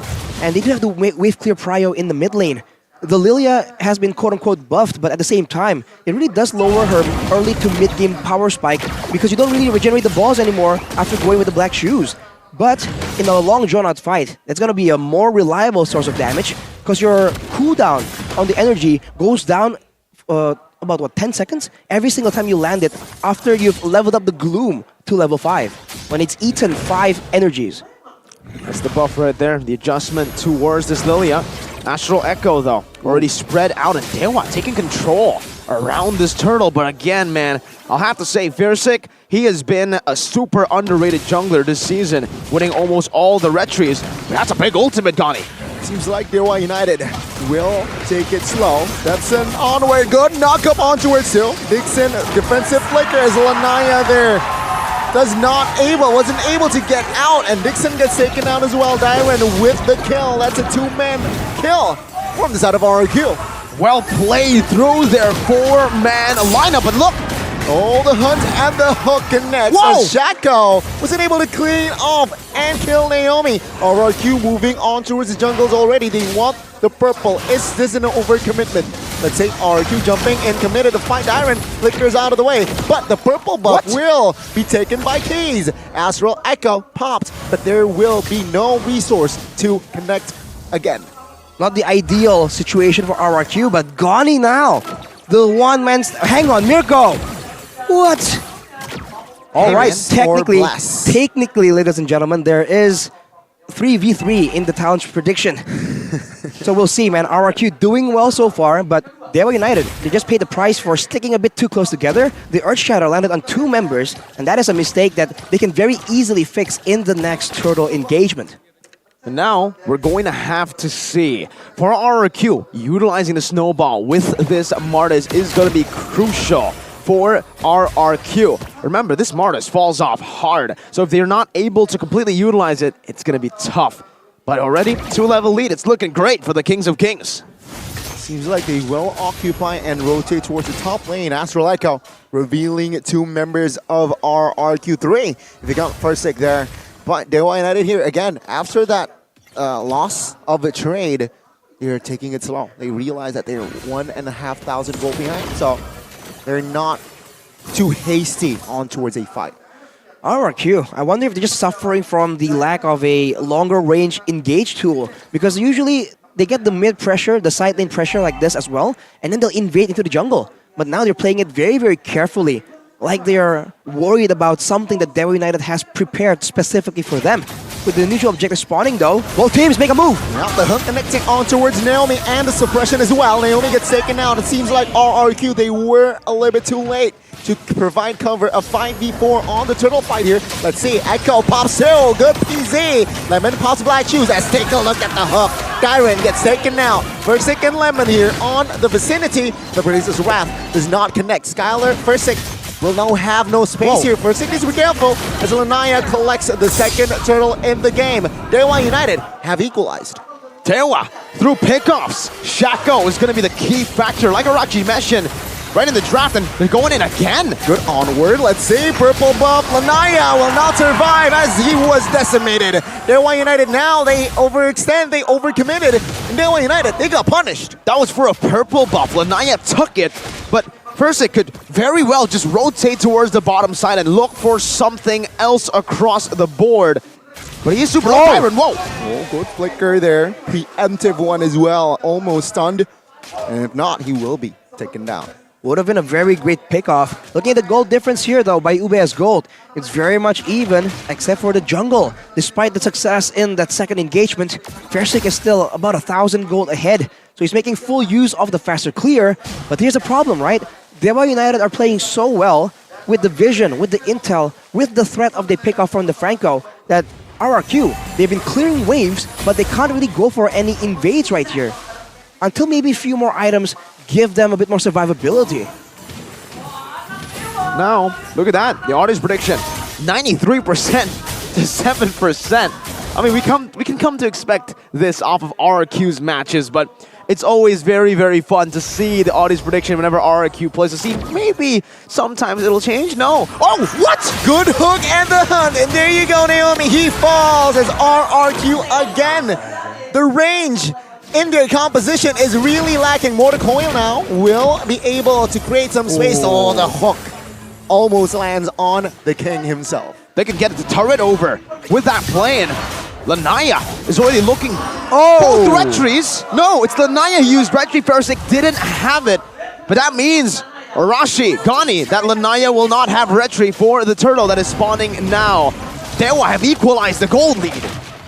It's an equal gold lead, and that's bad news for RRQ because they do want to start snowballing as much as possible. This Iron Hook has been such a big problem. Naomi now finally making a play. Good catch. Echo now will try to defend. Dixon, good PC. Direct in the backside. Finds Watt and gets taken the kill as well as Dixon falls as Lanaya will not be able to escape again. You blink, you miss it. That's 4 members of Dewa United taken out. And that was a 4v5. They didn't Oh, it's a wiped out here in the first game already. The kingdom erupts. Tyron, the Khalid god, is back. Man, what an Onyx-esque situation there. They were behind, everything was slowing down. Before you know it, everyone gets taken out from Dewa. A whole wipeout and a big swing in gold, 4K. Objectives falling at the same time. What a huge blow for Dewa United and their controlled early game that they have painstakingly maintained. This might be the beginning of that snowball that RRQ so desperately wanted. My goodness gracious. I mean, at this point, I want to play with Versick and Lemon myself, and you guys can too. Play with them by sending over a message of the reasons as to why you want to play with them, and then 8 of you guys, or I think 7, will be chosen at random to go and play with Lemon and Versick. Let's take a look at the in-game equipment by Dunia Games, though, Rashi. I think what's noteworthy right now is the fact that Naomi has all physical and not a lot of magical defense. Part of the reason why he's been able to be picked off so reliably is Keys just lands the guaranteed Astrosphere onto him, and in the early game, with a damage multiplier built in, it's definitely an unexpected amount of damage. So once he gets more items, the pickoffs from Shaco will become less and less effective. But for now, it's still possible. But Naomi makes the first proactive move, controlling the vision. Definitely Scholar is ready to fight here. Minute 9. That's why RRQ, they're more active on the map, looking for perhaps a fight here. No, United, I really like their discipline as well. They're playing it rather slow now. Go to Astral Echo, revealing 3. Lanaya jumps in. Nice. The hook was denied by the Mortal Coil. And it seems like with this defense, RRQ was unable to find the tier 2 in the bottom lane. And all that space that RQ created with a win over a 4v5 has given Skylar a 1-level lead over the Kingslayer, Watt, in that gold lane. In this matchup where Watt needs to look for a snowball, needs to look for that early to mid, it's looking grim for Dewa United as RQ continue to scale. In the 10th minute of the game, Skylar already has a Haun's Claws and a Berserker's Fury. He's building to either a Great Dragon Spear or a Melpic Roar already. Yeah, at this point, he might go for a Great Dragon Spear to just kite out of the fighters. The only real hard crowd control that he can't really deal with is Shaco and the Franco. As long as that does not land, the Great Dragon Spear will allow him enough mobility to escape from all these tougher situations. Dewa seem to be hovering around, but they're not really committing to anything, and their vision now is denied. It's a 2-level diff of the junglers here, and Dyron has a great position. Did he get revealed? Oh, he didn't. It's here. He That's a- will. oh, they know! It's a flicker hunt, and Dyron, his angle or his flank got overturned. Take a look at Lanaya here. What? It's a 1v4 Retry, and the first take now will be taken out. Though Lanaya will be the trade. Naomi now, in the midst of it all, will be taken down by the Kingslayer. And it's Watt.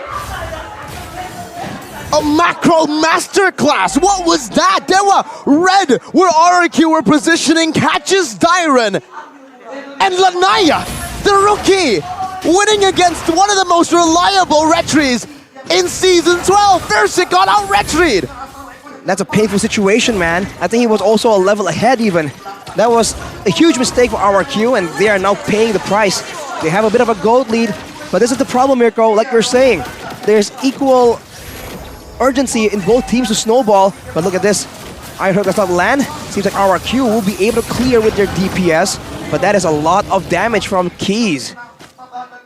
Despite the little, or maybe a big loss for RRQ earlier, they're still able to recover quite well. They've only lost turrets up top. Oh no! Oh, the hook lands, the suppression as well. Take a look at the damage though. Penalty zone onto it, Super Sake will not be able to provide cover for Naomi. He will fall for the 4th time, and Kays, the fadeaway 3-pointer buzzer beater hits. That's a lot of buzz. RRQ, they seem to be losing control right here. Dewa taking over the game, taking over the gold lead, still not equalizing on the turrets just yet, but that will be changing quite soon. They might take a base turret here. Good echo, revealing till mid lane base turret will not be defended. Take a look at Dyron here, distracted by Lanaya. Appraiser's right even popped there to zone him out. Dewa United, good disciplined play here, coming minute 13. Jeez. I mean, looking at it again. Threading the needle. A great Astrosphere there, connecting. Oh, RRQ wants to look for a fight. It seems they're positioning aggressively. Dixon now has the flicker penalty zone. Keep that in mind, because that will be one of the engaged tools for Dewa United Esports. It's time to take a chill pill for both these teams. It came off as slow tempo, and then Dewa pulled the trigger, and then all of a sudden, the hook and the hunt connects again, and say goodnight to Naomi as the torn apart memory will not be able to take him down just yet. Lemon now will use the flicker as Dixon. Flicker! Raging Sandstorm as well finds the mark, and Lanaya and friends, they're backing up. What? Has enough damage to find Khalid. It's a 4v4 now as Dyron and Dixon is out of the game. My goodness! What a brawl! What a skirmish! It's a slugfest of a match. Dewa United and RRQ only losing their XP laners. Here's a trouble for Dewa United, man. The kills seem equal, but Watt has 6 of them, and everyone else hasn't exactly been snowballing. So for RRQ, it's a bit more straightforward. The bulk of your kills and gold are on the gold laner. If they can find Watt in the middle of these team fights, that could be a massive advantage. But before that, they have to deal with Shaco. Fortunately, Naomi was able to stay alive in the previous team fight. But see, if he gets hooked in and taken out before the fight, that's difficult because RRQ rely on him so much to engage. Naomi's just been picked off. Shaco's been finding these angles, man. He's a protractor. Let's see here again. This Lord is enhanced. Dewa United Esports economy lead. RRQ. Okay, bottom lane or far lane is in favor of Dewa slightly. RRQ, they're taking their time here. Both teams, rather. Let's see the setup. All right, Rashi, the 2,000 gold lead for Dewa, but I can't help but feel that RRQ still has a bit more power to play with here. It's getting towards the later stage of the game. Yes, we are entering the late mid-game stage. And Skylar has a Malefic Roar already. He's building towards... Oh, is that DHS? He already has a Wind of Nature. An interesting choice by Skylar. But what do you think, Arashi? I think it's the... Wait, about the Wind of Nature? No, about this... Oh, for 6 who has more power? I think it's quite equal, depending on how it executes. Yeah, Raging Sandstorm here as a Lord now will be secured by Versik. Chaco will fall to the backside here. Lanaya trying to catch Versik, but Chaco will be taken out. Dixon soaking damage. Lanaya as well, but Dixon seems like we'll have to flicker out of the way. It's a 2-for-1. Well, 1-for-1 now. Dixon surviving. The Lord will be up now as RRQ will try to push with the Lord. Lanaya caught, trying to soak in and re-engage. Naomi has immortality, will lose it now. Dewa United still strong. Razor's Wrath will secure the life of Naomi. Versik finding one, loses immortality. Skylar free hitting in the backside, but it's not enough damage, and the torn apart memory by Watt will secure the kill. The Kingslayer is trying to dismantle RRQ. 7-1. He saved the game with his new prodigy, Lanaya. But that is just RRQ's game. You want to brawl fast? You want to fight to the death over a Lord? We'll take you up on that game. Equalizing in the base turret department. And fortunately for Dewa Esports, the next Lord will be on that side. But this is dangerous. At every moment, a single mistake can cost both these teams the game. What a game we have, folks. My God, 2 base turrets to 1. This is what I was expecting from the previous match, BTR and Evos, but we're definitely getting... Oh, wow. Oh, yeah, I got shook by that, too. The Cannon Minion was able to win it out there. Winions. Tier 2, a Winion. All right, so it's 1-1. Mid lane base turret to side lane base turret. At this point, right, gotta give you a question, Arashi. Which is more worth it, mid lane base turret or side lane? It has to be the side lane. There's a lot more dynamics here. It's a bit further, right? If the Lord is on the other side, it's gonna push over there. if it's on your side, if it's on the side of the Lord even, you can use it to set a trap, right? You don't have to expose yourself to push the wave in, and when someone comes to clear, they might assume that there's no one there, and you can make use of it. The mid lane is always closer to everything, so I think it's a great advantage for RRQ. And in the late game, taking a look at the items right here, Lemon has an insane amount of damage at this point. He is at that late game power spike where the Lilia is now even better, and the Irithel, same idea, but a lot of defensive options here, so execution still needs to be paid attention to because there's no magical defense. Keys could get a very massive Astral Sphere and just delete Lemon or Skylar's HP bar, if not one-shotting them completely. But Skylar did go for that DHS that we were talking about earlier as well. Let's take a look at the damage dealt. My god, Kaze has been the cannon for Dewa United. Watt has been the executioner. So it's not necessarily Watt who is 1v5ing. He's not dealing as much damage as Kaze, but he certainly is executing these players when they do get low. Okay, let's see again the setup here from the Evolved Lord. My goodness, RRQ. And Dewa United, take a look at the total kills, 12-12 here, dead equal. And looking at the active spells, they're ready for a fight. The Lord Dance will appear now. Okay, far lane favors RRQ. They need to utilize this fast. Let's see. I mean, now Arashi, technically for RRQ, their side lane base turret is the one closest to the Lord, so it's not the one you would actually want to have here. Yep, the far lane. But look at the top side. The wave is pushing in favor of RRQ. Of course, Keys can show up and clear it from a distance, but this means that RRQ has the proactive option here of waiting, just looking for a chance. I think they must have noticed that the wave has shifted on top side. Keys has shown for a bit there, but RRQ, they're very patient about this. And on the bot side, you can see that Dyron is trying to set a trap for someone, but there's a trap laid for him as well by Shaco and Watt. Flip a coin. That's what we're seeing right now. Man, one side of that coin is Dewa getting a pick off. The other side is RRQ getting a clean team fight. Either way, that is what they are looking for. And Naomi, he senses something in that bottom lane. Skylar, if he reveals himself here, it could be crucial. But he decides to take the conventional route. Dewa United spread out, RRQ clumped up. Naomi. Let's see. Oh, it's a fight now. They're pulling the trigger. PZ onto towards 5. Shaco finding Khalid, but Lanaya will first fall. Watt will not be able to do anything as Versik finds the shutdown and the Lord. It's a 2-4, none here as Skylar claims another life. Indixon. Dyron to survive, but Skylar, oh my god, good snipe, Keys. Flickers out of the way, but Versik is there to claim the kill. Shaco alone now. He will definitely not be able to defend this one. Mid. It's crashing as well, and bot lane now. Oh, RRQ. They're taking the game. The kingdom arises. Lanaya buys the immortality, but no minions. Oh, this is it. The Kings of Kings. They strike first in the series. 1-0 to the Kings. Wow, man. I don't know if it's because of Lemon being in the party, but the experience to execute in such a tense moment, that was played so well. Jumping on the jungler, knocking him out, making sure that Skylar was safe, deleting Watt, the main damage dealer. Everything went so perfectly for RRQ in the beginning of that fight. And credit to Dewa, man, that fight was turned around a bit when they were able to shut down the lead Skylar. But at that point, it's a bit too late.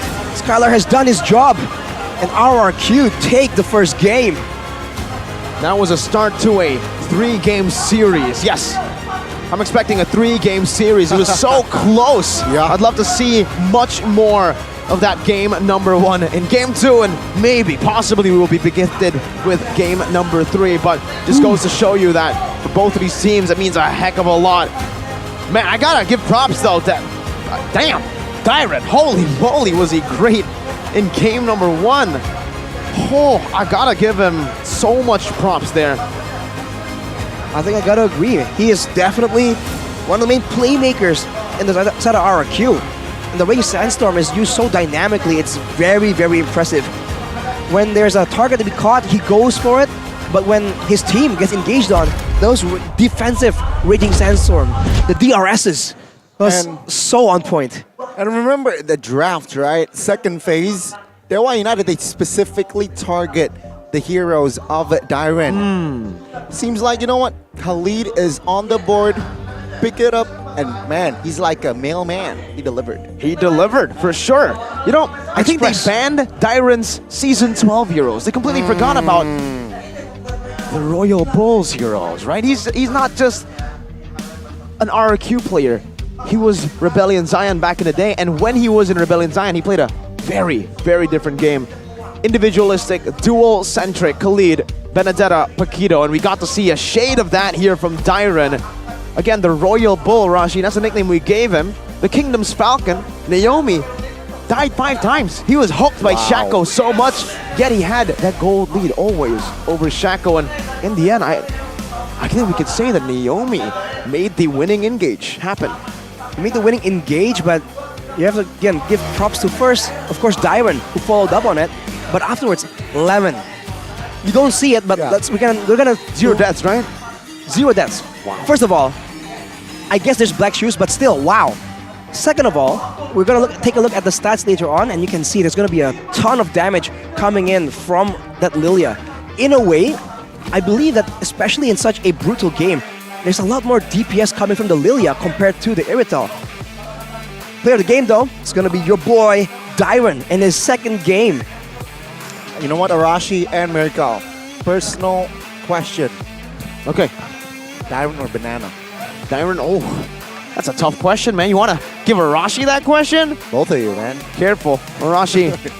That answer is dangerous. Me personally, here, Banana is our 7th student, yeah?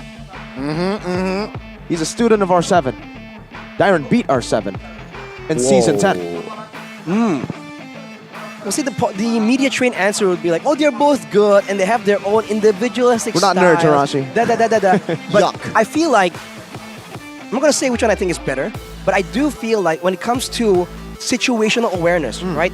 When to use the ulti, what is going on, are there different fights happening aside from the ones that you are in right now? When it comes to that, I feel like Dairen just has a better grasp of, you know, his outlook, right? He just sees things that aren't supposed to be seen by him. Whereas for Banana, you see a bit more aggression. So if you get a team that really requires safety, right? If they have put a weak gold laner, for instance, I think that Banana can sometimes outperform Dairen in that situation. But if you're talking about this kind of game where sometimes you're in a team fight, sometimes you're splitting, sometimes you go for a pick-off, I think Dairen is just a lot more flexible. We'll get to see that here in the highlights of game number 1. What exactly happened? It looked like it was RQ's game, and then they shifted with this play. They went on it, but they lost the objective, and they used a lot of the resources already. So they're just forced to back away and play it safe and try and withstand the aggression. And this combo was just a bit brutal, man. The Astral Echo into the Iron Hook, into the Astral Sphere. It's a lot of damage, and RRQ, they got caught a few times, but Dairen somehow was able to find plays like this. Even like, I don't know if he's timing the flickers from the side of Dewa United, but he is finding massive Raging Sandstorms, and he knows when to flicker it, who to flicker to in all of these fights. That angle, man. Usually you use the flicker to prolong, or to get more range on that ult, but he actually just went sideways. Bent it. It's even more of a curveball. It's ironic because he's not Banana. Exactly, you would expect Banana to be the one who curves, but it's Dairen. Here's that play, man. Initially, it's a great engage. Look at Watt. Look at Watt, exactly. Gets chunked down. A ton of damage applied. Where did he even get damage from? You can't even see it in the thickness of the fight. But without the marksman, without the late game long-term damage dealer, RRQ has 2. They have Lemon and Skylar. And Dairen. And Dairen, technically. So Dewa just could not hold out here. That's just unfortunate. It all came down to one fight like that. But in a good way, right? For Dewa United, this is encouraging to them because RRQ were making several mistakes as well. This could have easily gone to the side of Dewa. That and Sure, RQ made a mistake and they were there to punish it, right? I think that is what matters. And Dewa United Esports, again, showing class. I feel like it's just that last fight where they were a little bit too spread out. So the cover wasn't just perfectly timed. I agree. I think Watt went for the greedy move, right? To go for damage to all of them. But that's what makes Watt Watt. Ladies and gentlemen, we'll see if Watt can come back from this or if RQ shuts their dreams down. Also, simultaneously shutting Geek Fam's dreams down. It's been Mirko, Arashi, and Gani. It's not over yet, but we're going to take a short break before game number 2.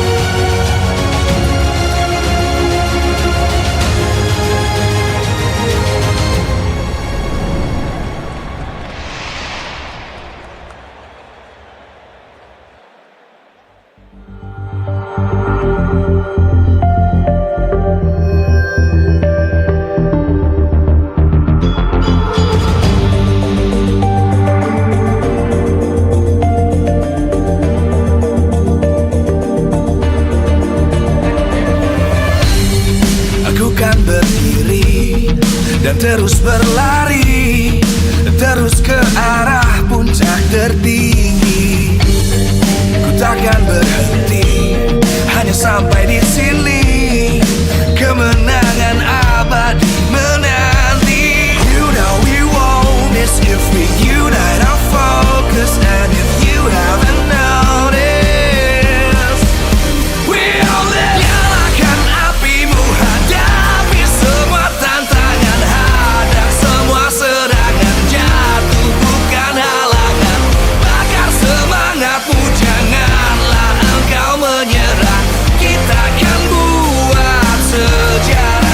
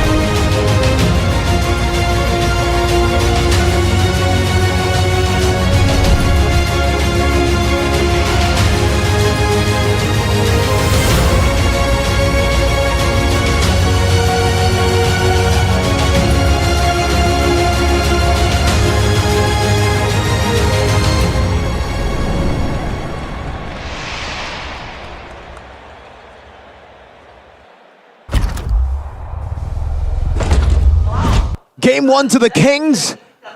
And now we'll get to see Game 2 of RQ versus Dewa.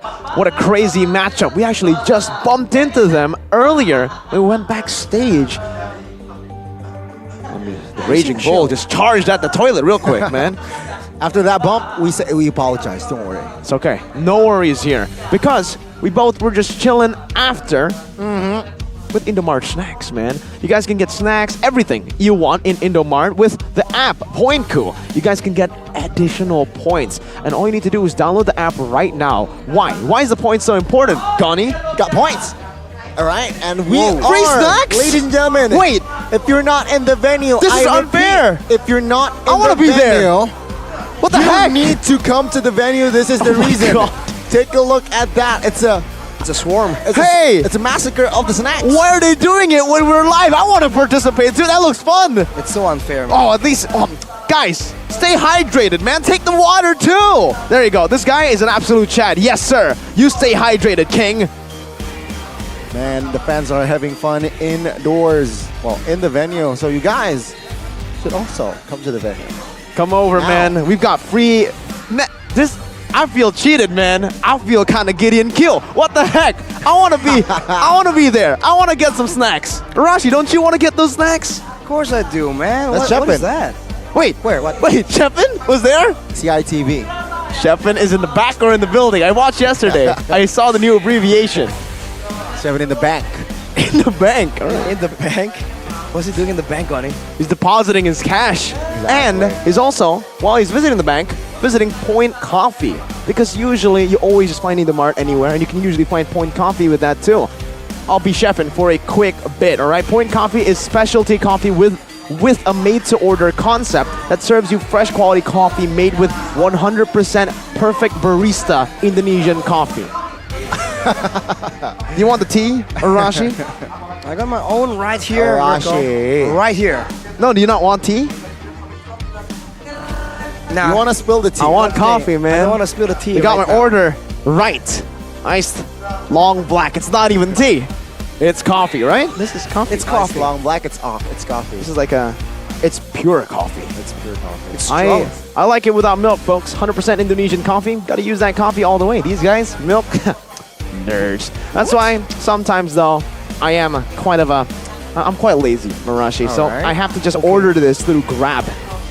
All right, ladies and gentlemen, if you guys can and will download Grab as well, you might get a 90% discount on hey. Grab Bike and Grab Car throughout the event. So this promo is for new users only again. And if you want to get Diamond or MLBB Hero skins, stay tuned for Grab's challenges. Check it out. Scan the QR code below. Watch there. The Kingslayer. He says, what? There's a QR code next to me. Now there's Lemon. Lemon, your king, Arashi. Whoa, hang on. Is he the king? Is that his nickname, Marashi? The king? It's the alien. Okay. Well, he used to be at least. Maybe they're new monikers now, but he's always been the alien. True. And man, in game number 1, he really showed, right? Both Watt and Lemon had very low amounts of deaths, but Lemon came out on top. We'll see if the same thing happens. And now within signature RRQ fashion, it's not any different. There's no difference in the bans. If it ain't broke, don't fix it. Matilda or Kaja was the ban in the first game. It will be repeated here in the second game, but there you go. Dewa United also here repeated the bans. They're the exact same. They can try to just go for a different approach maybe with the same bans, because these are still the bans that give them the most trouble, especially that Paquito, right? I mean, against Banana, it's already scary. Tyrant's Paquito, oh my god. If it's the same as Season 10, oh, you gotta be careful about that one, man. Irithel pick, though, coming in from Rex Regum Kaon. Still, first, oh, it's different. It was Edith first pick earlier. The adjustment. Did they go Edith now, Dewa? They can go for it, but then part of why they were so successful is the Franco pick earlier. So if they want to go with that, they'll have to let go of the Fredrian or the Novaria. That was the two options they went with earlier. And I think the Novaria was very useful.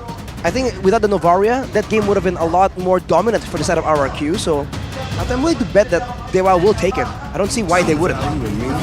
Okay. It's a Fredrian and an Novaria, so no, they say, we do not want the Edith. We do not care about the Edith. You can pick it up again. We were actually winning against the Edith with the Franco. Yep.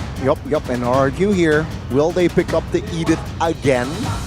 Or will they change things up? Last time around, they picked up the Martis here. But will they go for the same? Maybe, right? I mean, there's nothing wrong with it. Well, there is nothing wrong, and if they're really concerned about the Franco, they have ways, they can change out one of the bans, right? Maybe let go of a Valentina. But then if they go... See, like you mentioned, Mirko, I think they banned the Valentina because they were concerned about the Primal Wrath being stolen away and being used to deal damage to them. Because earlier, the composition from Dewa was strong, but it does not give a lot of DPS. Now for RRQ, it's gonna be the Edith, but also the Yuzong. So no Martis.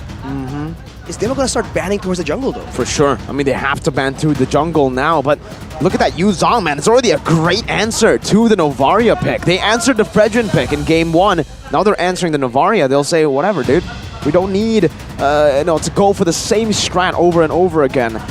And now it's all up to Dewa, because right now it's literally the same. It could be Fred, Nova, and Brody again, which can work against the Irithel, but it's outside of that lane that it gets scary against the Yuzong. And there you go, X-Borg. Well, again, it seems like Dewa United, they understand if they pick up the Brody here, Mirko Arashi, that opens up an assassin pick for RRQ, which definitely can be pulled off by Versik. So let's see, Dewa United, will they commit and limit Versik's hero here in the second phase? Considering that there's a high possibility that assassin can come through, and there you go, the Lancelot ban. They're banning towards the jungle, but for RRQ, they can ban towards the gold lane. No, if they ban out the Brody, I don't think they ban the Bruno, but if they ban out the Brody, that really limits the amount of heroes that can really do well against this Irithel. At least the ones we've seen in the current meta. So I do wonder how willing are RRQ to use both bans in that direction. Hear me out, hear me out. I'll hear you out. Harith gold lane. For what? For what? Oh man, I mean, he does play the mages in the gold lane. He is one of those kind of gold laners. He's even used the Bane. I believe the Bane was what sent RQ back home, right? I don't know if that's exactly true, but he did use the Alice in the gold lane as well back in the day, Season 7. But honestly, Arashi, gotta ask you a question here. Fredrin, right? Do you want to ban the Akai next or the Martis? I feel like Akai is a bigger threat compared to the Martis. And this is the problem, I would say, for if you try to ban out Versik. There's so many viable junglers right now. Even the Joy gets banned out. Baksh is still up for grabs too, by the way. Against an X-Borg, not too good, but the Baksha is a pick that Versik's been utilizing a bit too well in Season 12. There's still the option to go with the Grok if they really want it. More crowd control resistance. And also having the wild charge for a huge moment. And you can really lock down this X-Borg by, blocking off his exit with the barriers. Options are available in abundance for RRQ right now.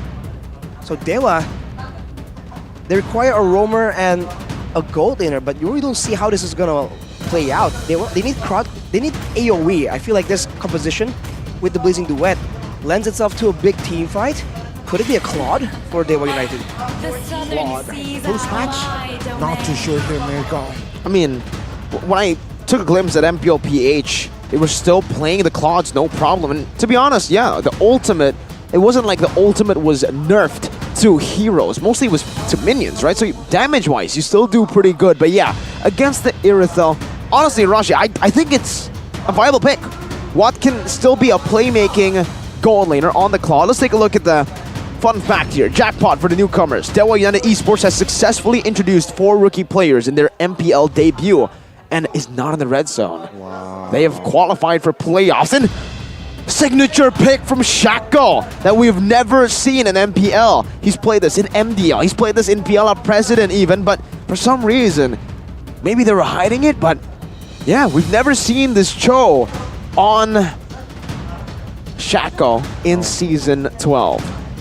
Well, another question becomes, are the Purifiers going to start coming in?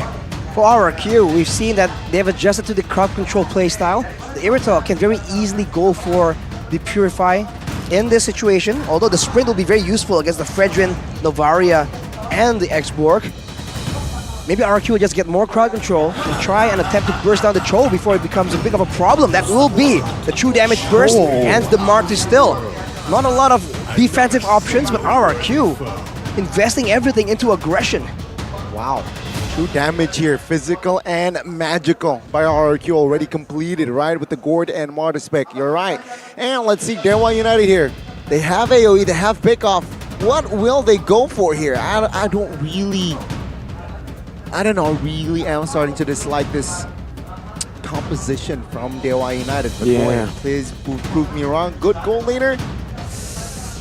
Yeah, I think just, I don't know. I think an ulti-reliant hero is going to be a bit difficult.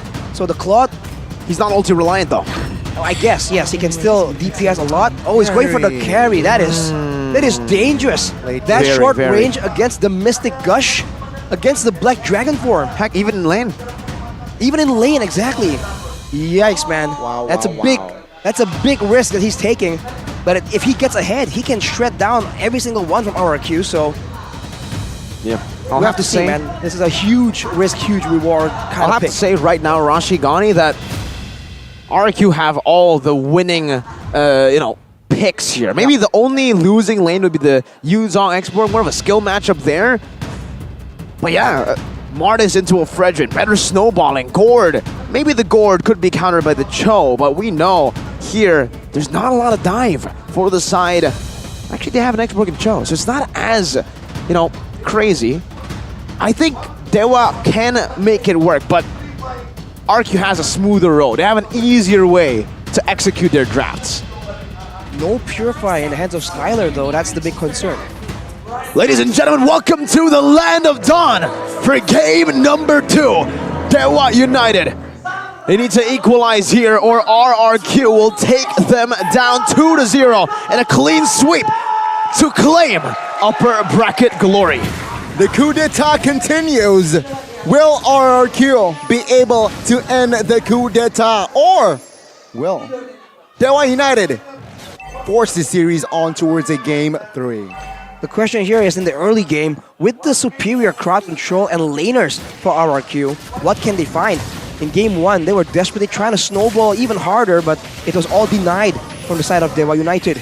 In this lane, the Yuzong is going to be a lot more dangerous, but man, oh! The Flicker Earth Shatter will wreak off havoc, but no! What will claim a kill himself first before taken down? Arashi. Calculation there.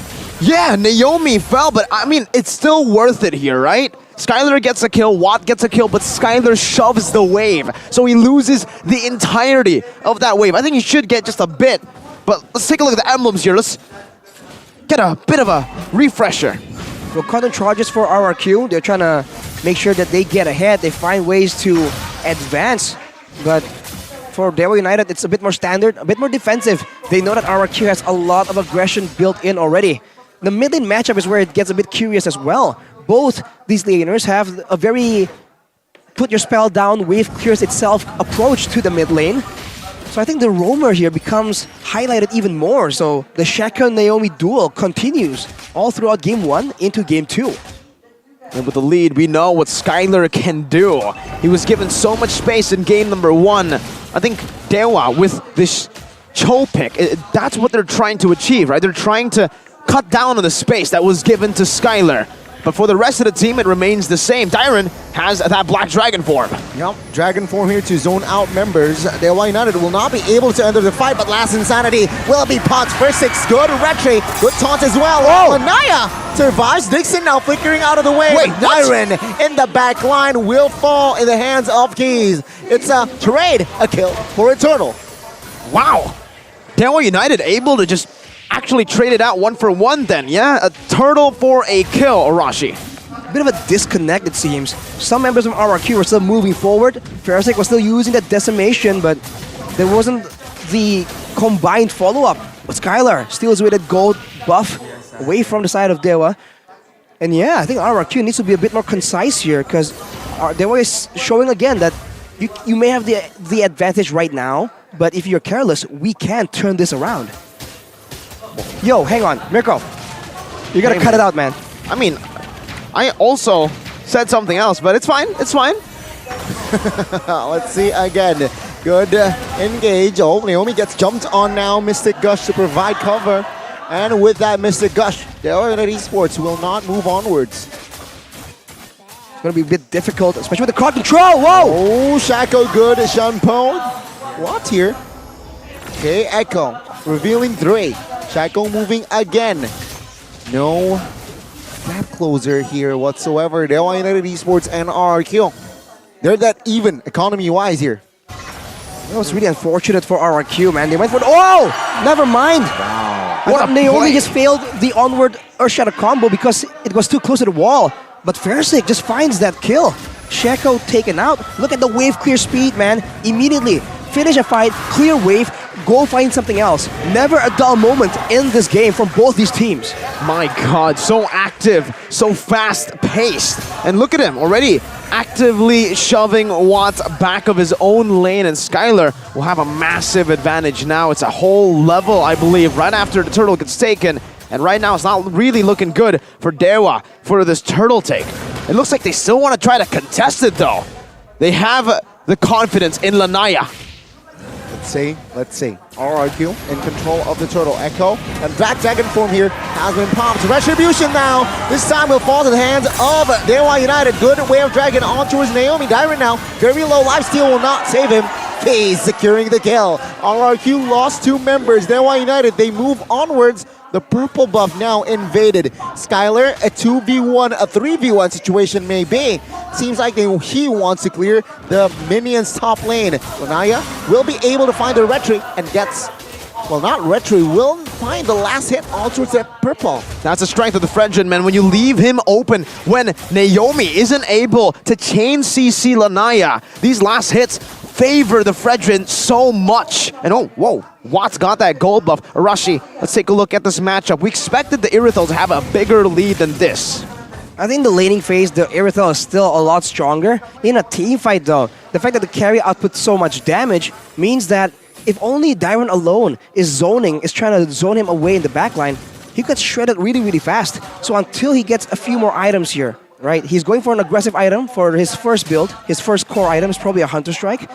But afterwards, he's gonna go, or a War Axe. But afterwards, he needs to go for some tankiness to ensure that the carry can't just melt him down, because that's the weakness of a hero that can't be crowd controlled, right? You're moving forward, you're still moving, but you're taking way too much damage.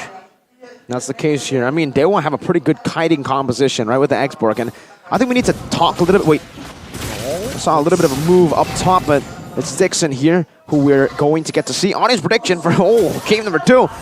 Even more than game number 1. 93%, add 1 more. Echo reveals still. Top lane turret will be the target here. Watt shreds like it's cheese. Key is just making that rotation earlier.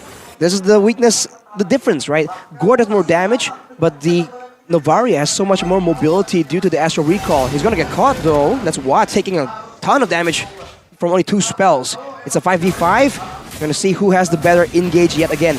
It's all about Naomi. If he's able to lock Lanaya down. Retreat battle will be won by Dixon. There, Dyron jumps in with the Black Dragon form. Good catch. Dixon falls. Take a look at the Primal Wrath now. In the backside, though, good catch on towards Skylar. No fall damage in the top lane, though. It's going to be 1v2. Lanaya and Dyron Fairsick. Whoa! They're running. What is read in the back lane? Dyron falls. Golden recovery by Dewa United. At the end of the day, it's a 1-for-1. But then again, Dixon gets a turtle. So it's worth for Dewa. They got the turtle and a kill. It's both of the XP laners too, but Dyron's technically 0-3. What happened, Arashi? Game 1 MVP to game 2 now. He's playing full utility. He's being used to completely zone away and pressure the backline of Dewa United. But as we mentioned, it's a bit too squishy. And the carry, even though it's vulnerable, it's short range, it's just, unexpectedly good at kiting. And look at the damage, man. The all-ins are definitely still dangerous. And now, with Watt doing well, still ahead in the lane, he can kite very efficiently with this carry, man. Built-in slow, built-in dashes on a relatively short cooldown. RRQ needs to do something extra if they want to catch him, and he has the Purify as well. And the power spike now is finally hit, right, for one. He has a golden staff. He doesn't have a DHS, by the way, so he's actually rushed the golden staff, and now he's building towards that DHS. Once he gets these 3 items, that's it. Those are the only 3 offensive items that a carry needs. Meanwhile, Dixon. No, he's caught now. Iceborg though, man. Now it will deal damage. Naomi has the immortality, but it seems like he will lose it. Last Insanity to secure that immortality, and let's see. Naomi will not be able to escape Primal Wrath pop. Whoa. He's trying to juke. Whoa. It seems like the damage will be more than enough. Their 3-man was on him, and he wasn't able to take that penetration. Stayed alive for quite long, the Kingdom's Falcon there, but unfortunately Dewa did him dirty, man. It was a 3v1. Couldn't have outplayed that as an Edith Rome. But let's take it slower again. Lanai is trying to actually go for the steal, but he decides not to. Lanai will have the retribution. Shako! Good Jet Kundo flicker on towards the right members. The Lemon falls. First Sig though will find the trade. Wow. Lemon for Shako. That's the signature pick. That's the Cho for Shako. We've been doubting it. We haven't seen it. When we get to see it, he does that against Lemon. And they know that Lemon had no flicker because he used it to escape from Lanaya in the previous fight. Showing again why the Novaria is just so much more flexible. Don't really have to sit around there, but watch! Flicker onward, Keys will fall. First Sig finding the Mega. Dewa United looking for a trade. Does not get it. It seems like RRQ, economy-wise, they're not far ahead. It's the Roamer battle. It's Shako versus Naomi. Naomi finds a pick onto the mid lane. Shako did it earlier. And now it's just all about that. Shako or Naomi. In a Lord Death situation though, the Mystic projectile could be used, but Naomi now gets exposed. That Conceal will not let him a kill right now, but look at that, Lanaya 1v2. Dragon form, not yet popped here. Seems like the Lord at 12,000 HP. Skylar in the mid. Ooh, almost taken down there for nothing. Now Naomi soaking damage. Sversik, awkward angle. Last Insanity, everything will be put on towards him as Kaze finds the shutdown. 5v4 without a retry. RRQ, they need to pull back. Oh my goodness. Dewa United, they saw that opening. Skylar went in way too aggressively with no vision. Arashi, what was he trying to achieve there? He might be trying to be a bit sneaky, right? If he can get to the back line and stand behind Watt and Keys and just output that damage, that is where Irithel truly shines, because she's a bit of an assassin in that sense because of her mobility. But if you get caught like that, I don't think the risk was worth the reward. Players gold here by Ube as gold though. Skylar on top, but what a very close second. And Lemon all the way down there compared to Keys. He is not having a great time. I like how you put it, right? The Irithel, kind of an assassin, how she wants to attack from different angles, but in that scenario, Watt was the assassin on the carry, right? He was the one waiting, and he was the one who pulled the trigger, forcing Skylar back. So it's also the battle of these killer instinctual marksmen, gold laners, not just the pick-off roamers. And we're getting a big show here into the mid lane. They're trying to utilize these empowered minions. Yep, they're trying to poke Naomi down as the mid-tier 1 falls. What? 3 hitting in the backside, and take a look at this. Last Insanity on towards 3, and Watts, what? He finds the kill there. The Shuriken hits, and this is the signal to go ahead. Dewa United here. They're going at it. Gotta talk about Case. Case has been unreal. Game 1 and Game 2. These snipes, these Astral Spheres have been super impressive and super accurate.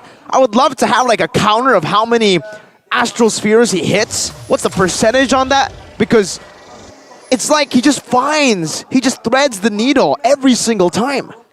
It doesn't help that RRQ have to just stay in the front, right? Even if Fersik has mobility, have movement speed, and a bit of a mini dash with the Mortal Coil, it's not enough to really juke out the Astral Sphere. And on that note, no one on the side of RRQ has that disposable repositioning tool, and look at that! Go the way of Dragon, and Darren gets taken out. Last Insanity now on towards 2 members. Still A-OK. What? Whoa, he got stunned. Dixon, though, will fall and lose his immortality. Will be taken out? Yes. Nope. First will find no. Lemon will secure that kill. It's a 1-for-1. Well, 1-for-2. As Shako falls as well. Another well-played skirmish. It's just both these teams slugging it out. And it's just coming down to the mechanics at this point, right? Dewa, flashy, Shaco gets the pick, and then RRQ counter-initiate so well. Even Skylar, we were questioning his moves there, but it ultimately worked out. It's the battle of limitations. The battle of Wind of Natures as well is the meta in the current marksman game. Here's an instant replay though. All began with the kick. Of course, a great pick-off, but they are absorbing all the damage coming in from that Mystic Gush. And right after that, the stun lands on two. Skylar makes a very aggressive move, knowing that one is an X-Borg, the other is a Fredrin. Not a lot of burst damage, and they secure a kill, but look at the damage traded back in just a split second. It's always dangerous in this game.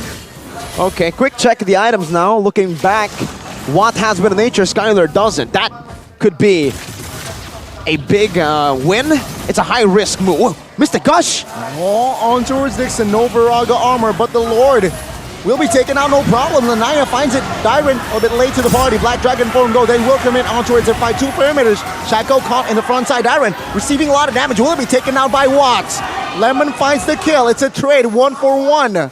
It seems like with that, Dewa United Esports, they will win the Lord. That's a great Lord take, man. We didn't get to see the Lord take that much, but Dewa played it really well, forcing that error. But at this point, I have to ask you, Rashi, I think for Dewa, or for RQ rather, it's better to lose Dyron than it is to lose Naomi, yeah? I would say so. Naomi has a bit more damage to give out in the late stage of the game right here, and it's a lot of crowd control as well. Wow. Skylar, though, taking a lot of damage. The Astral Echo is popped up. Dixon! Lance Insanity will try to distract the members. Lord Chalk is claiming the base turret, but what? Finds the marksman. He gets unstoppable. I mean, for once, I think the Watt wasn't for Watt, it was for Skylar. Jumping aggressively with no Wind of Nature. We just mentioned this, Arashi. What a risky move! And it wasn't even for that worth of a kill, in my opinion. Now, they're united in a 5v4. We'll try and get even more resources, but they have to be worried about the wave clear coming in from the alien. Mr. Gush will help with the clearing attempts. Skylar back on the field, but that cannot be repeated, man. Dewa will punish it yet again. Mid lane turret now, the target. Dixon trying to zone out the members, but it will fall here. Good onwards, on towards Lanaya. Even though the follow-up damage wasn't really there. The Kings of Kings, they're still defending here as Dewa United, they have established a 4,000 gold lead. It's 2 base turrets. That's a lead, a massive one. This 4,000 gold lead, it's deceiving because that's 2 base turrets. And you add to that the fact that the mid turret for Dewa is still standing strong. That means there's a lot more control, a lot more safety in the jungles as well. Damage dealt here, Keys is still on top, Skylar has caught up. And Dixon is actually doing more damage than Watt in the situation, so he's played this X-Borg to its full potential. But we saw, without the Wind of Nature, Skylar can't really do these risky maneuvers that he needs to do to really get ahead. He's going for a full-on damage build, but that means that RRQ need to be a lot more coordinated and land the crowd control and lock down Watt so he can't go for a 50-50 trade. I mean, at this point, it's just really hard. I think for Skylar, he doesn't want to go for a full damage build. He technically wants to sell boots, I think, for the Wind of Nature, right? That makes more sense. But I think maybe the different approach would be, why do I build Wind of Nature? I'm up against true damage on Watt. I'm against magic damage and hybrid damage from Dixon, right? So technically, we can get to see why there's no Wind of Nature. It's kind of already neutralized. It would be a wasted slot. And now it gets scary because RRQ are forced back to just their kingdom. That's their base. They have to pull off a crazy siege defense because Dewa are knocking on the castle doors. They're banking on Dewa United and making a mistake here. With the information that Irithel is bottom lane, they're trying to commit here. There you go, first 6 shows. Dixon follows. And with that, they will not be able to delay. Good Mystic Gush. Dixon loses his Viraga armor. First 6 trying to use the Memorial Coil to move the slow. Concealed by both teams. RQ and Skylar here. Looking for an angle perhaps, but no. The Lord controlled fully by Dewa United Esports. Shaco in the mid bush, crucial bush. He's controlling. Wow. Like they're taking their time. The damage from Watt is impeccable. How did do that much damage? Was he stacking it up in the minion waves in the mid lane, the golden staff and the DHS and the corrosion? No, because his ultimate. Just ultimate. Wow, that was impressive. You'd usually think, hey, normal marksman don't hit without vision, right? Naomi can pick you off, but Watt was like, nah, bro, I'm different. It's a risky move. If he went for that play and Naomi jumps on him instead and Lemon was in the area, that's a deleted carry for sure. Skylar though has built the Wind of Nature, but as you mentioned, Mirko, he's up against a ton of true damage from the X-Borg, from the carry, and with this Lord, can RRQ defend? They have the high ground, but Dewa can very easily dive in the back. Dewa United Esports knocking on the Kingdom's door. Dixon Lanaya trying to look for an angle. First stick here, quite damaged, but the Mystic Gush will take care of the Lord, no problem. Minion bottom lane is coming down. It seems like Dewa United does not pull the trigger just yet. Shaco, conceal, looking for the right opening, does not find it. The mid minions here will be futile. Dewa United though, again, playing the patient game. Dixon not having enough Viraga armor. What? Whoa, that's a free hit almost there towards the base. But RRQ, they're holding on okay. Dewa United again, keeping the tension here. Good echo, revealing 5. It seems like with that RRQ, they manage to clear the wave. You don't push the kings in their kingdom because they know how to defend a siege. What a masterful defense by RRQ, but also for Dewa. It feels like their composition works for fights and works for fights outside of this base, right? They cannot necessarily dive in without risking the game. When a proper front to back, that's where the base becomes such a good bastion of defense. Because you have your back covered by the base, that means heroes like the Gord now in this scenario does more damage, has more security than the Novaria, which has not been the case for the bulk of this game. But of course, with time, the Lord will spawn again. And Dewa United, with this carry, can sneak it so fast. I feel like RRQ will try and do something crazy before that happens. Mystic Gush, 2. Decrease the armor. Lanaya providing cover. Tease Shaco here on the manhunt as well. Magic Sentry popped. Does not really find anyone. That's info. Dewa United Esports, they're on the bottom side of the map. Now that we are getting to a position where it's a stalemate, Dewa can't end without getting a fight. RRQ can't really push forward, can they? What are we waiting for here, Arashi? What's going to be the trigger? The Lord. Oh, it has to be. Jeez. Or a burst. Yeah. Or a one-shot maybe, man. But yes, this is where the Lord becomes such a great tool. The reason why the game makes sense is when you turn like this and you have an advantage from the base, that's where the team that has been patiently waiting and holding control outside can just take that Lord and then use it to break it open. Now it's up, and I don't think RRQ have the wave set up to try and contest. They might just go for a fight here and bank on the base defense once more. They're letting Watts do the dirty work. Naomi soaking damage. Shaco Lanaya will try to provide cover as Watt is just melting the Lord.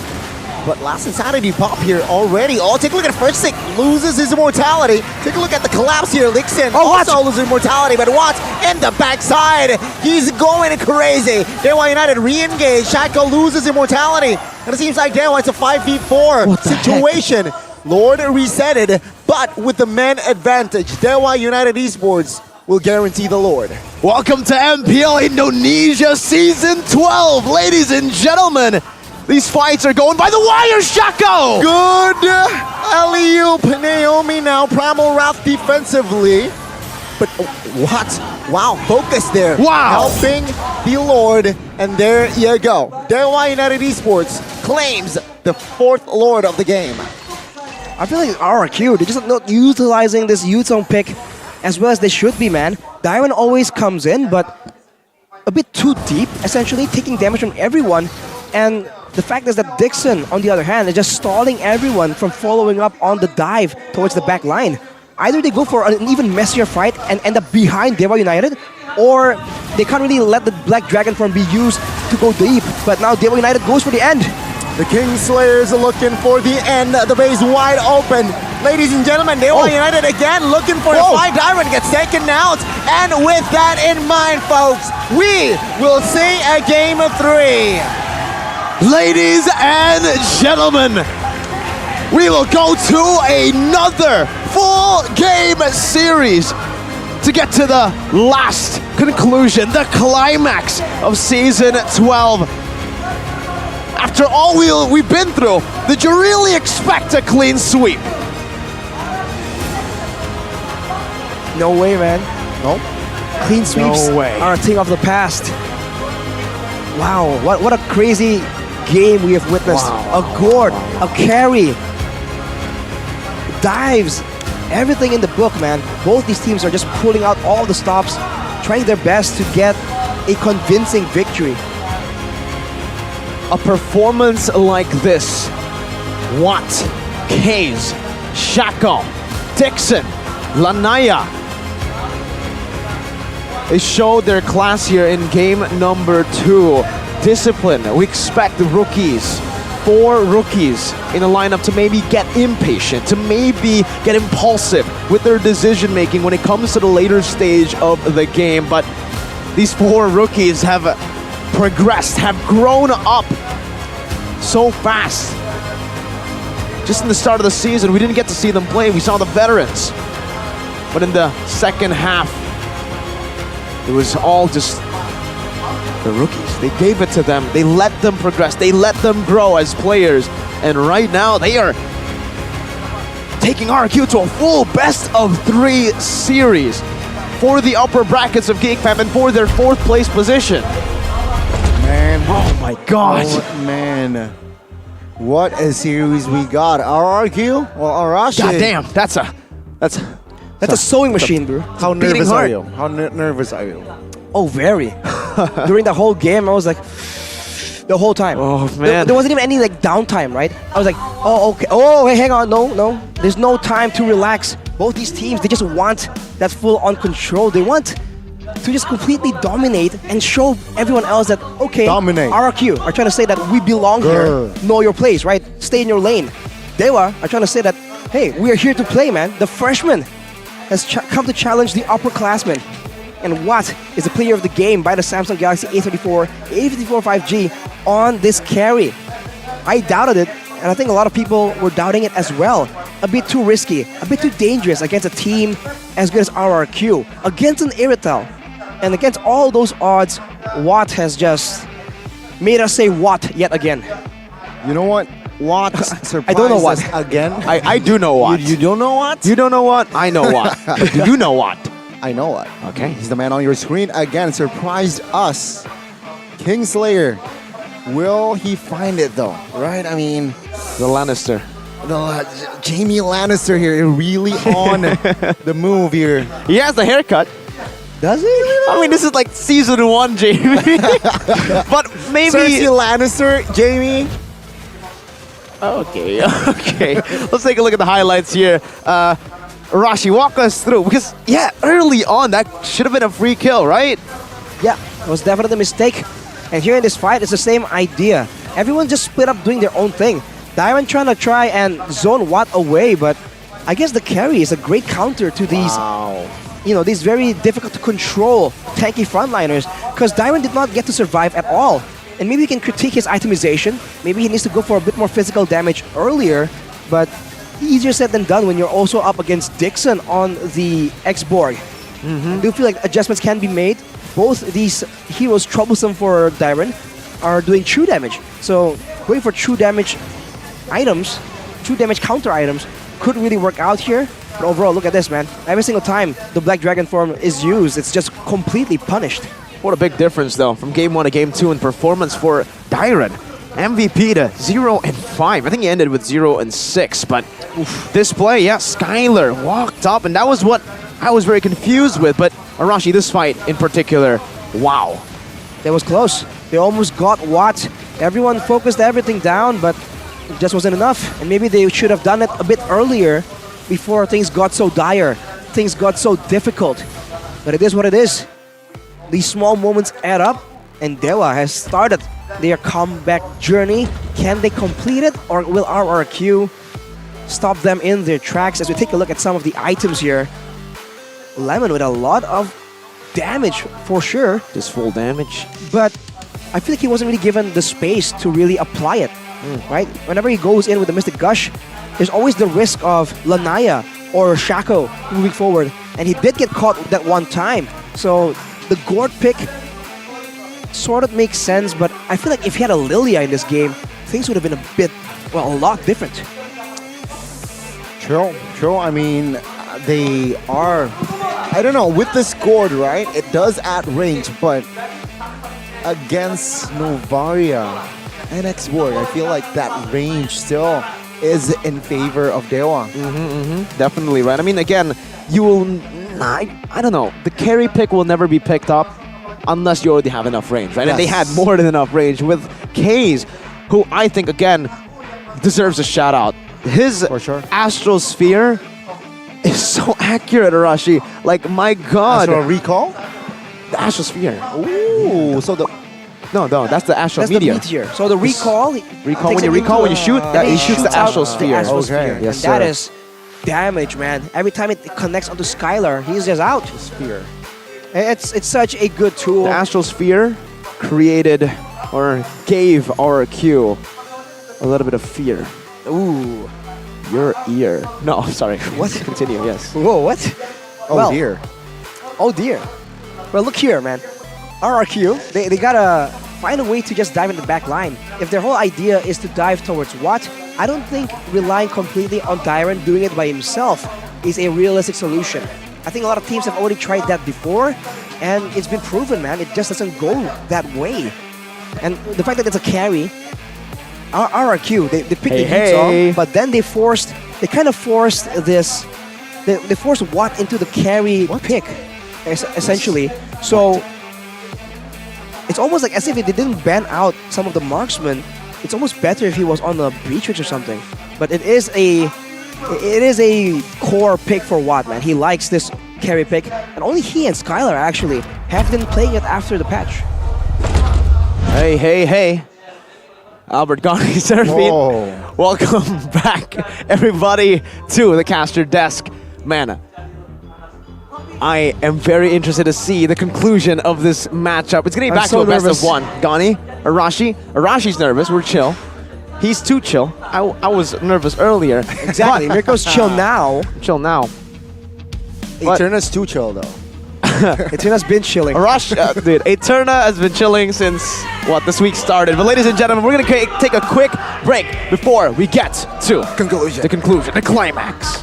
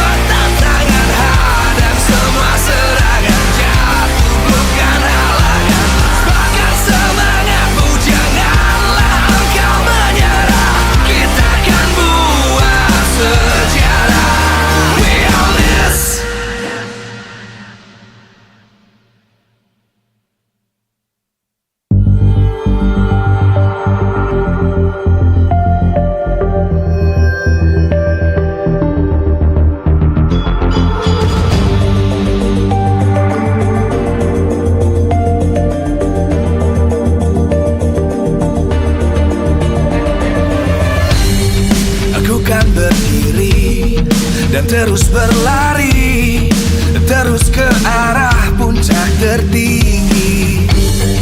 Ku takkan berhenti, hanya sampai di sini.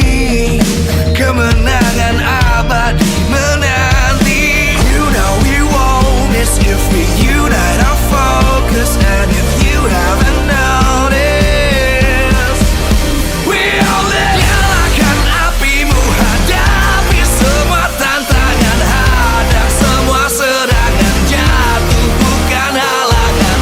Bakar semangatmu, janganlah engkau menyerah. Kita akan buat sejarah.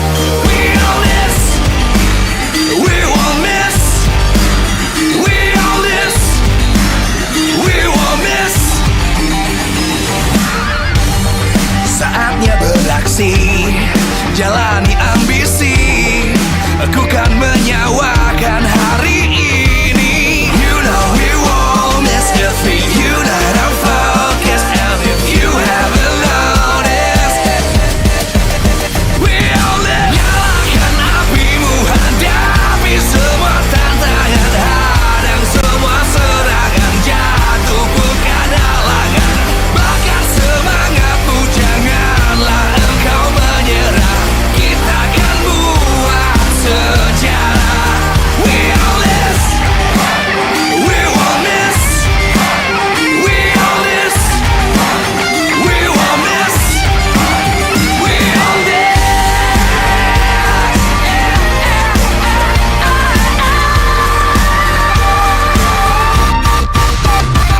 Nyalakan apimu, hadapi semua tantangan, hadang semua serangan, jatuh bukan halangan. Bakar semangatmu, janganlah engkau menyerah. Kita akan buat sejarah. We all this.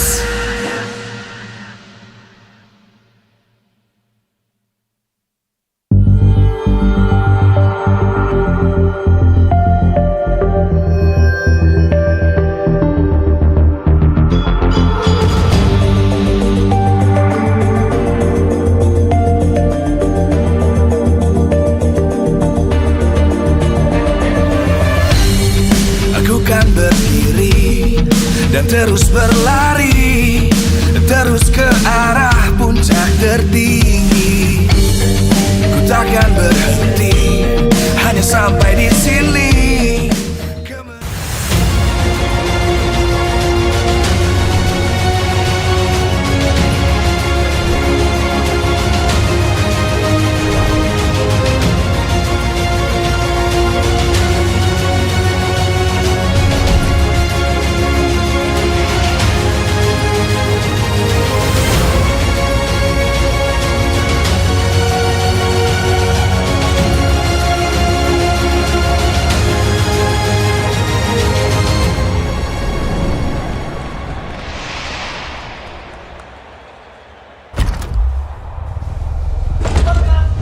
We're paying homage to Leo Murphy in the entrance opening scene, the statues, you know. His pose is this.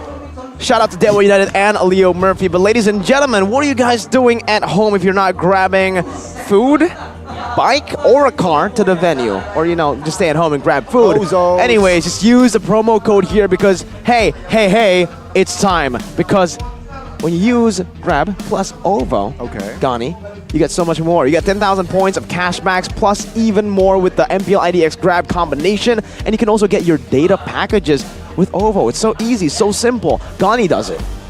I always do it, alright? So grab. He likes it easy. Grab and OVO. And OVO. Dynamic duo. Again, get those two. Just get it. Yeah, it's an as Eternal would say, let's get it. It's an overpowered offer, bro. OVO. Overpowered offer. Ooh. There's such good value deals. We said this yesterday, and Eternal was like, I don't get it. Why is it V? It was like, doesn't matter. It doesn't matter, Eternal. You don't understand. Sometimes we just have to get it, right? And yes, this time we're definitely going to get a massive match because all the 6 teams have been confirmed, right? All 6 teams participating in MPL ID, well, the Indonesian teams competing in MPL Light 2023 have been confirmed. So now it's the best chance for you guys to get your tickets. November 15 to 19. What can they do? They can definitely check it out and watch MPLI. And buy the tickets. And buy the tickets, of course. Early bird. Early board. Enjoy a 20% discount on all tickets and grab the best deals for the Mythic 3-day pass, which includes opportunity for on-stage photos at specific times exclusively. Where? Get tickets at oneesports.gg/MPLI-2023, where you guys from Indo, 6 teams. Meanwhile, for EVOS Legends, Alter Ego, and Aura Fire, they can sleep on those dates. EAA. Yep.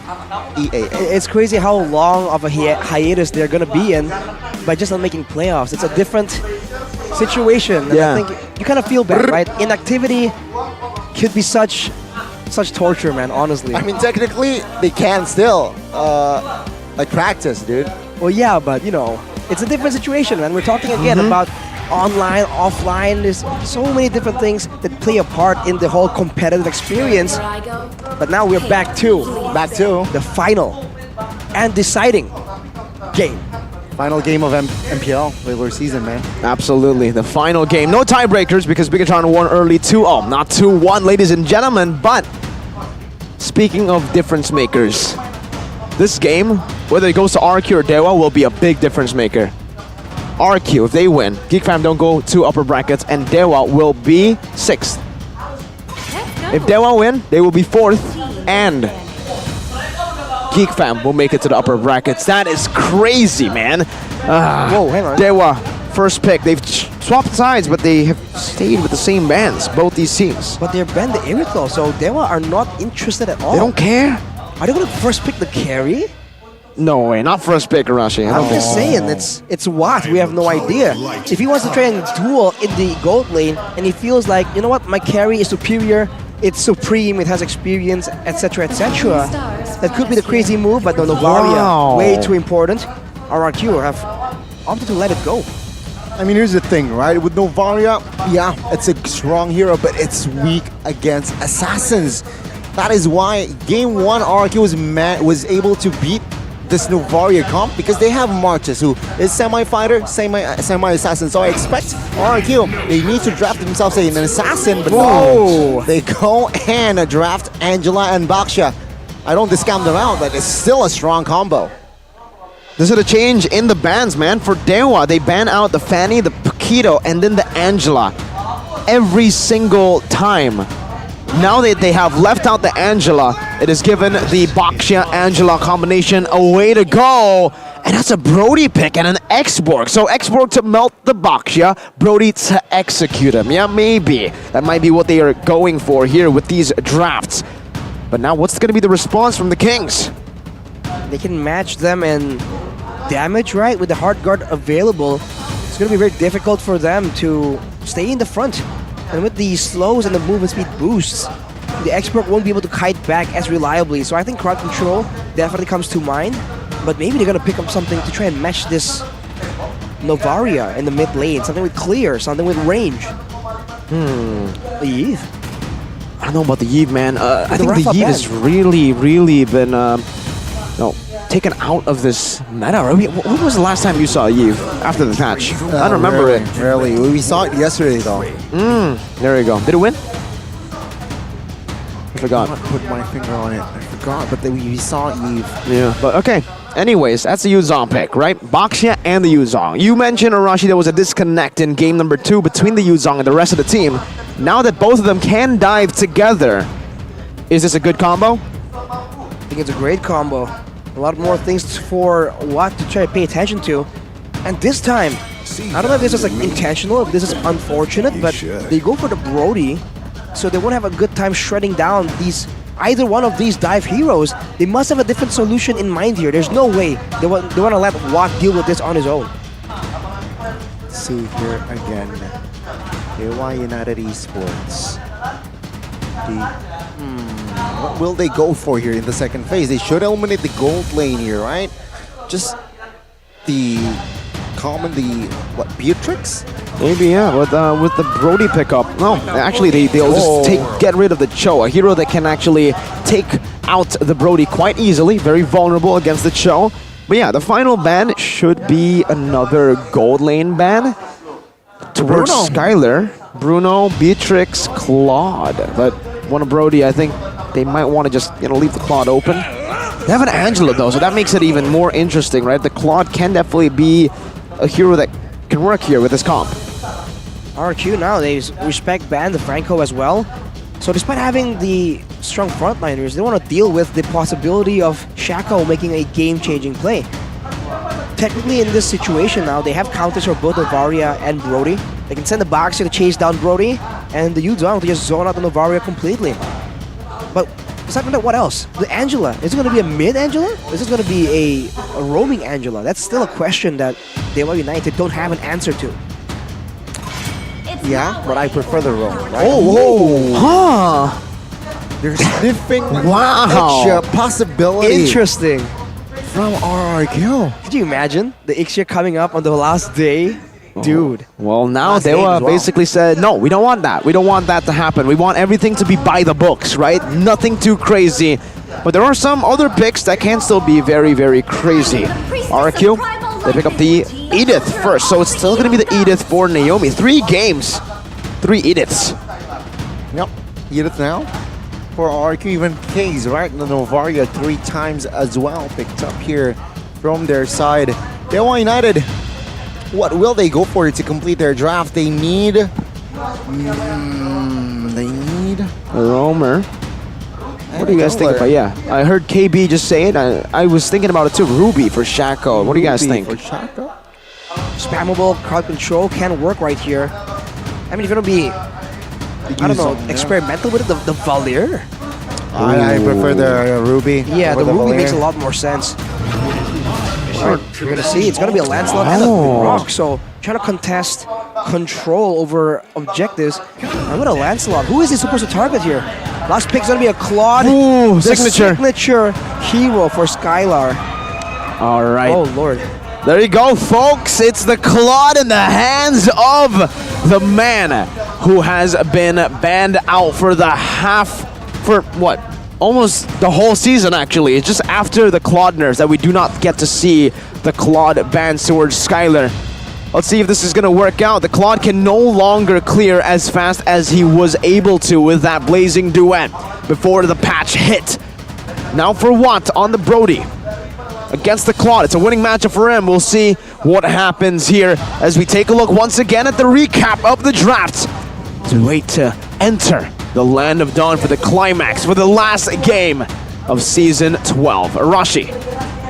It's a Purifier on Skylar, and there are only 2 real sources of hard crowd control on the side of Dewa. So he essentially will almost never be stunned, but he can always be bursted down by the Novaria, by the Lancelot. It's a bit of a risky situation, but it's a pick or poison, and Skylar has made his choice.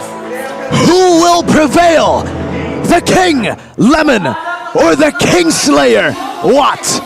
Welcome to Game 3 in the Land of Dawn for MPL Indonesia Season 12. It's time! Let's see, Indie, ladies and gentlemen, Land of Dawn, our 72nd match of the regular season. Last game as well. Let's see who will grab it. Bot side already action. Keys, Dixon going up against Lemon and Dyron, but take a look at the jungle there. Sneaky for Sick wasn't able to claim the EXP, I believe. Yeah, despite him using Retry there, by the way. Whoa. Definitely not the result he wanted, but he is still going to be roaming around trying to get the early game play. But Dewa has shown that against the most aggressive of comps, they just find a way to just avoid all the damage. But now there might be the aggressors, 3 Assassin Emblems, 3 Ruptures for extra penetration.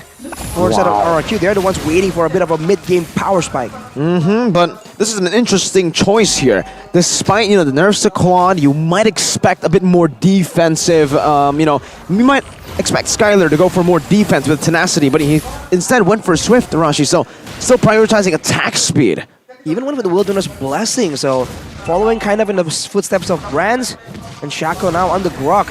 A lot more secure, but not really as engaging, as playmaking as he would be on game number 1 and 2. I think it's all about, that was all about trying to curb Fersik in the jungle here. They're outmaneuvering him and pressuring him away from the jungle of Lanaya. Huh. Okay. 2 minutes in, and it seems like the turtle pit will be occupied by both junglers here. The setup, it seems like Hayes will look for 4 first, but in the mid, Shaco flickers out of the way in time as well. But lifesteal almost takes him down. Now back to the turtle pit. Dixon throwing up fire.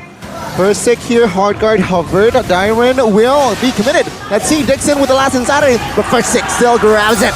Good engage. Lanaya caught in the midst of the fight and gets taken down there. Good fight by RRQ. A very good fight by RRQ. They played with their resources perfectly. No. Dyron didn't use the Petrify, didn't get too greedy in the mid lane, and he saved it for the one he wanted, Lanaya. He was still able to get in and try to go for the steal, but it did not work out this time. So RRQ, they're gonna go even further, but now Fersik is stuck behind enemy lines. Yeah, overextension here. Fersik will be punished. Seems like Lanaya picks up the kill. Now Dyron in the middle of a 3-man Dewa trying to find the Furious Dive. Not connects, but he's surviving. Not for long. Shaco will claim the kill. RRQ, the lead that they built earlier on, diminished. Exactly, it's gone now. They went for the big overcommitment, very uncharacteristic of RRQ. We don't usually see that from them, but we're seeing it here, Rashi. Could it be nerves that is getting to them? Might be desperation as well to just get out of the situation as much as possible. Going up against Dewa, it's always a stressful maneuver because they're adept at fighting in this late game team fights. Now the purple though is taken out by Lanaya. Fersik losing out in the jungle duel against Lanaya. And there you go. Now we're going to get to look at the talent's prediction. It's still the same as game number 2, I believe. Yeah, nothing has changed here. It's a 4-2. Some people would say that that's a bit concerning, but we'll have to see if it does play out. For RRQ, seems like Dewa is trying to dodge everything, so they're struggling to really get the engages they want here unless there is a big enough objective. So they might go for the turtle, and with Dixon out of the Firaga armor, they can probably attempt to go for dives as well if Dewa really is trying to move backwards that much.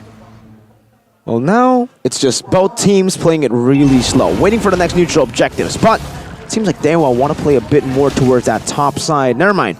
Shaco leaves back. Skylar has steel leg plates for sure, right? That's why he was able to tank it. Good torn rose. Dyron here with the help of Hardguard trying to zone out Lanaya away the turtle, but it seems like he will succeed. Fersik claims the turtle. Dixon last insanity as a defensive, and he will be caught. Flicker out of the way though, so he will survive for a bit. Shaco now is the main target. Flickers out of the way, but the damage and the engage is more than enough as Watt jumps in to his death. That's a wiped out technically. RRQ, they turn up. In the 5th minute! My god, a wipeout from the Kings! They're angry! The dragon rages, man. Dyron, unstoppable there, but now Fersik once again stuck alone, trying to play for the orange, but Lemon will be around. Whoa. The tier 1 almost falls. Dyron here holding on towards that Furious Dive. Skylar jumps in. Take a look at the DPS that Skylar gives. RRQ, a very comfortable 2,500 gold lead here, minute 5. Massive one here, and we can see that it actually raised Dewa United's audience prediction. Whoa. I think it was at 6% last game. Now it's up to 10%. We're seeing some hope here for Dewa. But RRQ, yeah, that was a big wipeout, man. You don't usually see a 5-minute wipeout. So now does Dewa even have a chance back, Arashi? There's always a chance right here, especially with the composition. A combo could be very valuable, but with a Fersik Angela combo right here. Dyron though! Take a look at Dyron, mounted by Lemon. Nice kill. What? Yeah, taken out immediately, and RRQ, they are not stepping out of the gas just yet. Shaco now, wow, poked. It seems like Shaco will have enough space to retreat, but in the mid, it might go for a fight again. Good BMI. Oh, good tornadoes as well. Oh, they want to jump in again. Oh, wow. Primal Wrath on towards Dixon. Does not have enough range though. And it seems like Dixon will be able to escape that one. You can hear the chants of the kingdom right as RRQ got the wipeout, man. In the building, it's absolutely phenomenal, this atmosphere. And RRQ are definitely striving because of it here. 4,000 gold lead, 3 turtles to Fairsick. Diamond on the Yuzong now looks so much better. And that's not only because of the different matchup. No carry is definitely a factor. But Lemon, with the hard guard, ensures that his one weakness, getting bursted down in the early game, is alleviated. And on top of that, his hard guard play can be used to mind game Dewa United. Oh, now, Naomi. Good onward, Naomi. Now, with the help of hard guard, will try to re-engage. Dewa United does not want business though. Oh! Take a look at Dyren. He Wow. jumps in solo kill almost on towards Watts. And with the torn apart memory here, it seems like Skyler finds the angle and finds the double. Does he not?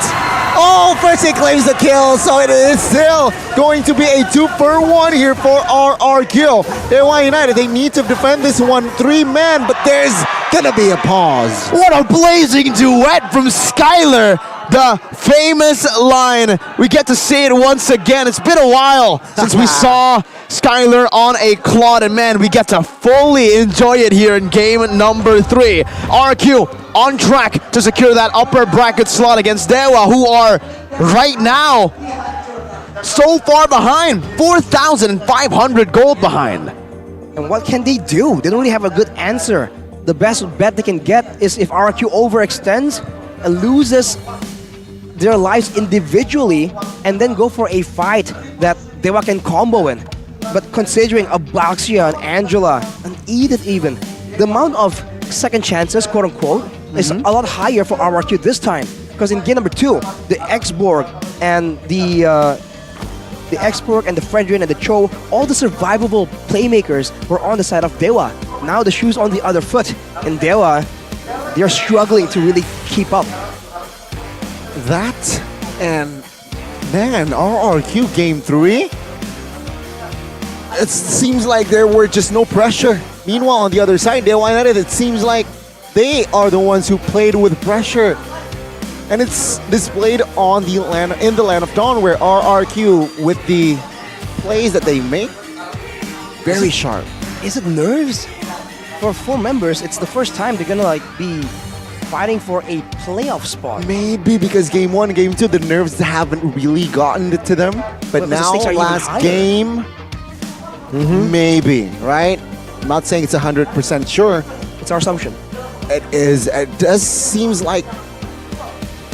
I think it's true. I think if Dewa lose here, they already have the lowest game rate as of right now. So if they lose, the game rate will only go deeper, right? It will only get worse. So they will be 6th if they lose this. Ouch. If they win, they will be 4th. So it's also a big match for Dewa, man. It's a decider as to who they will face in the playoffs. 6th place will go up against 3rd place, ladies and gentlemen. So Dewa, with a loss here, they will go up against Geek Fam.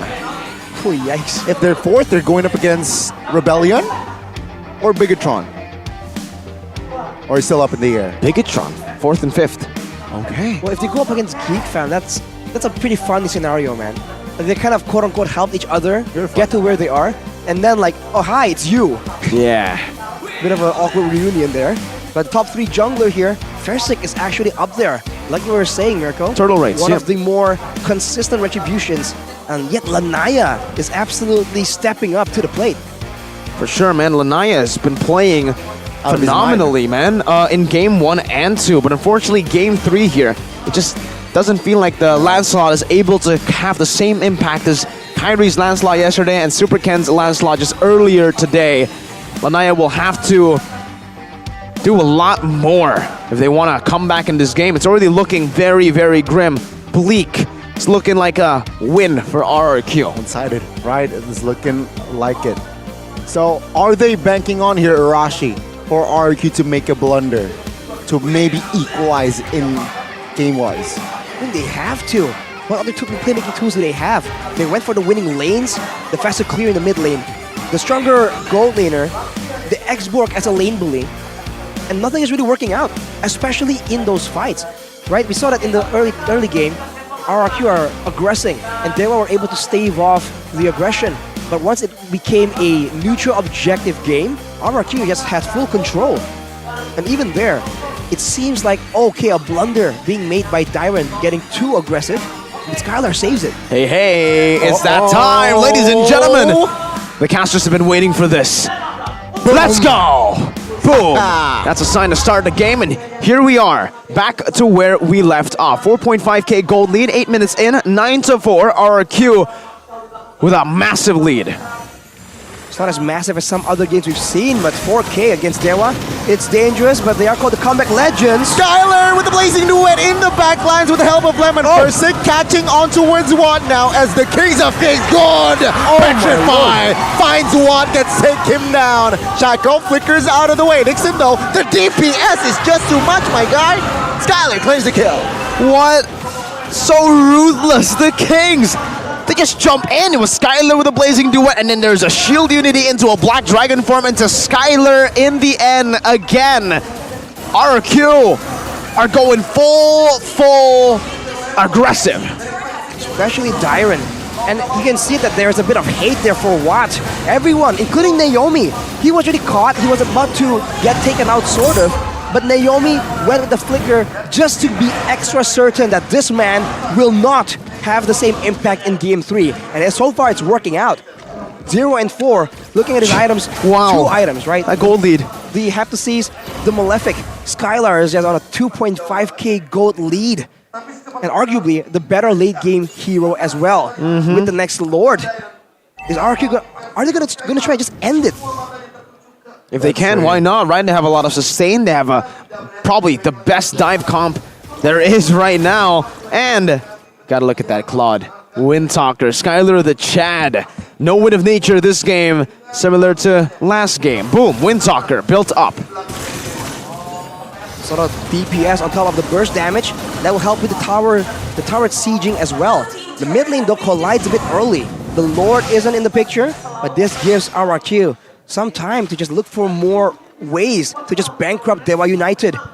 Whether it's EXP, whether it's gold. They're trying to make sure it's frozen all the way here in the mid lane.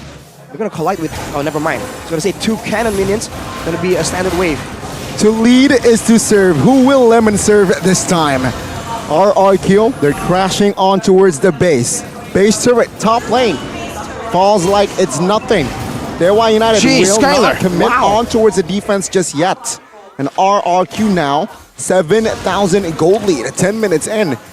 They're walking, good BMI. Lanaya looks to focus and clear the Lord. They've done it. Mid and bottom will be the main agenda for both teams. Unable to end with the first Lord, but now they pull a trigger, RRQ! Tyron pops the black dragon form. Seems like front to back is the way to go. Dixon now, Viraga armor. Takudua charge! But RRQ, they too collapse. Petrify on towards 1. Dixon falls. Shaco was also a casualty. RRQ will defend, will offend with 5.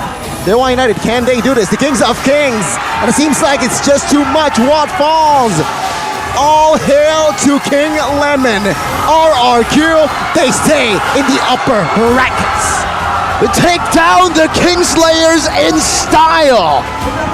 Rex Regum Kaon will proceed, will prevail into the upper brackets. Onyx and RRQ once again. A dominant end to the final game. RRQ securing once again their rightful spot in the upper brackets that they have never missed all this time. Just putting down Dewa, shattering their dreams, and potentially going up to try and get revenge against Geekfam for putting them in this precarious spot. What an absolutely phenomenal performance by the Kings, despite being placed down in pressure. Despite not having the momentum behind them, they dropped down the Demon lineup, Tyron and Lemon, and they got the job done. It's also crazy, you forget. It's not the main, well, quote-unquote main roster. It's the Demon lineup. Looking scary. RRQ, it seems like. With this roster, they've matured as well. But then again, Dewa United, they need to be satisfied sitting in the 6th position. What a performance, man. Again, I mean, that game was a stomp of all stomps. They just did whatever they wanted. The Baksha dove. Skylar could dive. If a Claude can dive like that and not die, yeah, that is definitely already a very lost game. Ladies and gentlemen, match highlights. Dynasty of the Kings continue. RQ and Onyx become upper bracket besties for 5 consecutive seasons. 8, 9, 10, 11, and 12. It's all Onyx and RQ. And we're gonna throw it over now to BCM, Bude, Cabbage, Mongstar. Yes, you heard me right. Look at her dress. Yummy. Let's throw it over. RRQ akan pergi ke playoff dengan upper bracket. Dan Kingdom bersorak-sorai akan hal itu. Match penentuan dan 5 season berturut-turut. Kingdom, RRQ berada di babak playoff dengan upper bracketnya. Apa yang kalian katakan pagi hari ini? Apakah kalian bilang kayak, guys, ayo kita wajib upper bracket ya? Ada kayak gitu nggak sih? Ada nggak? Ada yang mungkin, apa komunikasi seperti apa yang kalian lakukan tadi pagi? Lemon, apa yang kamu mungkin katain sebelum match berlangsung? Apakah kalian benar-benar pengen banget upper bracket?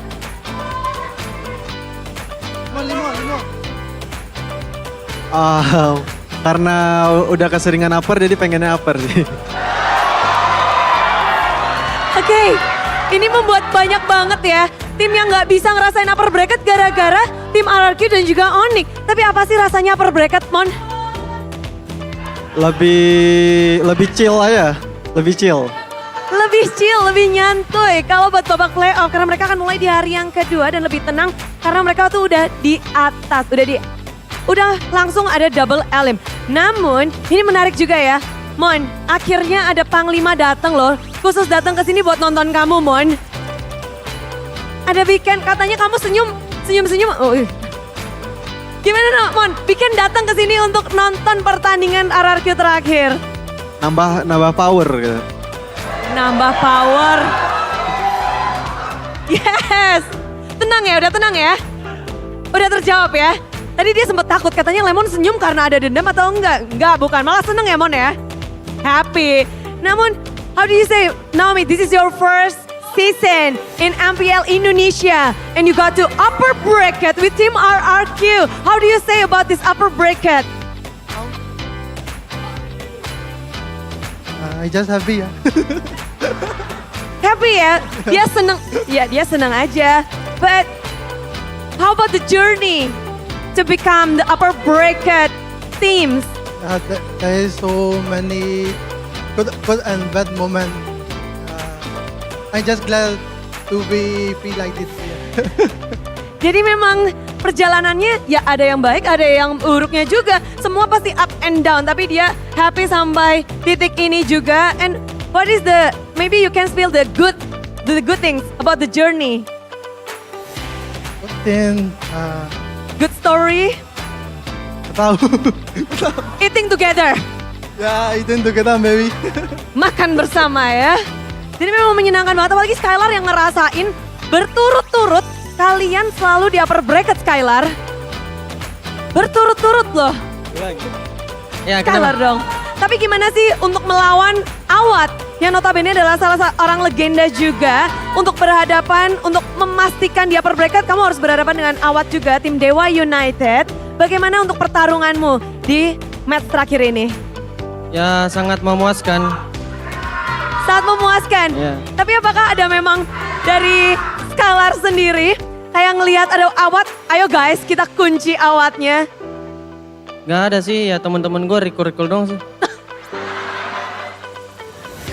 Call dari siapa itu? Ayo kita recall, ayo kita recall. Persik, berarti Persik.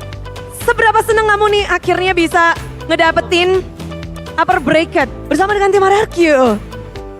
Masuk RRQ, naik ke upper bracket. Alhamdulillah senang. Alhamdulillah, tapi pernah gak sih mungkin dari kalian berdiskusi tentang wah kita bisa gak upper bracket nih? Nggak ada mikirin itu sih, yang penting kita mainnya enjoy aja, bawa santai. Enjoy, bawa santai. Tapi apa sih menurut Persik kunci kemenangan kalian sampai sekarang dan sampai ke upper bracket juga di top 2 klasemen sementara MPL Indonesia dan klasemen final bahkan? Ya kita belajar bareng-bareng sih ya. Itu juga sebagian dari rahasia kita juga lah di belakang. Ada rahasianya ya, belajar bareng-bareng ini nih. Yang mungkin kita nggak tahu belajarnya ada berbagai macam yang dipelajari. Namun kita melihat bahwa dari tim RRQ mereka juga ada Diren nih. Diren match kedua berhasil. Bahkan ini menjadi match penentuan. Gimana kamu bertanding dengan pressure yang bisa dibilang cukup besar? Menang upper bracket, kalah nggak upper bracket? Sebenarnya nggak mikirin itu sih, main aja. Main PD, main lepas. Ya itu sih. Itu pede, lepas, dan bener-bener Diren tuh nggak mikirin, waduh harus upper bracket atau enggak. Namun dari 5 player ini, siapakah player yang menarik banyak perhatian, menarik banyak sekali? Mungkin dari teriakan kalian saat menonton matchnya. Bangsin belum main, Skylar, banyak banget nih pada bersorak-sorai. Semua nama disebut. Mari kita cek bersama-sama player of the match dari tim RRQ.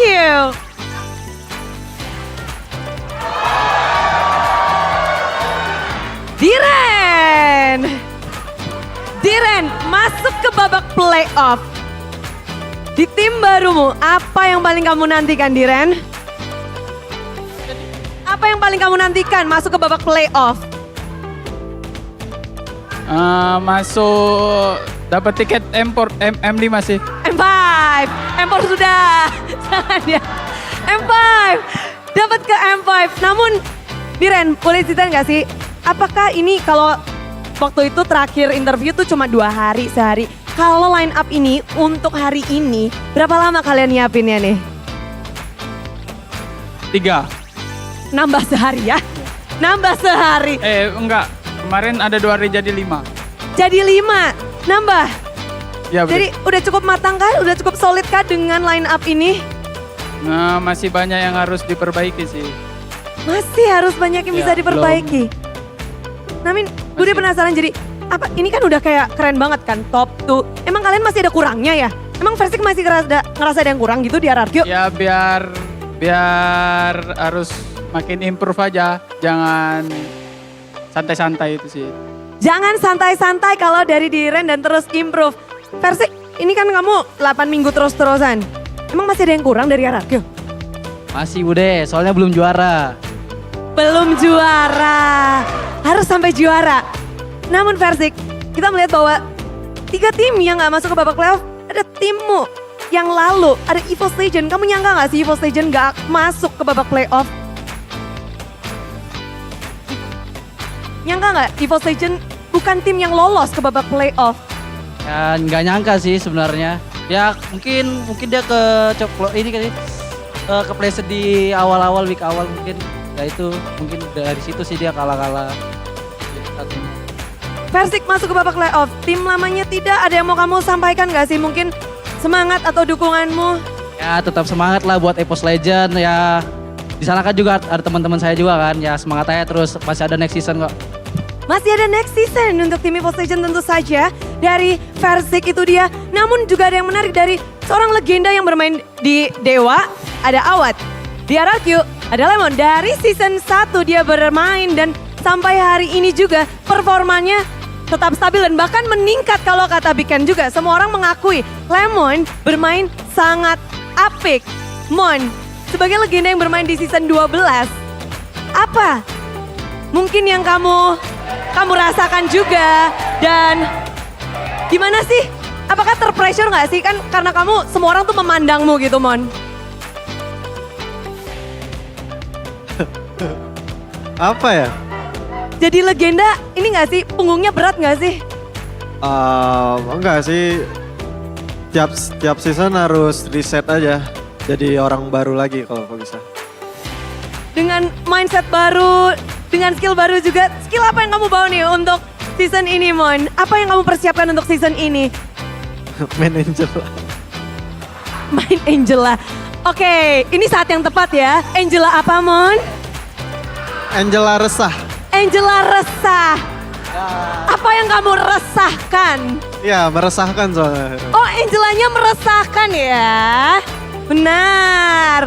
Tapi gimana untuk bisa keep up dengan patch baru, segala hal yang terus-terusan, mungkin berganti yang kayak Lemon bilang, setiap season harus fresh, harus ini. Gimana cara Lemon untuk bisa? Palingan baca-baca patch notes gitu-gitu, mungkin nonton game orang gitu. Terus belajar yang pasti berarti gitu, Mon. Walaupun udah legenda. Tetap ya, memang terbaik ini Lemon. Dan semua orang juga langsung ingin melihat kalian semua dari tim RRQ berada di babak playoff, di pertarungan kalian. Ada yang mau kamu sampaikan gak Simon? Untuk semuanya dan juga mungkin untuk ngajak mereka ke babak playoff.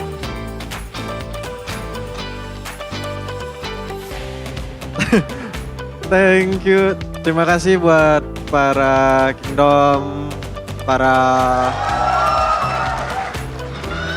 pendukung tim RRQ. Karena kalian kita jadi semangat juga buat playoff sama buat memenangkan MPL.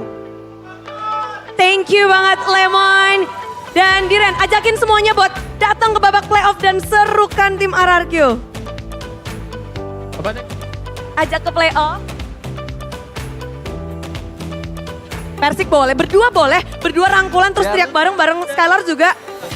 Ya guys, jangan lupa dukung kita di playoff nanti ya. Oke. Dan itulah dia kemenangan dari tim RRQ. Mereka men-secure 1 tiket ke babak playoff di upper bracket. Dan seperti apa kemenangan mereka di game ketiga tadi? Langsung saja kita lemparkan kepada para caster.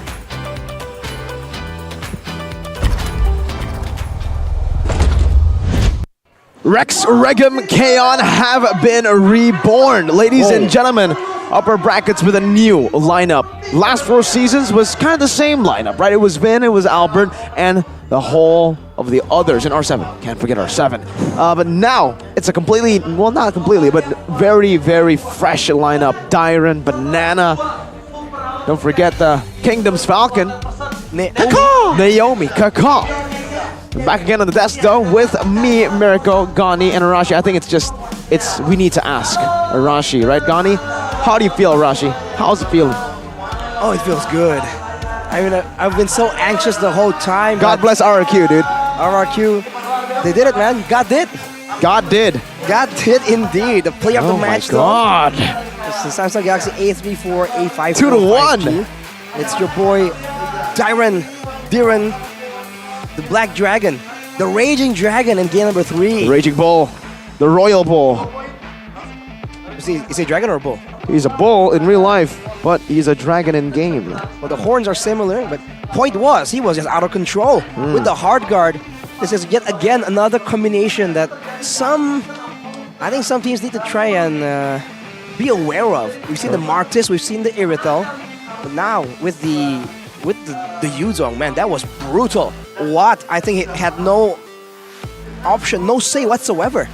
Very different from game 2. Very. Right? I mean, Dyron on that Yuzong game 2, it was Watt just shredding him while dragon form or while not dragon form. But game 3, he redeemed himself. Game 1, Khalid. Game 3, Yuzong. The only miss was game 2, but that as well, it feels like more of a counter draft than it was of his mistake. But he did make a few mistakes as well. Not to say that he had a perfect game. 0-6. It had to be from mistakes as well. But still, Dyron, well played. The guy who everybody thought, you know what, Banana's performance so good, this guy is not going to play, right? He's going to be Zin in the back, just sitting.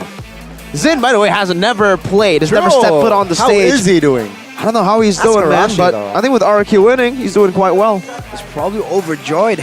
As RQ or Fersik would say, Kumaha Barudak. Well. Is that what he says? Well as well? Yeah, he says that with well. Well, let's take a look at some of the highlights from How do you this not know game. this? The heck? And look, it's all about Dyron just zoning everyone out. In the first fight, it wasn't that crazy, but after they catch one, it just seems like a chain But one is chain not reaction. in MPL. The wrong guy. But look at this. He's so good at positioning and spacing for all the skills. You know, the first skill of Yuzong has been buffed where the outer circle does a lot more damage now. And he was doing up to 1,000 damage in a single swipe. Ouchie. And look at what is going on here. Well, what? Of course. What is getting literally tossed going on around here? But man, look at Dyron. No breaks whatsoever. And in this game, it almost feels like they know, okay, Keys can stop us kind of, but Oh my God, he can't really man. trade back the damage like in game 1 or like in game 2. So they just kept going all in towards Watt. And Keys is powerless. Without the items, the base damage of the Novaria just is not enough. That engage, right, looked really bad. It was almost like, whoa, Dyron, you're going in alone. But then you saw the blazing duet from Skylar. And then even here, he was setting up. He's Naomi flickered. Yeah. It feels like, again, with this team, with Dyron, he's such a selfless XP laner, right? He can definitely go as a carry like he was back in Rebellion Zion, but in this game, he played more of a utility role still, despite dealing a ton of damage as well. And afterwards, it's just 3 squishy members left trying to defend against a team that has a ton of burst damage, ton of early game heroes, and that's it. They don't waste no time at all and make a statement. It's almost reminiscent of the Onyx game yesterday, right? Game 1 was quite competitive. Game 2, bit of a bad performance. Game 3, destruction. Destruction. Look at that. 10K. 10.1K gold lead. The photo from the Angela, Flask of the Oasis. As Gani likes to put it, but Skylar, an absolute CHAD. Chad. Look at his itemizations. Do you see any nerd items? I don't. No, I mean, it's all about the D, right? I mean, defensive items here should come into a huge impact, which I feel like they were really lacking. Economy-wise, they're far behind. I mean, RRQ in Game 3, that D was solid, bro. Like, The did you see defense or damage? Huh? Defense or damage? Defense. We're talking about Okay. that defense here. The D, right? The basketball term. Like, you know, defense. Yep. Dude, Skylar, 0 deaths, and I don't think I saw him get lower than half HP. The whole team just knows how to defend him so well, especially in the chaotic fights. Lanaya was an assassin, but the backline, if you can call it a backline, was non-existent. He couldn't do anything. No. Watt had to have space, but the space was just not given at all. And I honestly gotta question this Lancelot pick, right? I mean, we have seen Lancelot win in practice compared to the on-paper analysis. We said Lancelot against Akai. That's a tough one yesterday, Kyrie. I don't know, but it's Kyrie, right? And then earlier today, hey man, Lancelot to Fredrin, not as hard as Lancelot to Akai, but still a hard matchup on paper, Fredrin. But Super can prove this wrong. This time, yeah, it went exactly as we kind of thought. Yeah, as expected. 2-1-8. The Baksha completely schooled Lanaya in neutral objective takes. And it wasn't just Versik though. It was Naomi, it was Dyron as well. Look at the CC on these 3 chunky, I want to say boys, but Edith isn't a boy. So the 3 chunky heroes, there you go. So much CC, Fury's Dive, Petrify, Onward, Earth Shatter, Shield Unity. That's 5. There's way too much for Dewa to deal with. And unlike game number 2 where they had solutions, they had frontliners. Because if you recall, the front line for Dewa in game 2 was that Fredrin, was that X-Borg, that Cho. A lot of crowd control, a lot of tankiness. In this game, none of that, right? I think they left Watt to self-peel with his own playmaking tools on the Brody. Can't do that. No way. Not with the Angela just making sure that the deal, like his fate is sealed even farther. Letting go of the Angela might have been the biggest mistake, I think, right? Because the Lancelot pick was a bit of a improv from them. Nova first. Yeah, but they let the Angela go into bans, right? That was the biggest mistake, that banning phase. I think against an Iritho, they would have had a better time compared to the Angela. It's Lemon's Angela. We saw what he did to Evos on this pick. I do wonder, right? In a different universe, in an alternate reality, Earth 752. Yeah, if they ban Angela, would the Ixia actually make an appearance, man? Because they were banned it out. That's what costed them the. They could have banned the Angela. I don't know about that. Yeah. But maybe they know something in scrims. I wonder if we're gonna see it in playoffs. Because right now the range on that ultimate is quite disgusting. Still very hard to pull off though. I tried playing the Ixia. Maybe it was just a team diff because I got MVP. But man, the 3 ruptures as well, Arashi. 3 assassin emblems. They wanted to go for penetration. They wanted to go for snowball early on. Unfortunately, it just really didn't work out.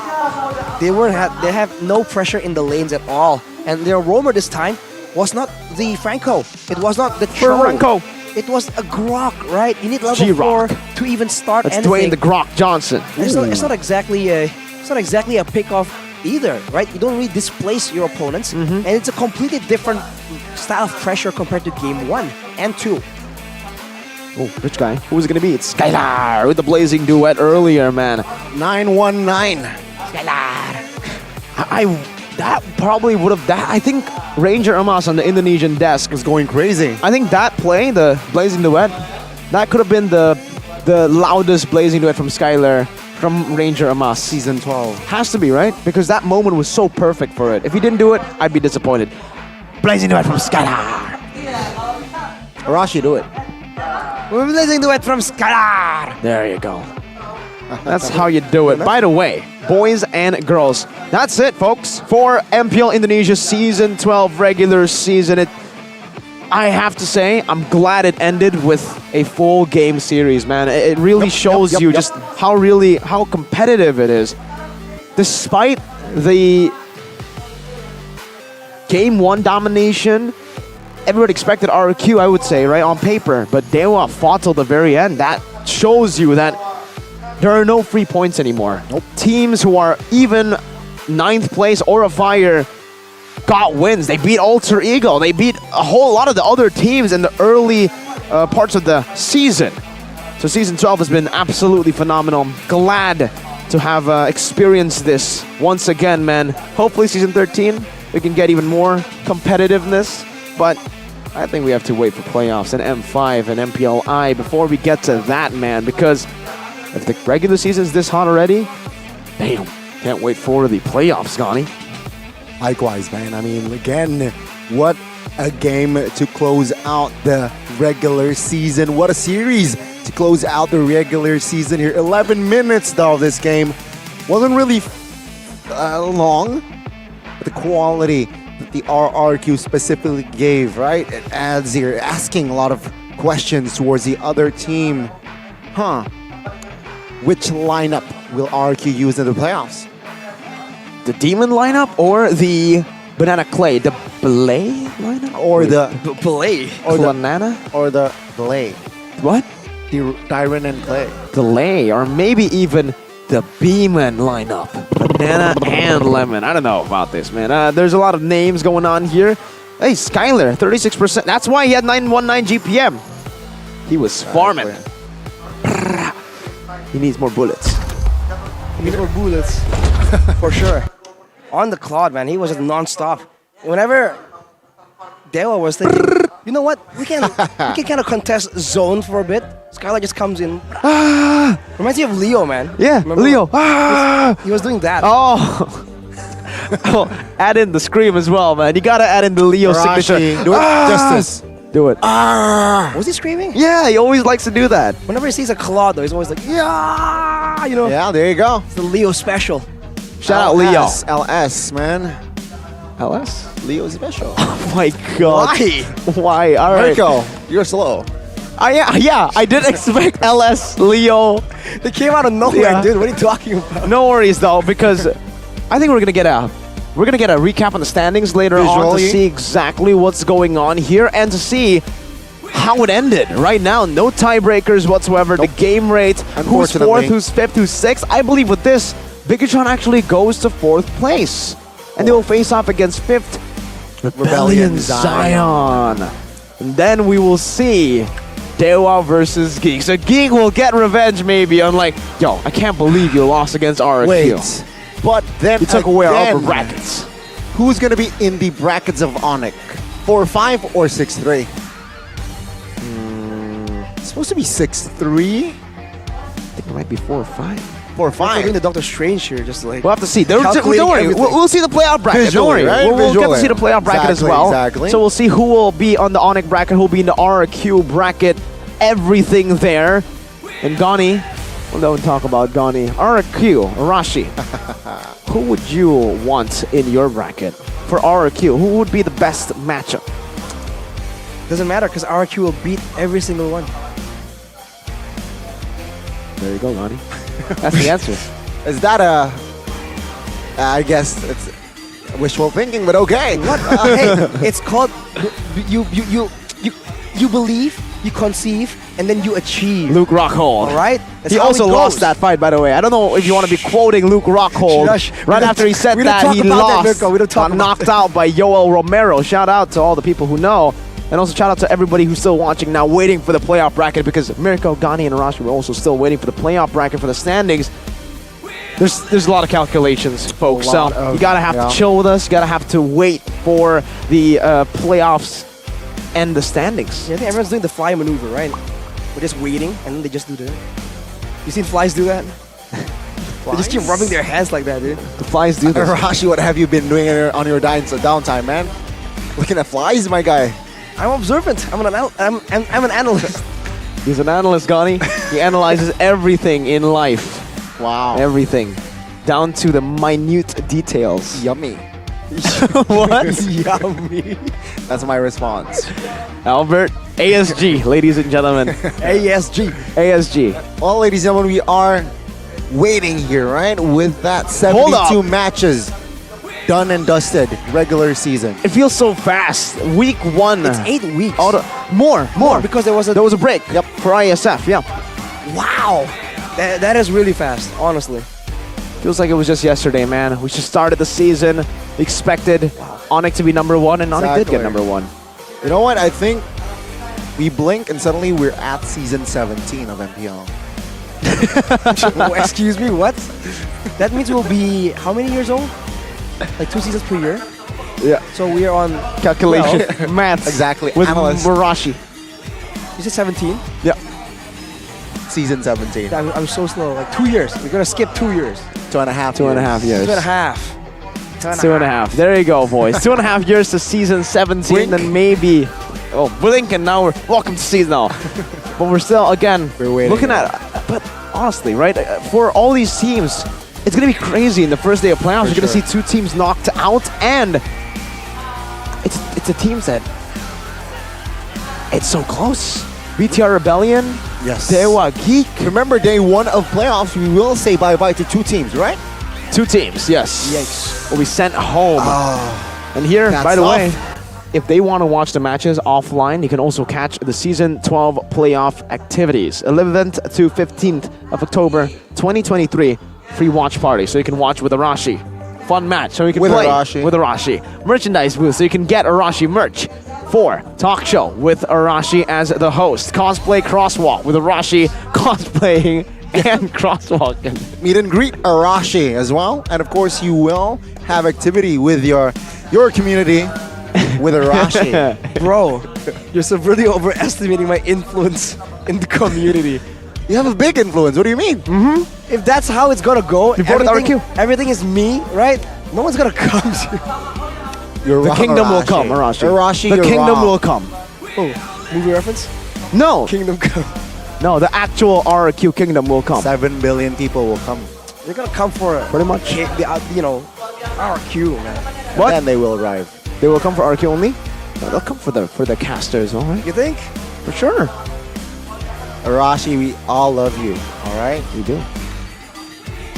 Don't underestimate yourself. Being How are you gonna- pessimistic with the kindness here. So, usually, when someone says, we love you, he says, I love you too, right? For Rashi, he doesn't. I say He I loves know. getting loved, but he doesn't want to give He wants to anything give back. love. I just say I know. He knows. Earlier he was saying, I don't know if people are going to show up, but now this is the duality of man, ladies and gentlemen, Oh my right Lord. on your screen. I'm sorry, folks. Oh, We're getting boy. sidetracked. Let's get back to the topic here. You guys can find what? Tickets and skins and everything with What? a 10% cash back on BLI. That's Blee Blee. Scan the QR code down below. Season 12 MPL ID. Skill on, so the skin should also be on, right? So you can play with what? More confidence equals more wins, and you can get, 10% cash back if you use Bleedly. So scan Wow. the QR Yeah, code and if below. if you Mr. do it- A-Man. If you do it fast, man, what? You can Fast. also get the cash back. You will. You 10%? should. And the early bird. What? Early Bird 1 is gone though, but it's The so sequel. good that we had to get Early Bird 2 in here. So we got Early Bird 2. It started off as 59,000, now EB2. 68,000 for the tickets. That's the starting price. Go and check it out right now if you want to join us in the playoffs. Watch Arashi. No, not just Arashi. The matches, ladies and gentlemen. right. MPL. I wonder if there's gonna be an Early Bird 3 and Early Bird Reckoning and the Early Bird Reloaded. I think usually for most movies, right, the third one is the worst. Oh. You're not wrong. It's actually quite accurate. I mean, nobody wanted a I Godfather think 3. it's because of our own expectations, no? No, but Godfather 3 was just bad. Matrix 3? That was horrible. Yeah, Even 2 was horrible, but all right. Ladies and gentlemen, this is it. The standings, final standings of... Wow! Bigatron Alpha, 4th place, presented to you by the Samsung Galaxy official gaming phone. Wow, how neat are the game win-loses, man? Wow, What the heck? Game rate, everything is just 1. My God, look at that, yeah. 46, yeah, 46. The match rate is all the same, but it comes down to the game rate, folks, if they have the same match rate, and that's why it's 46%, Bigatron Alpha 4th, Rebellion Zion 5th, 6th, and then Geek Fam number 3. So close yet so far. Almost is never enough. Shout out Dom Toretto. Wait, is it Dom And Toretto? Ariana Grande. Oh, Ariana Grande. Player of the week though, it's Albarabab, the baby alien. 4,890 average damage and 755.42 average GPM. Albert, man, showing up in week 8. 2 matches, all right, for Onyx. It seems like he won. Nile. And ROT Dubs, Nile. Man, if you don't agree with this, you're in denial. They Sorry. put the Nile in the coffin for some teams as well. Actually, no. Rebellion made it. RQ made it. Well, Rookie of the Week, though, this man, I think a lot of people were questioning, right? Because he was replacing a bit of a well-known name, but turns out he has delivered. That's quick, easy mail as we take a look at the rookie standings. Lanaya. Number 1. Wow. As he should be, man. Rookie standings, average KDA and kill participation. Look at that, 69.8%. All members of Dewa United made it to the top 10. Well, they do have 4 rookies. Yeah, exactly. 4 rookies, also, all yeah. members, right? Basically. The Oran on number 10. Oh no, the fall from grace. I have to say, this doesn't do that justice, The right? 1 week 'cause wonder. He has a horrible KD and he has a horrible KP. Not what makes him special. Yikes. What makes him special is that macro gameplay, man. Aran, he doesn't. sure. He's selfless. Doesn't care. It's He so doesn't sad care. to see him down there. But here, oh, we got it. This Okay. is it. So yeah, 6th, 3rd, and 6th will go up against RQ, like I said, and 4th and 5th will go up against Onyx. Okay. Oh my goodness.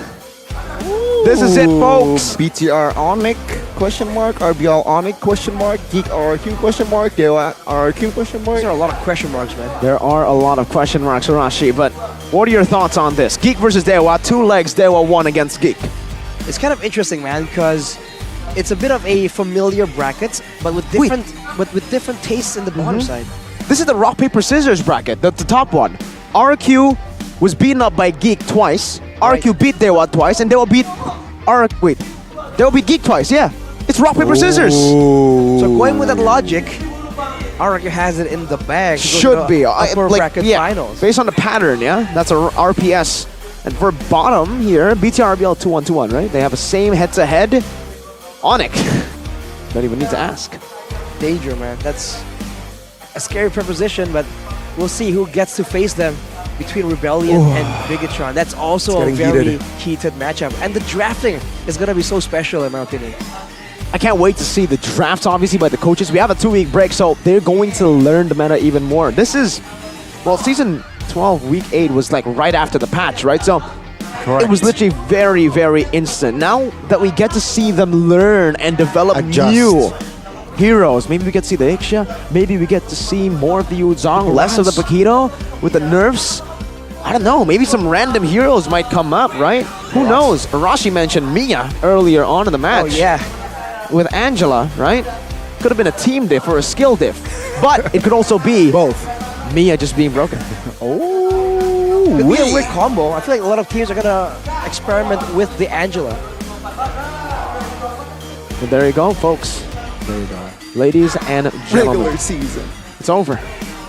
Week 8. It's all over. I can't believe it. Don't worry though, you guys have other MPLs to watch while the most entertaining MPL goes on break. Ooh. That's true. Shout out. Shout out Eterna and Shefin who cannot be here. But folks, for me, Mirko, Gani, and Arashi, we're going to bid you farewell. See you in the playoffs. MPL Indonesia Season 12. We own this! Goodbye, baby. See you in playoffs. Hey, guys. Hey! We're not Apparently- over yet. You see? That's what we call a Curveball. subversion of your expectations. Those of you who left, y'all got pranked, man. Y'all got pranked. Get pranked. Get pranked. But now for real, all right? Now we'll do it for real. We did a practice round earlier, still for real. MPL Indonesia Season 12, we own this! The world, thank you so much for tuning with us until the last moment of MPL ID regular season. We hope to see you again on the playoff. And tentu saja untuk semua yang sudah bergabung di sini, inilah dia akhir dari regular season MPL Indonesia Season 12.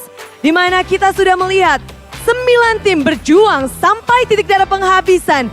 Hanya menyisakan 6 tim saja yang akan berjuang kembali untuk memperebutkan tahta Raja Galaksi di season 12 ini.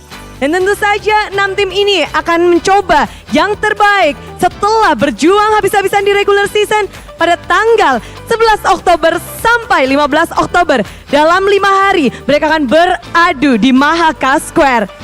Dan Bude Clara Mongstar bersama para talent yang bertugas mengucapkan terima kasih buat kalian semua yang sudah benar-benar memberikan energi positif untuk terus mendukung acara ini dan juga semua tim yang memberikan perlawanan satu sama lain selama 8 minggu penuh 4 hari tiap minggunya. Bude Clara Mongstar mewakili tim, talent, kerabat kru yang bekerja mengucapkan sekali lagi terima kasih dan kita akan bertemu di babak playoff MPL Indonesia Season 12. We on this! See you playoff!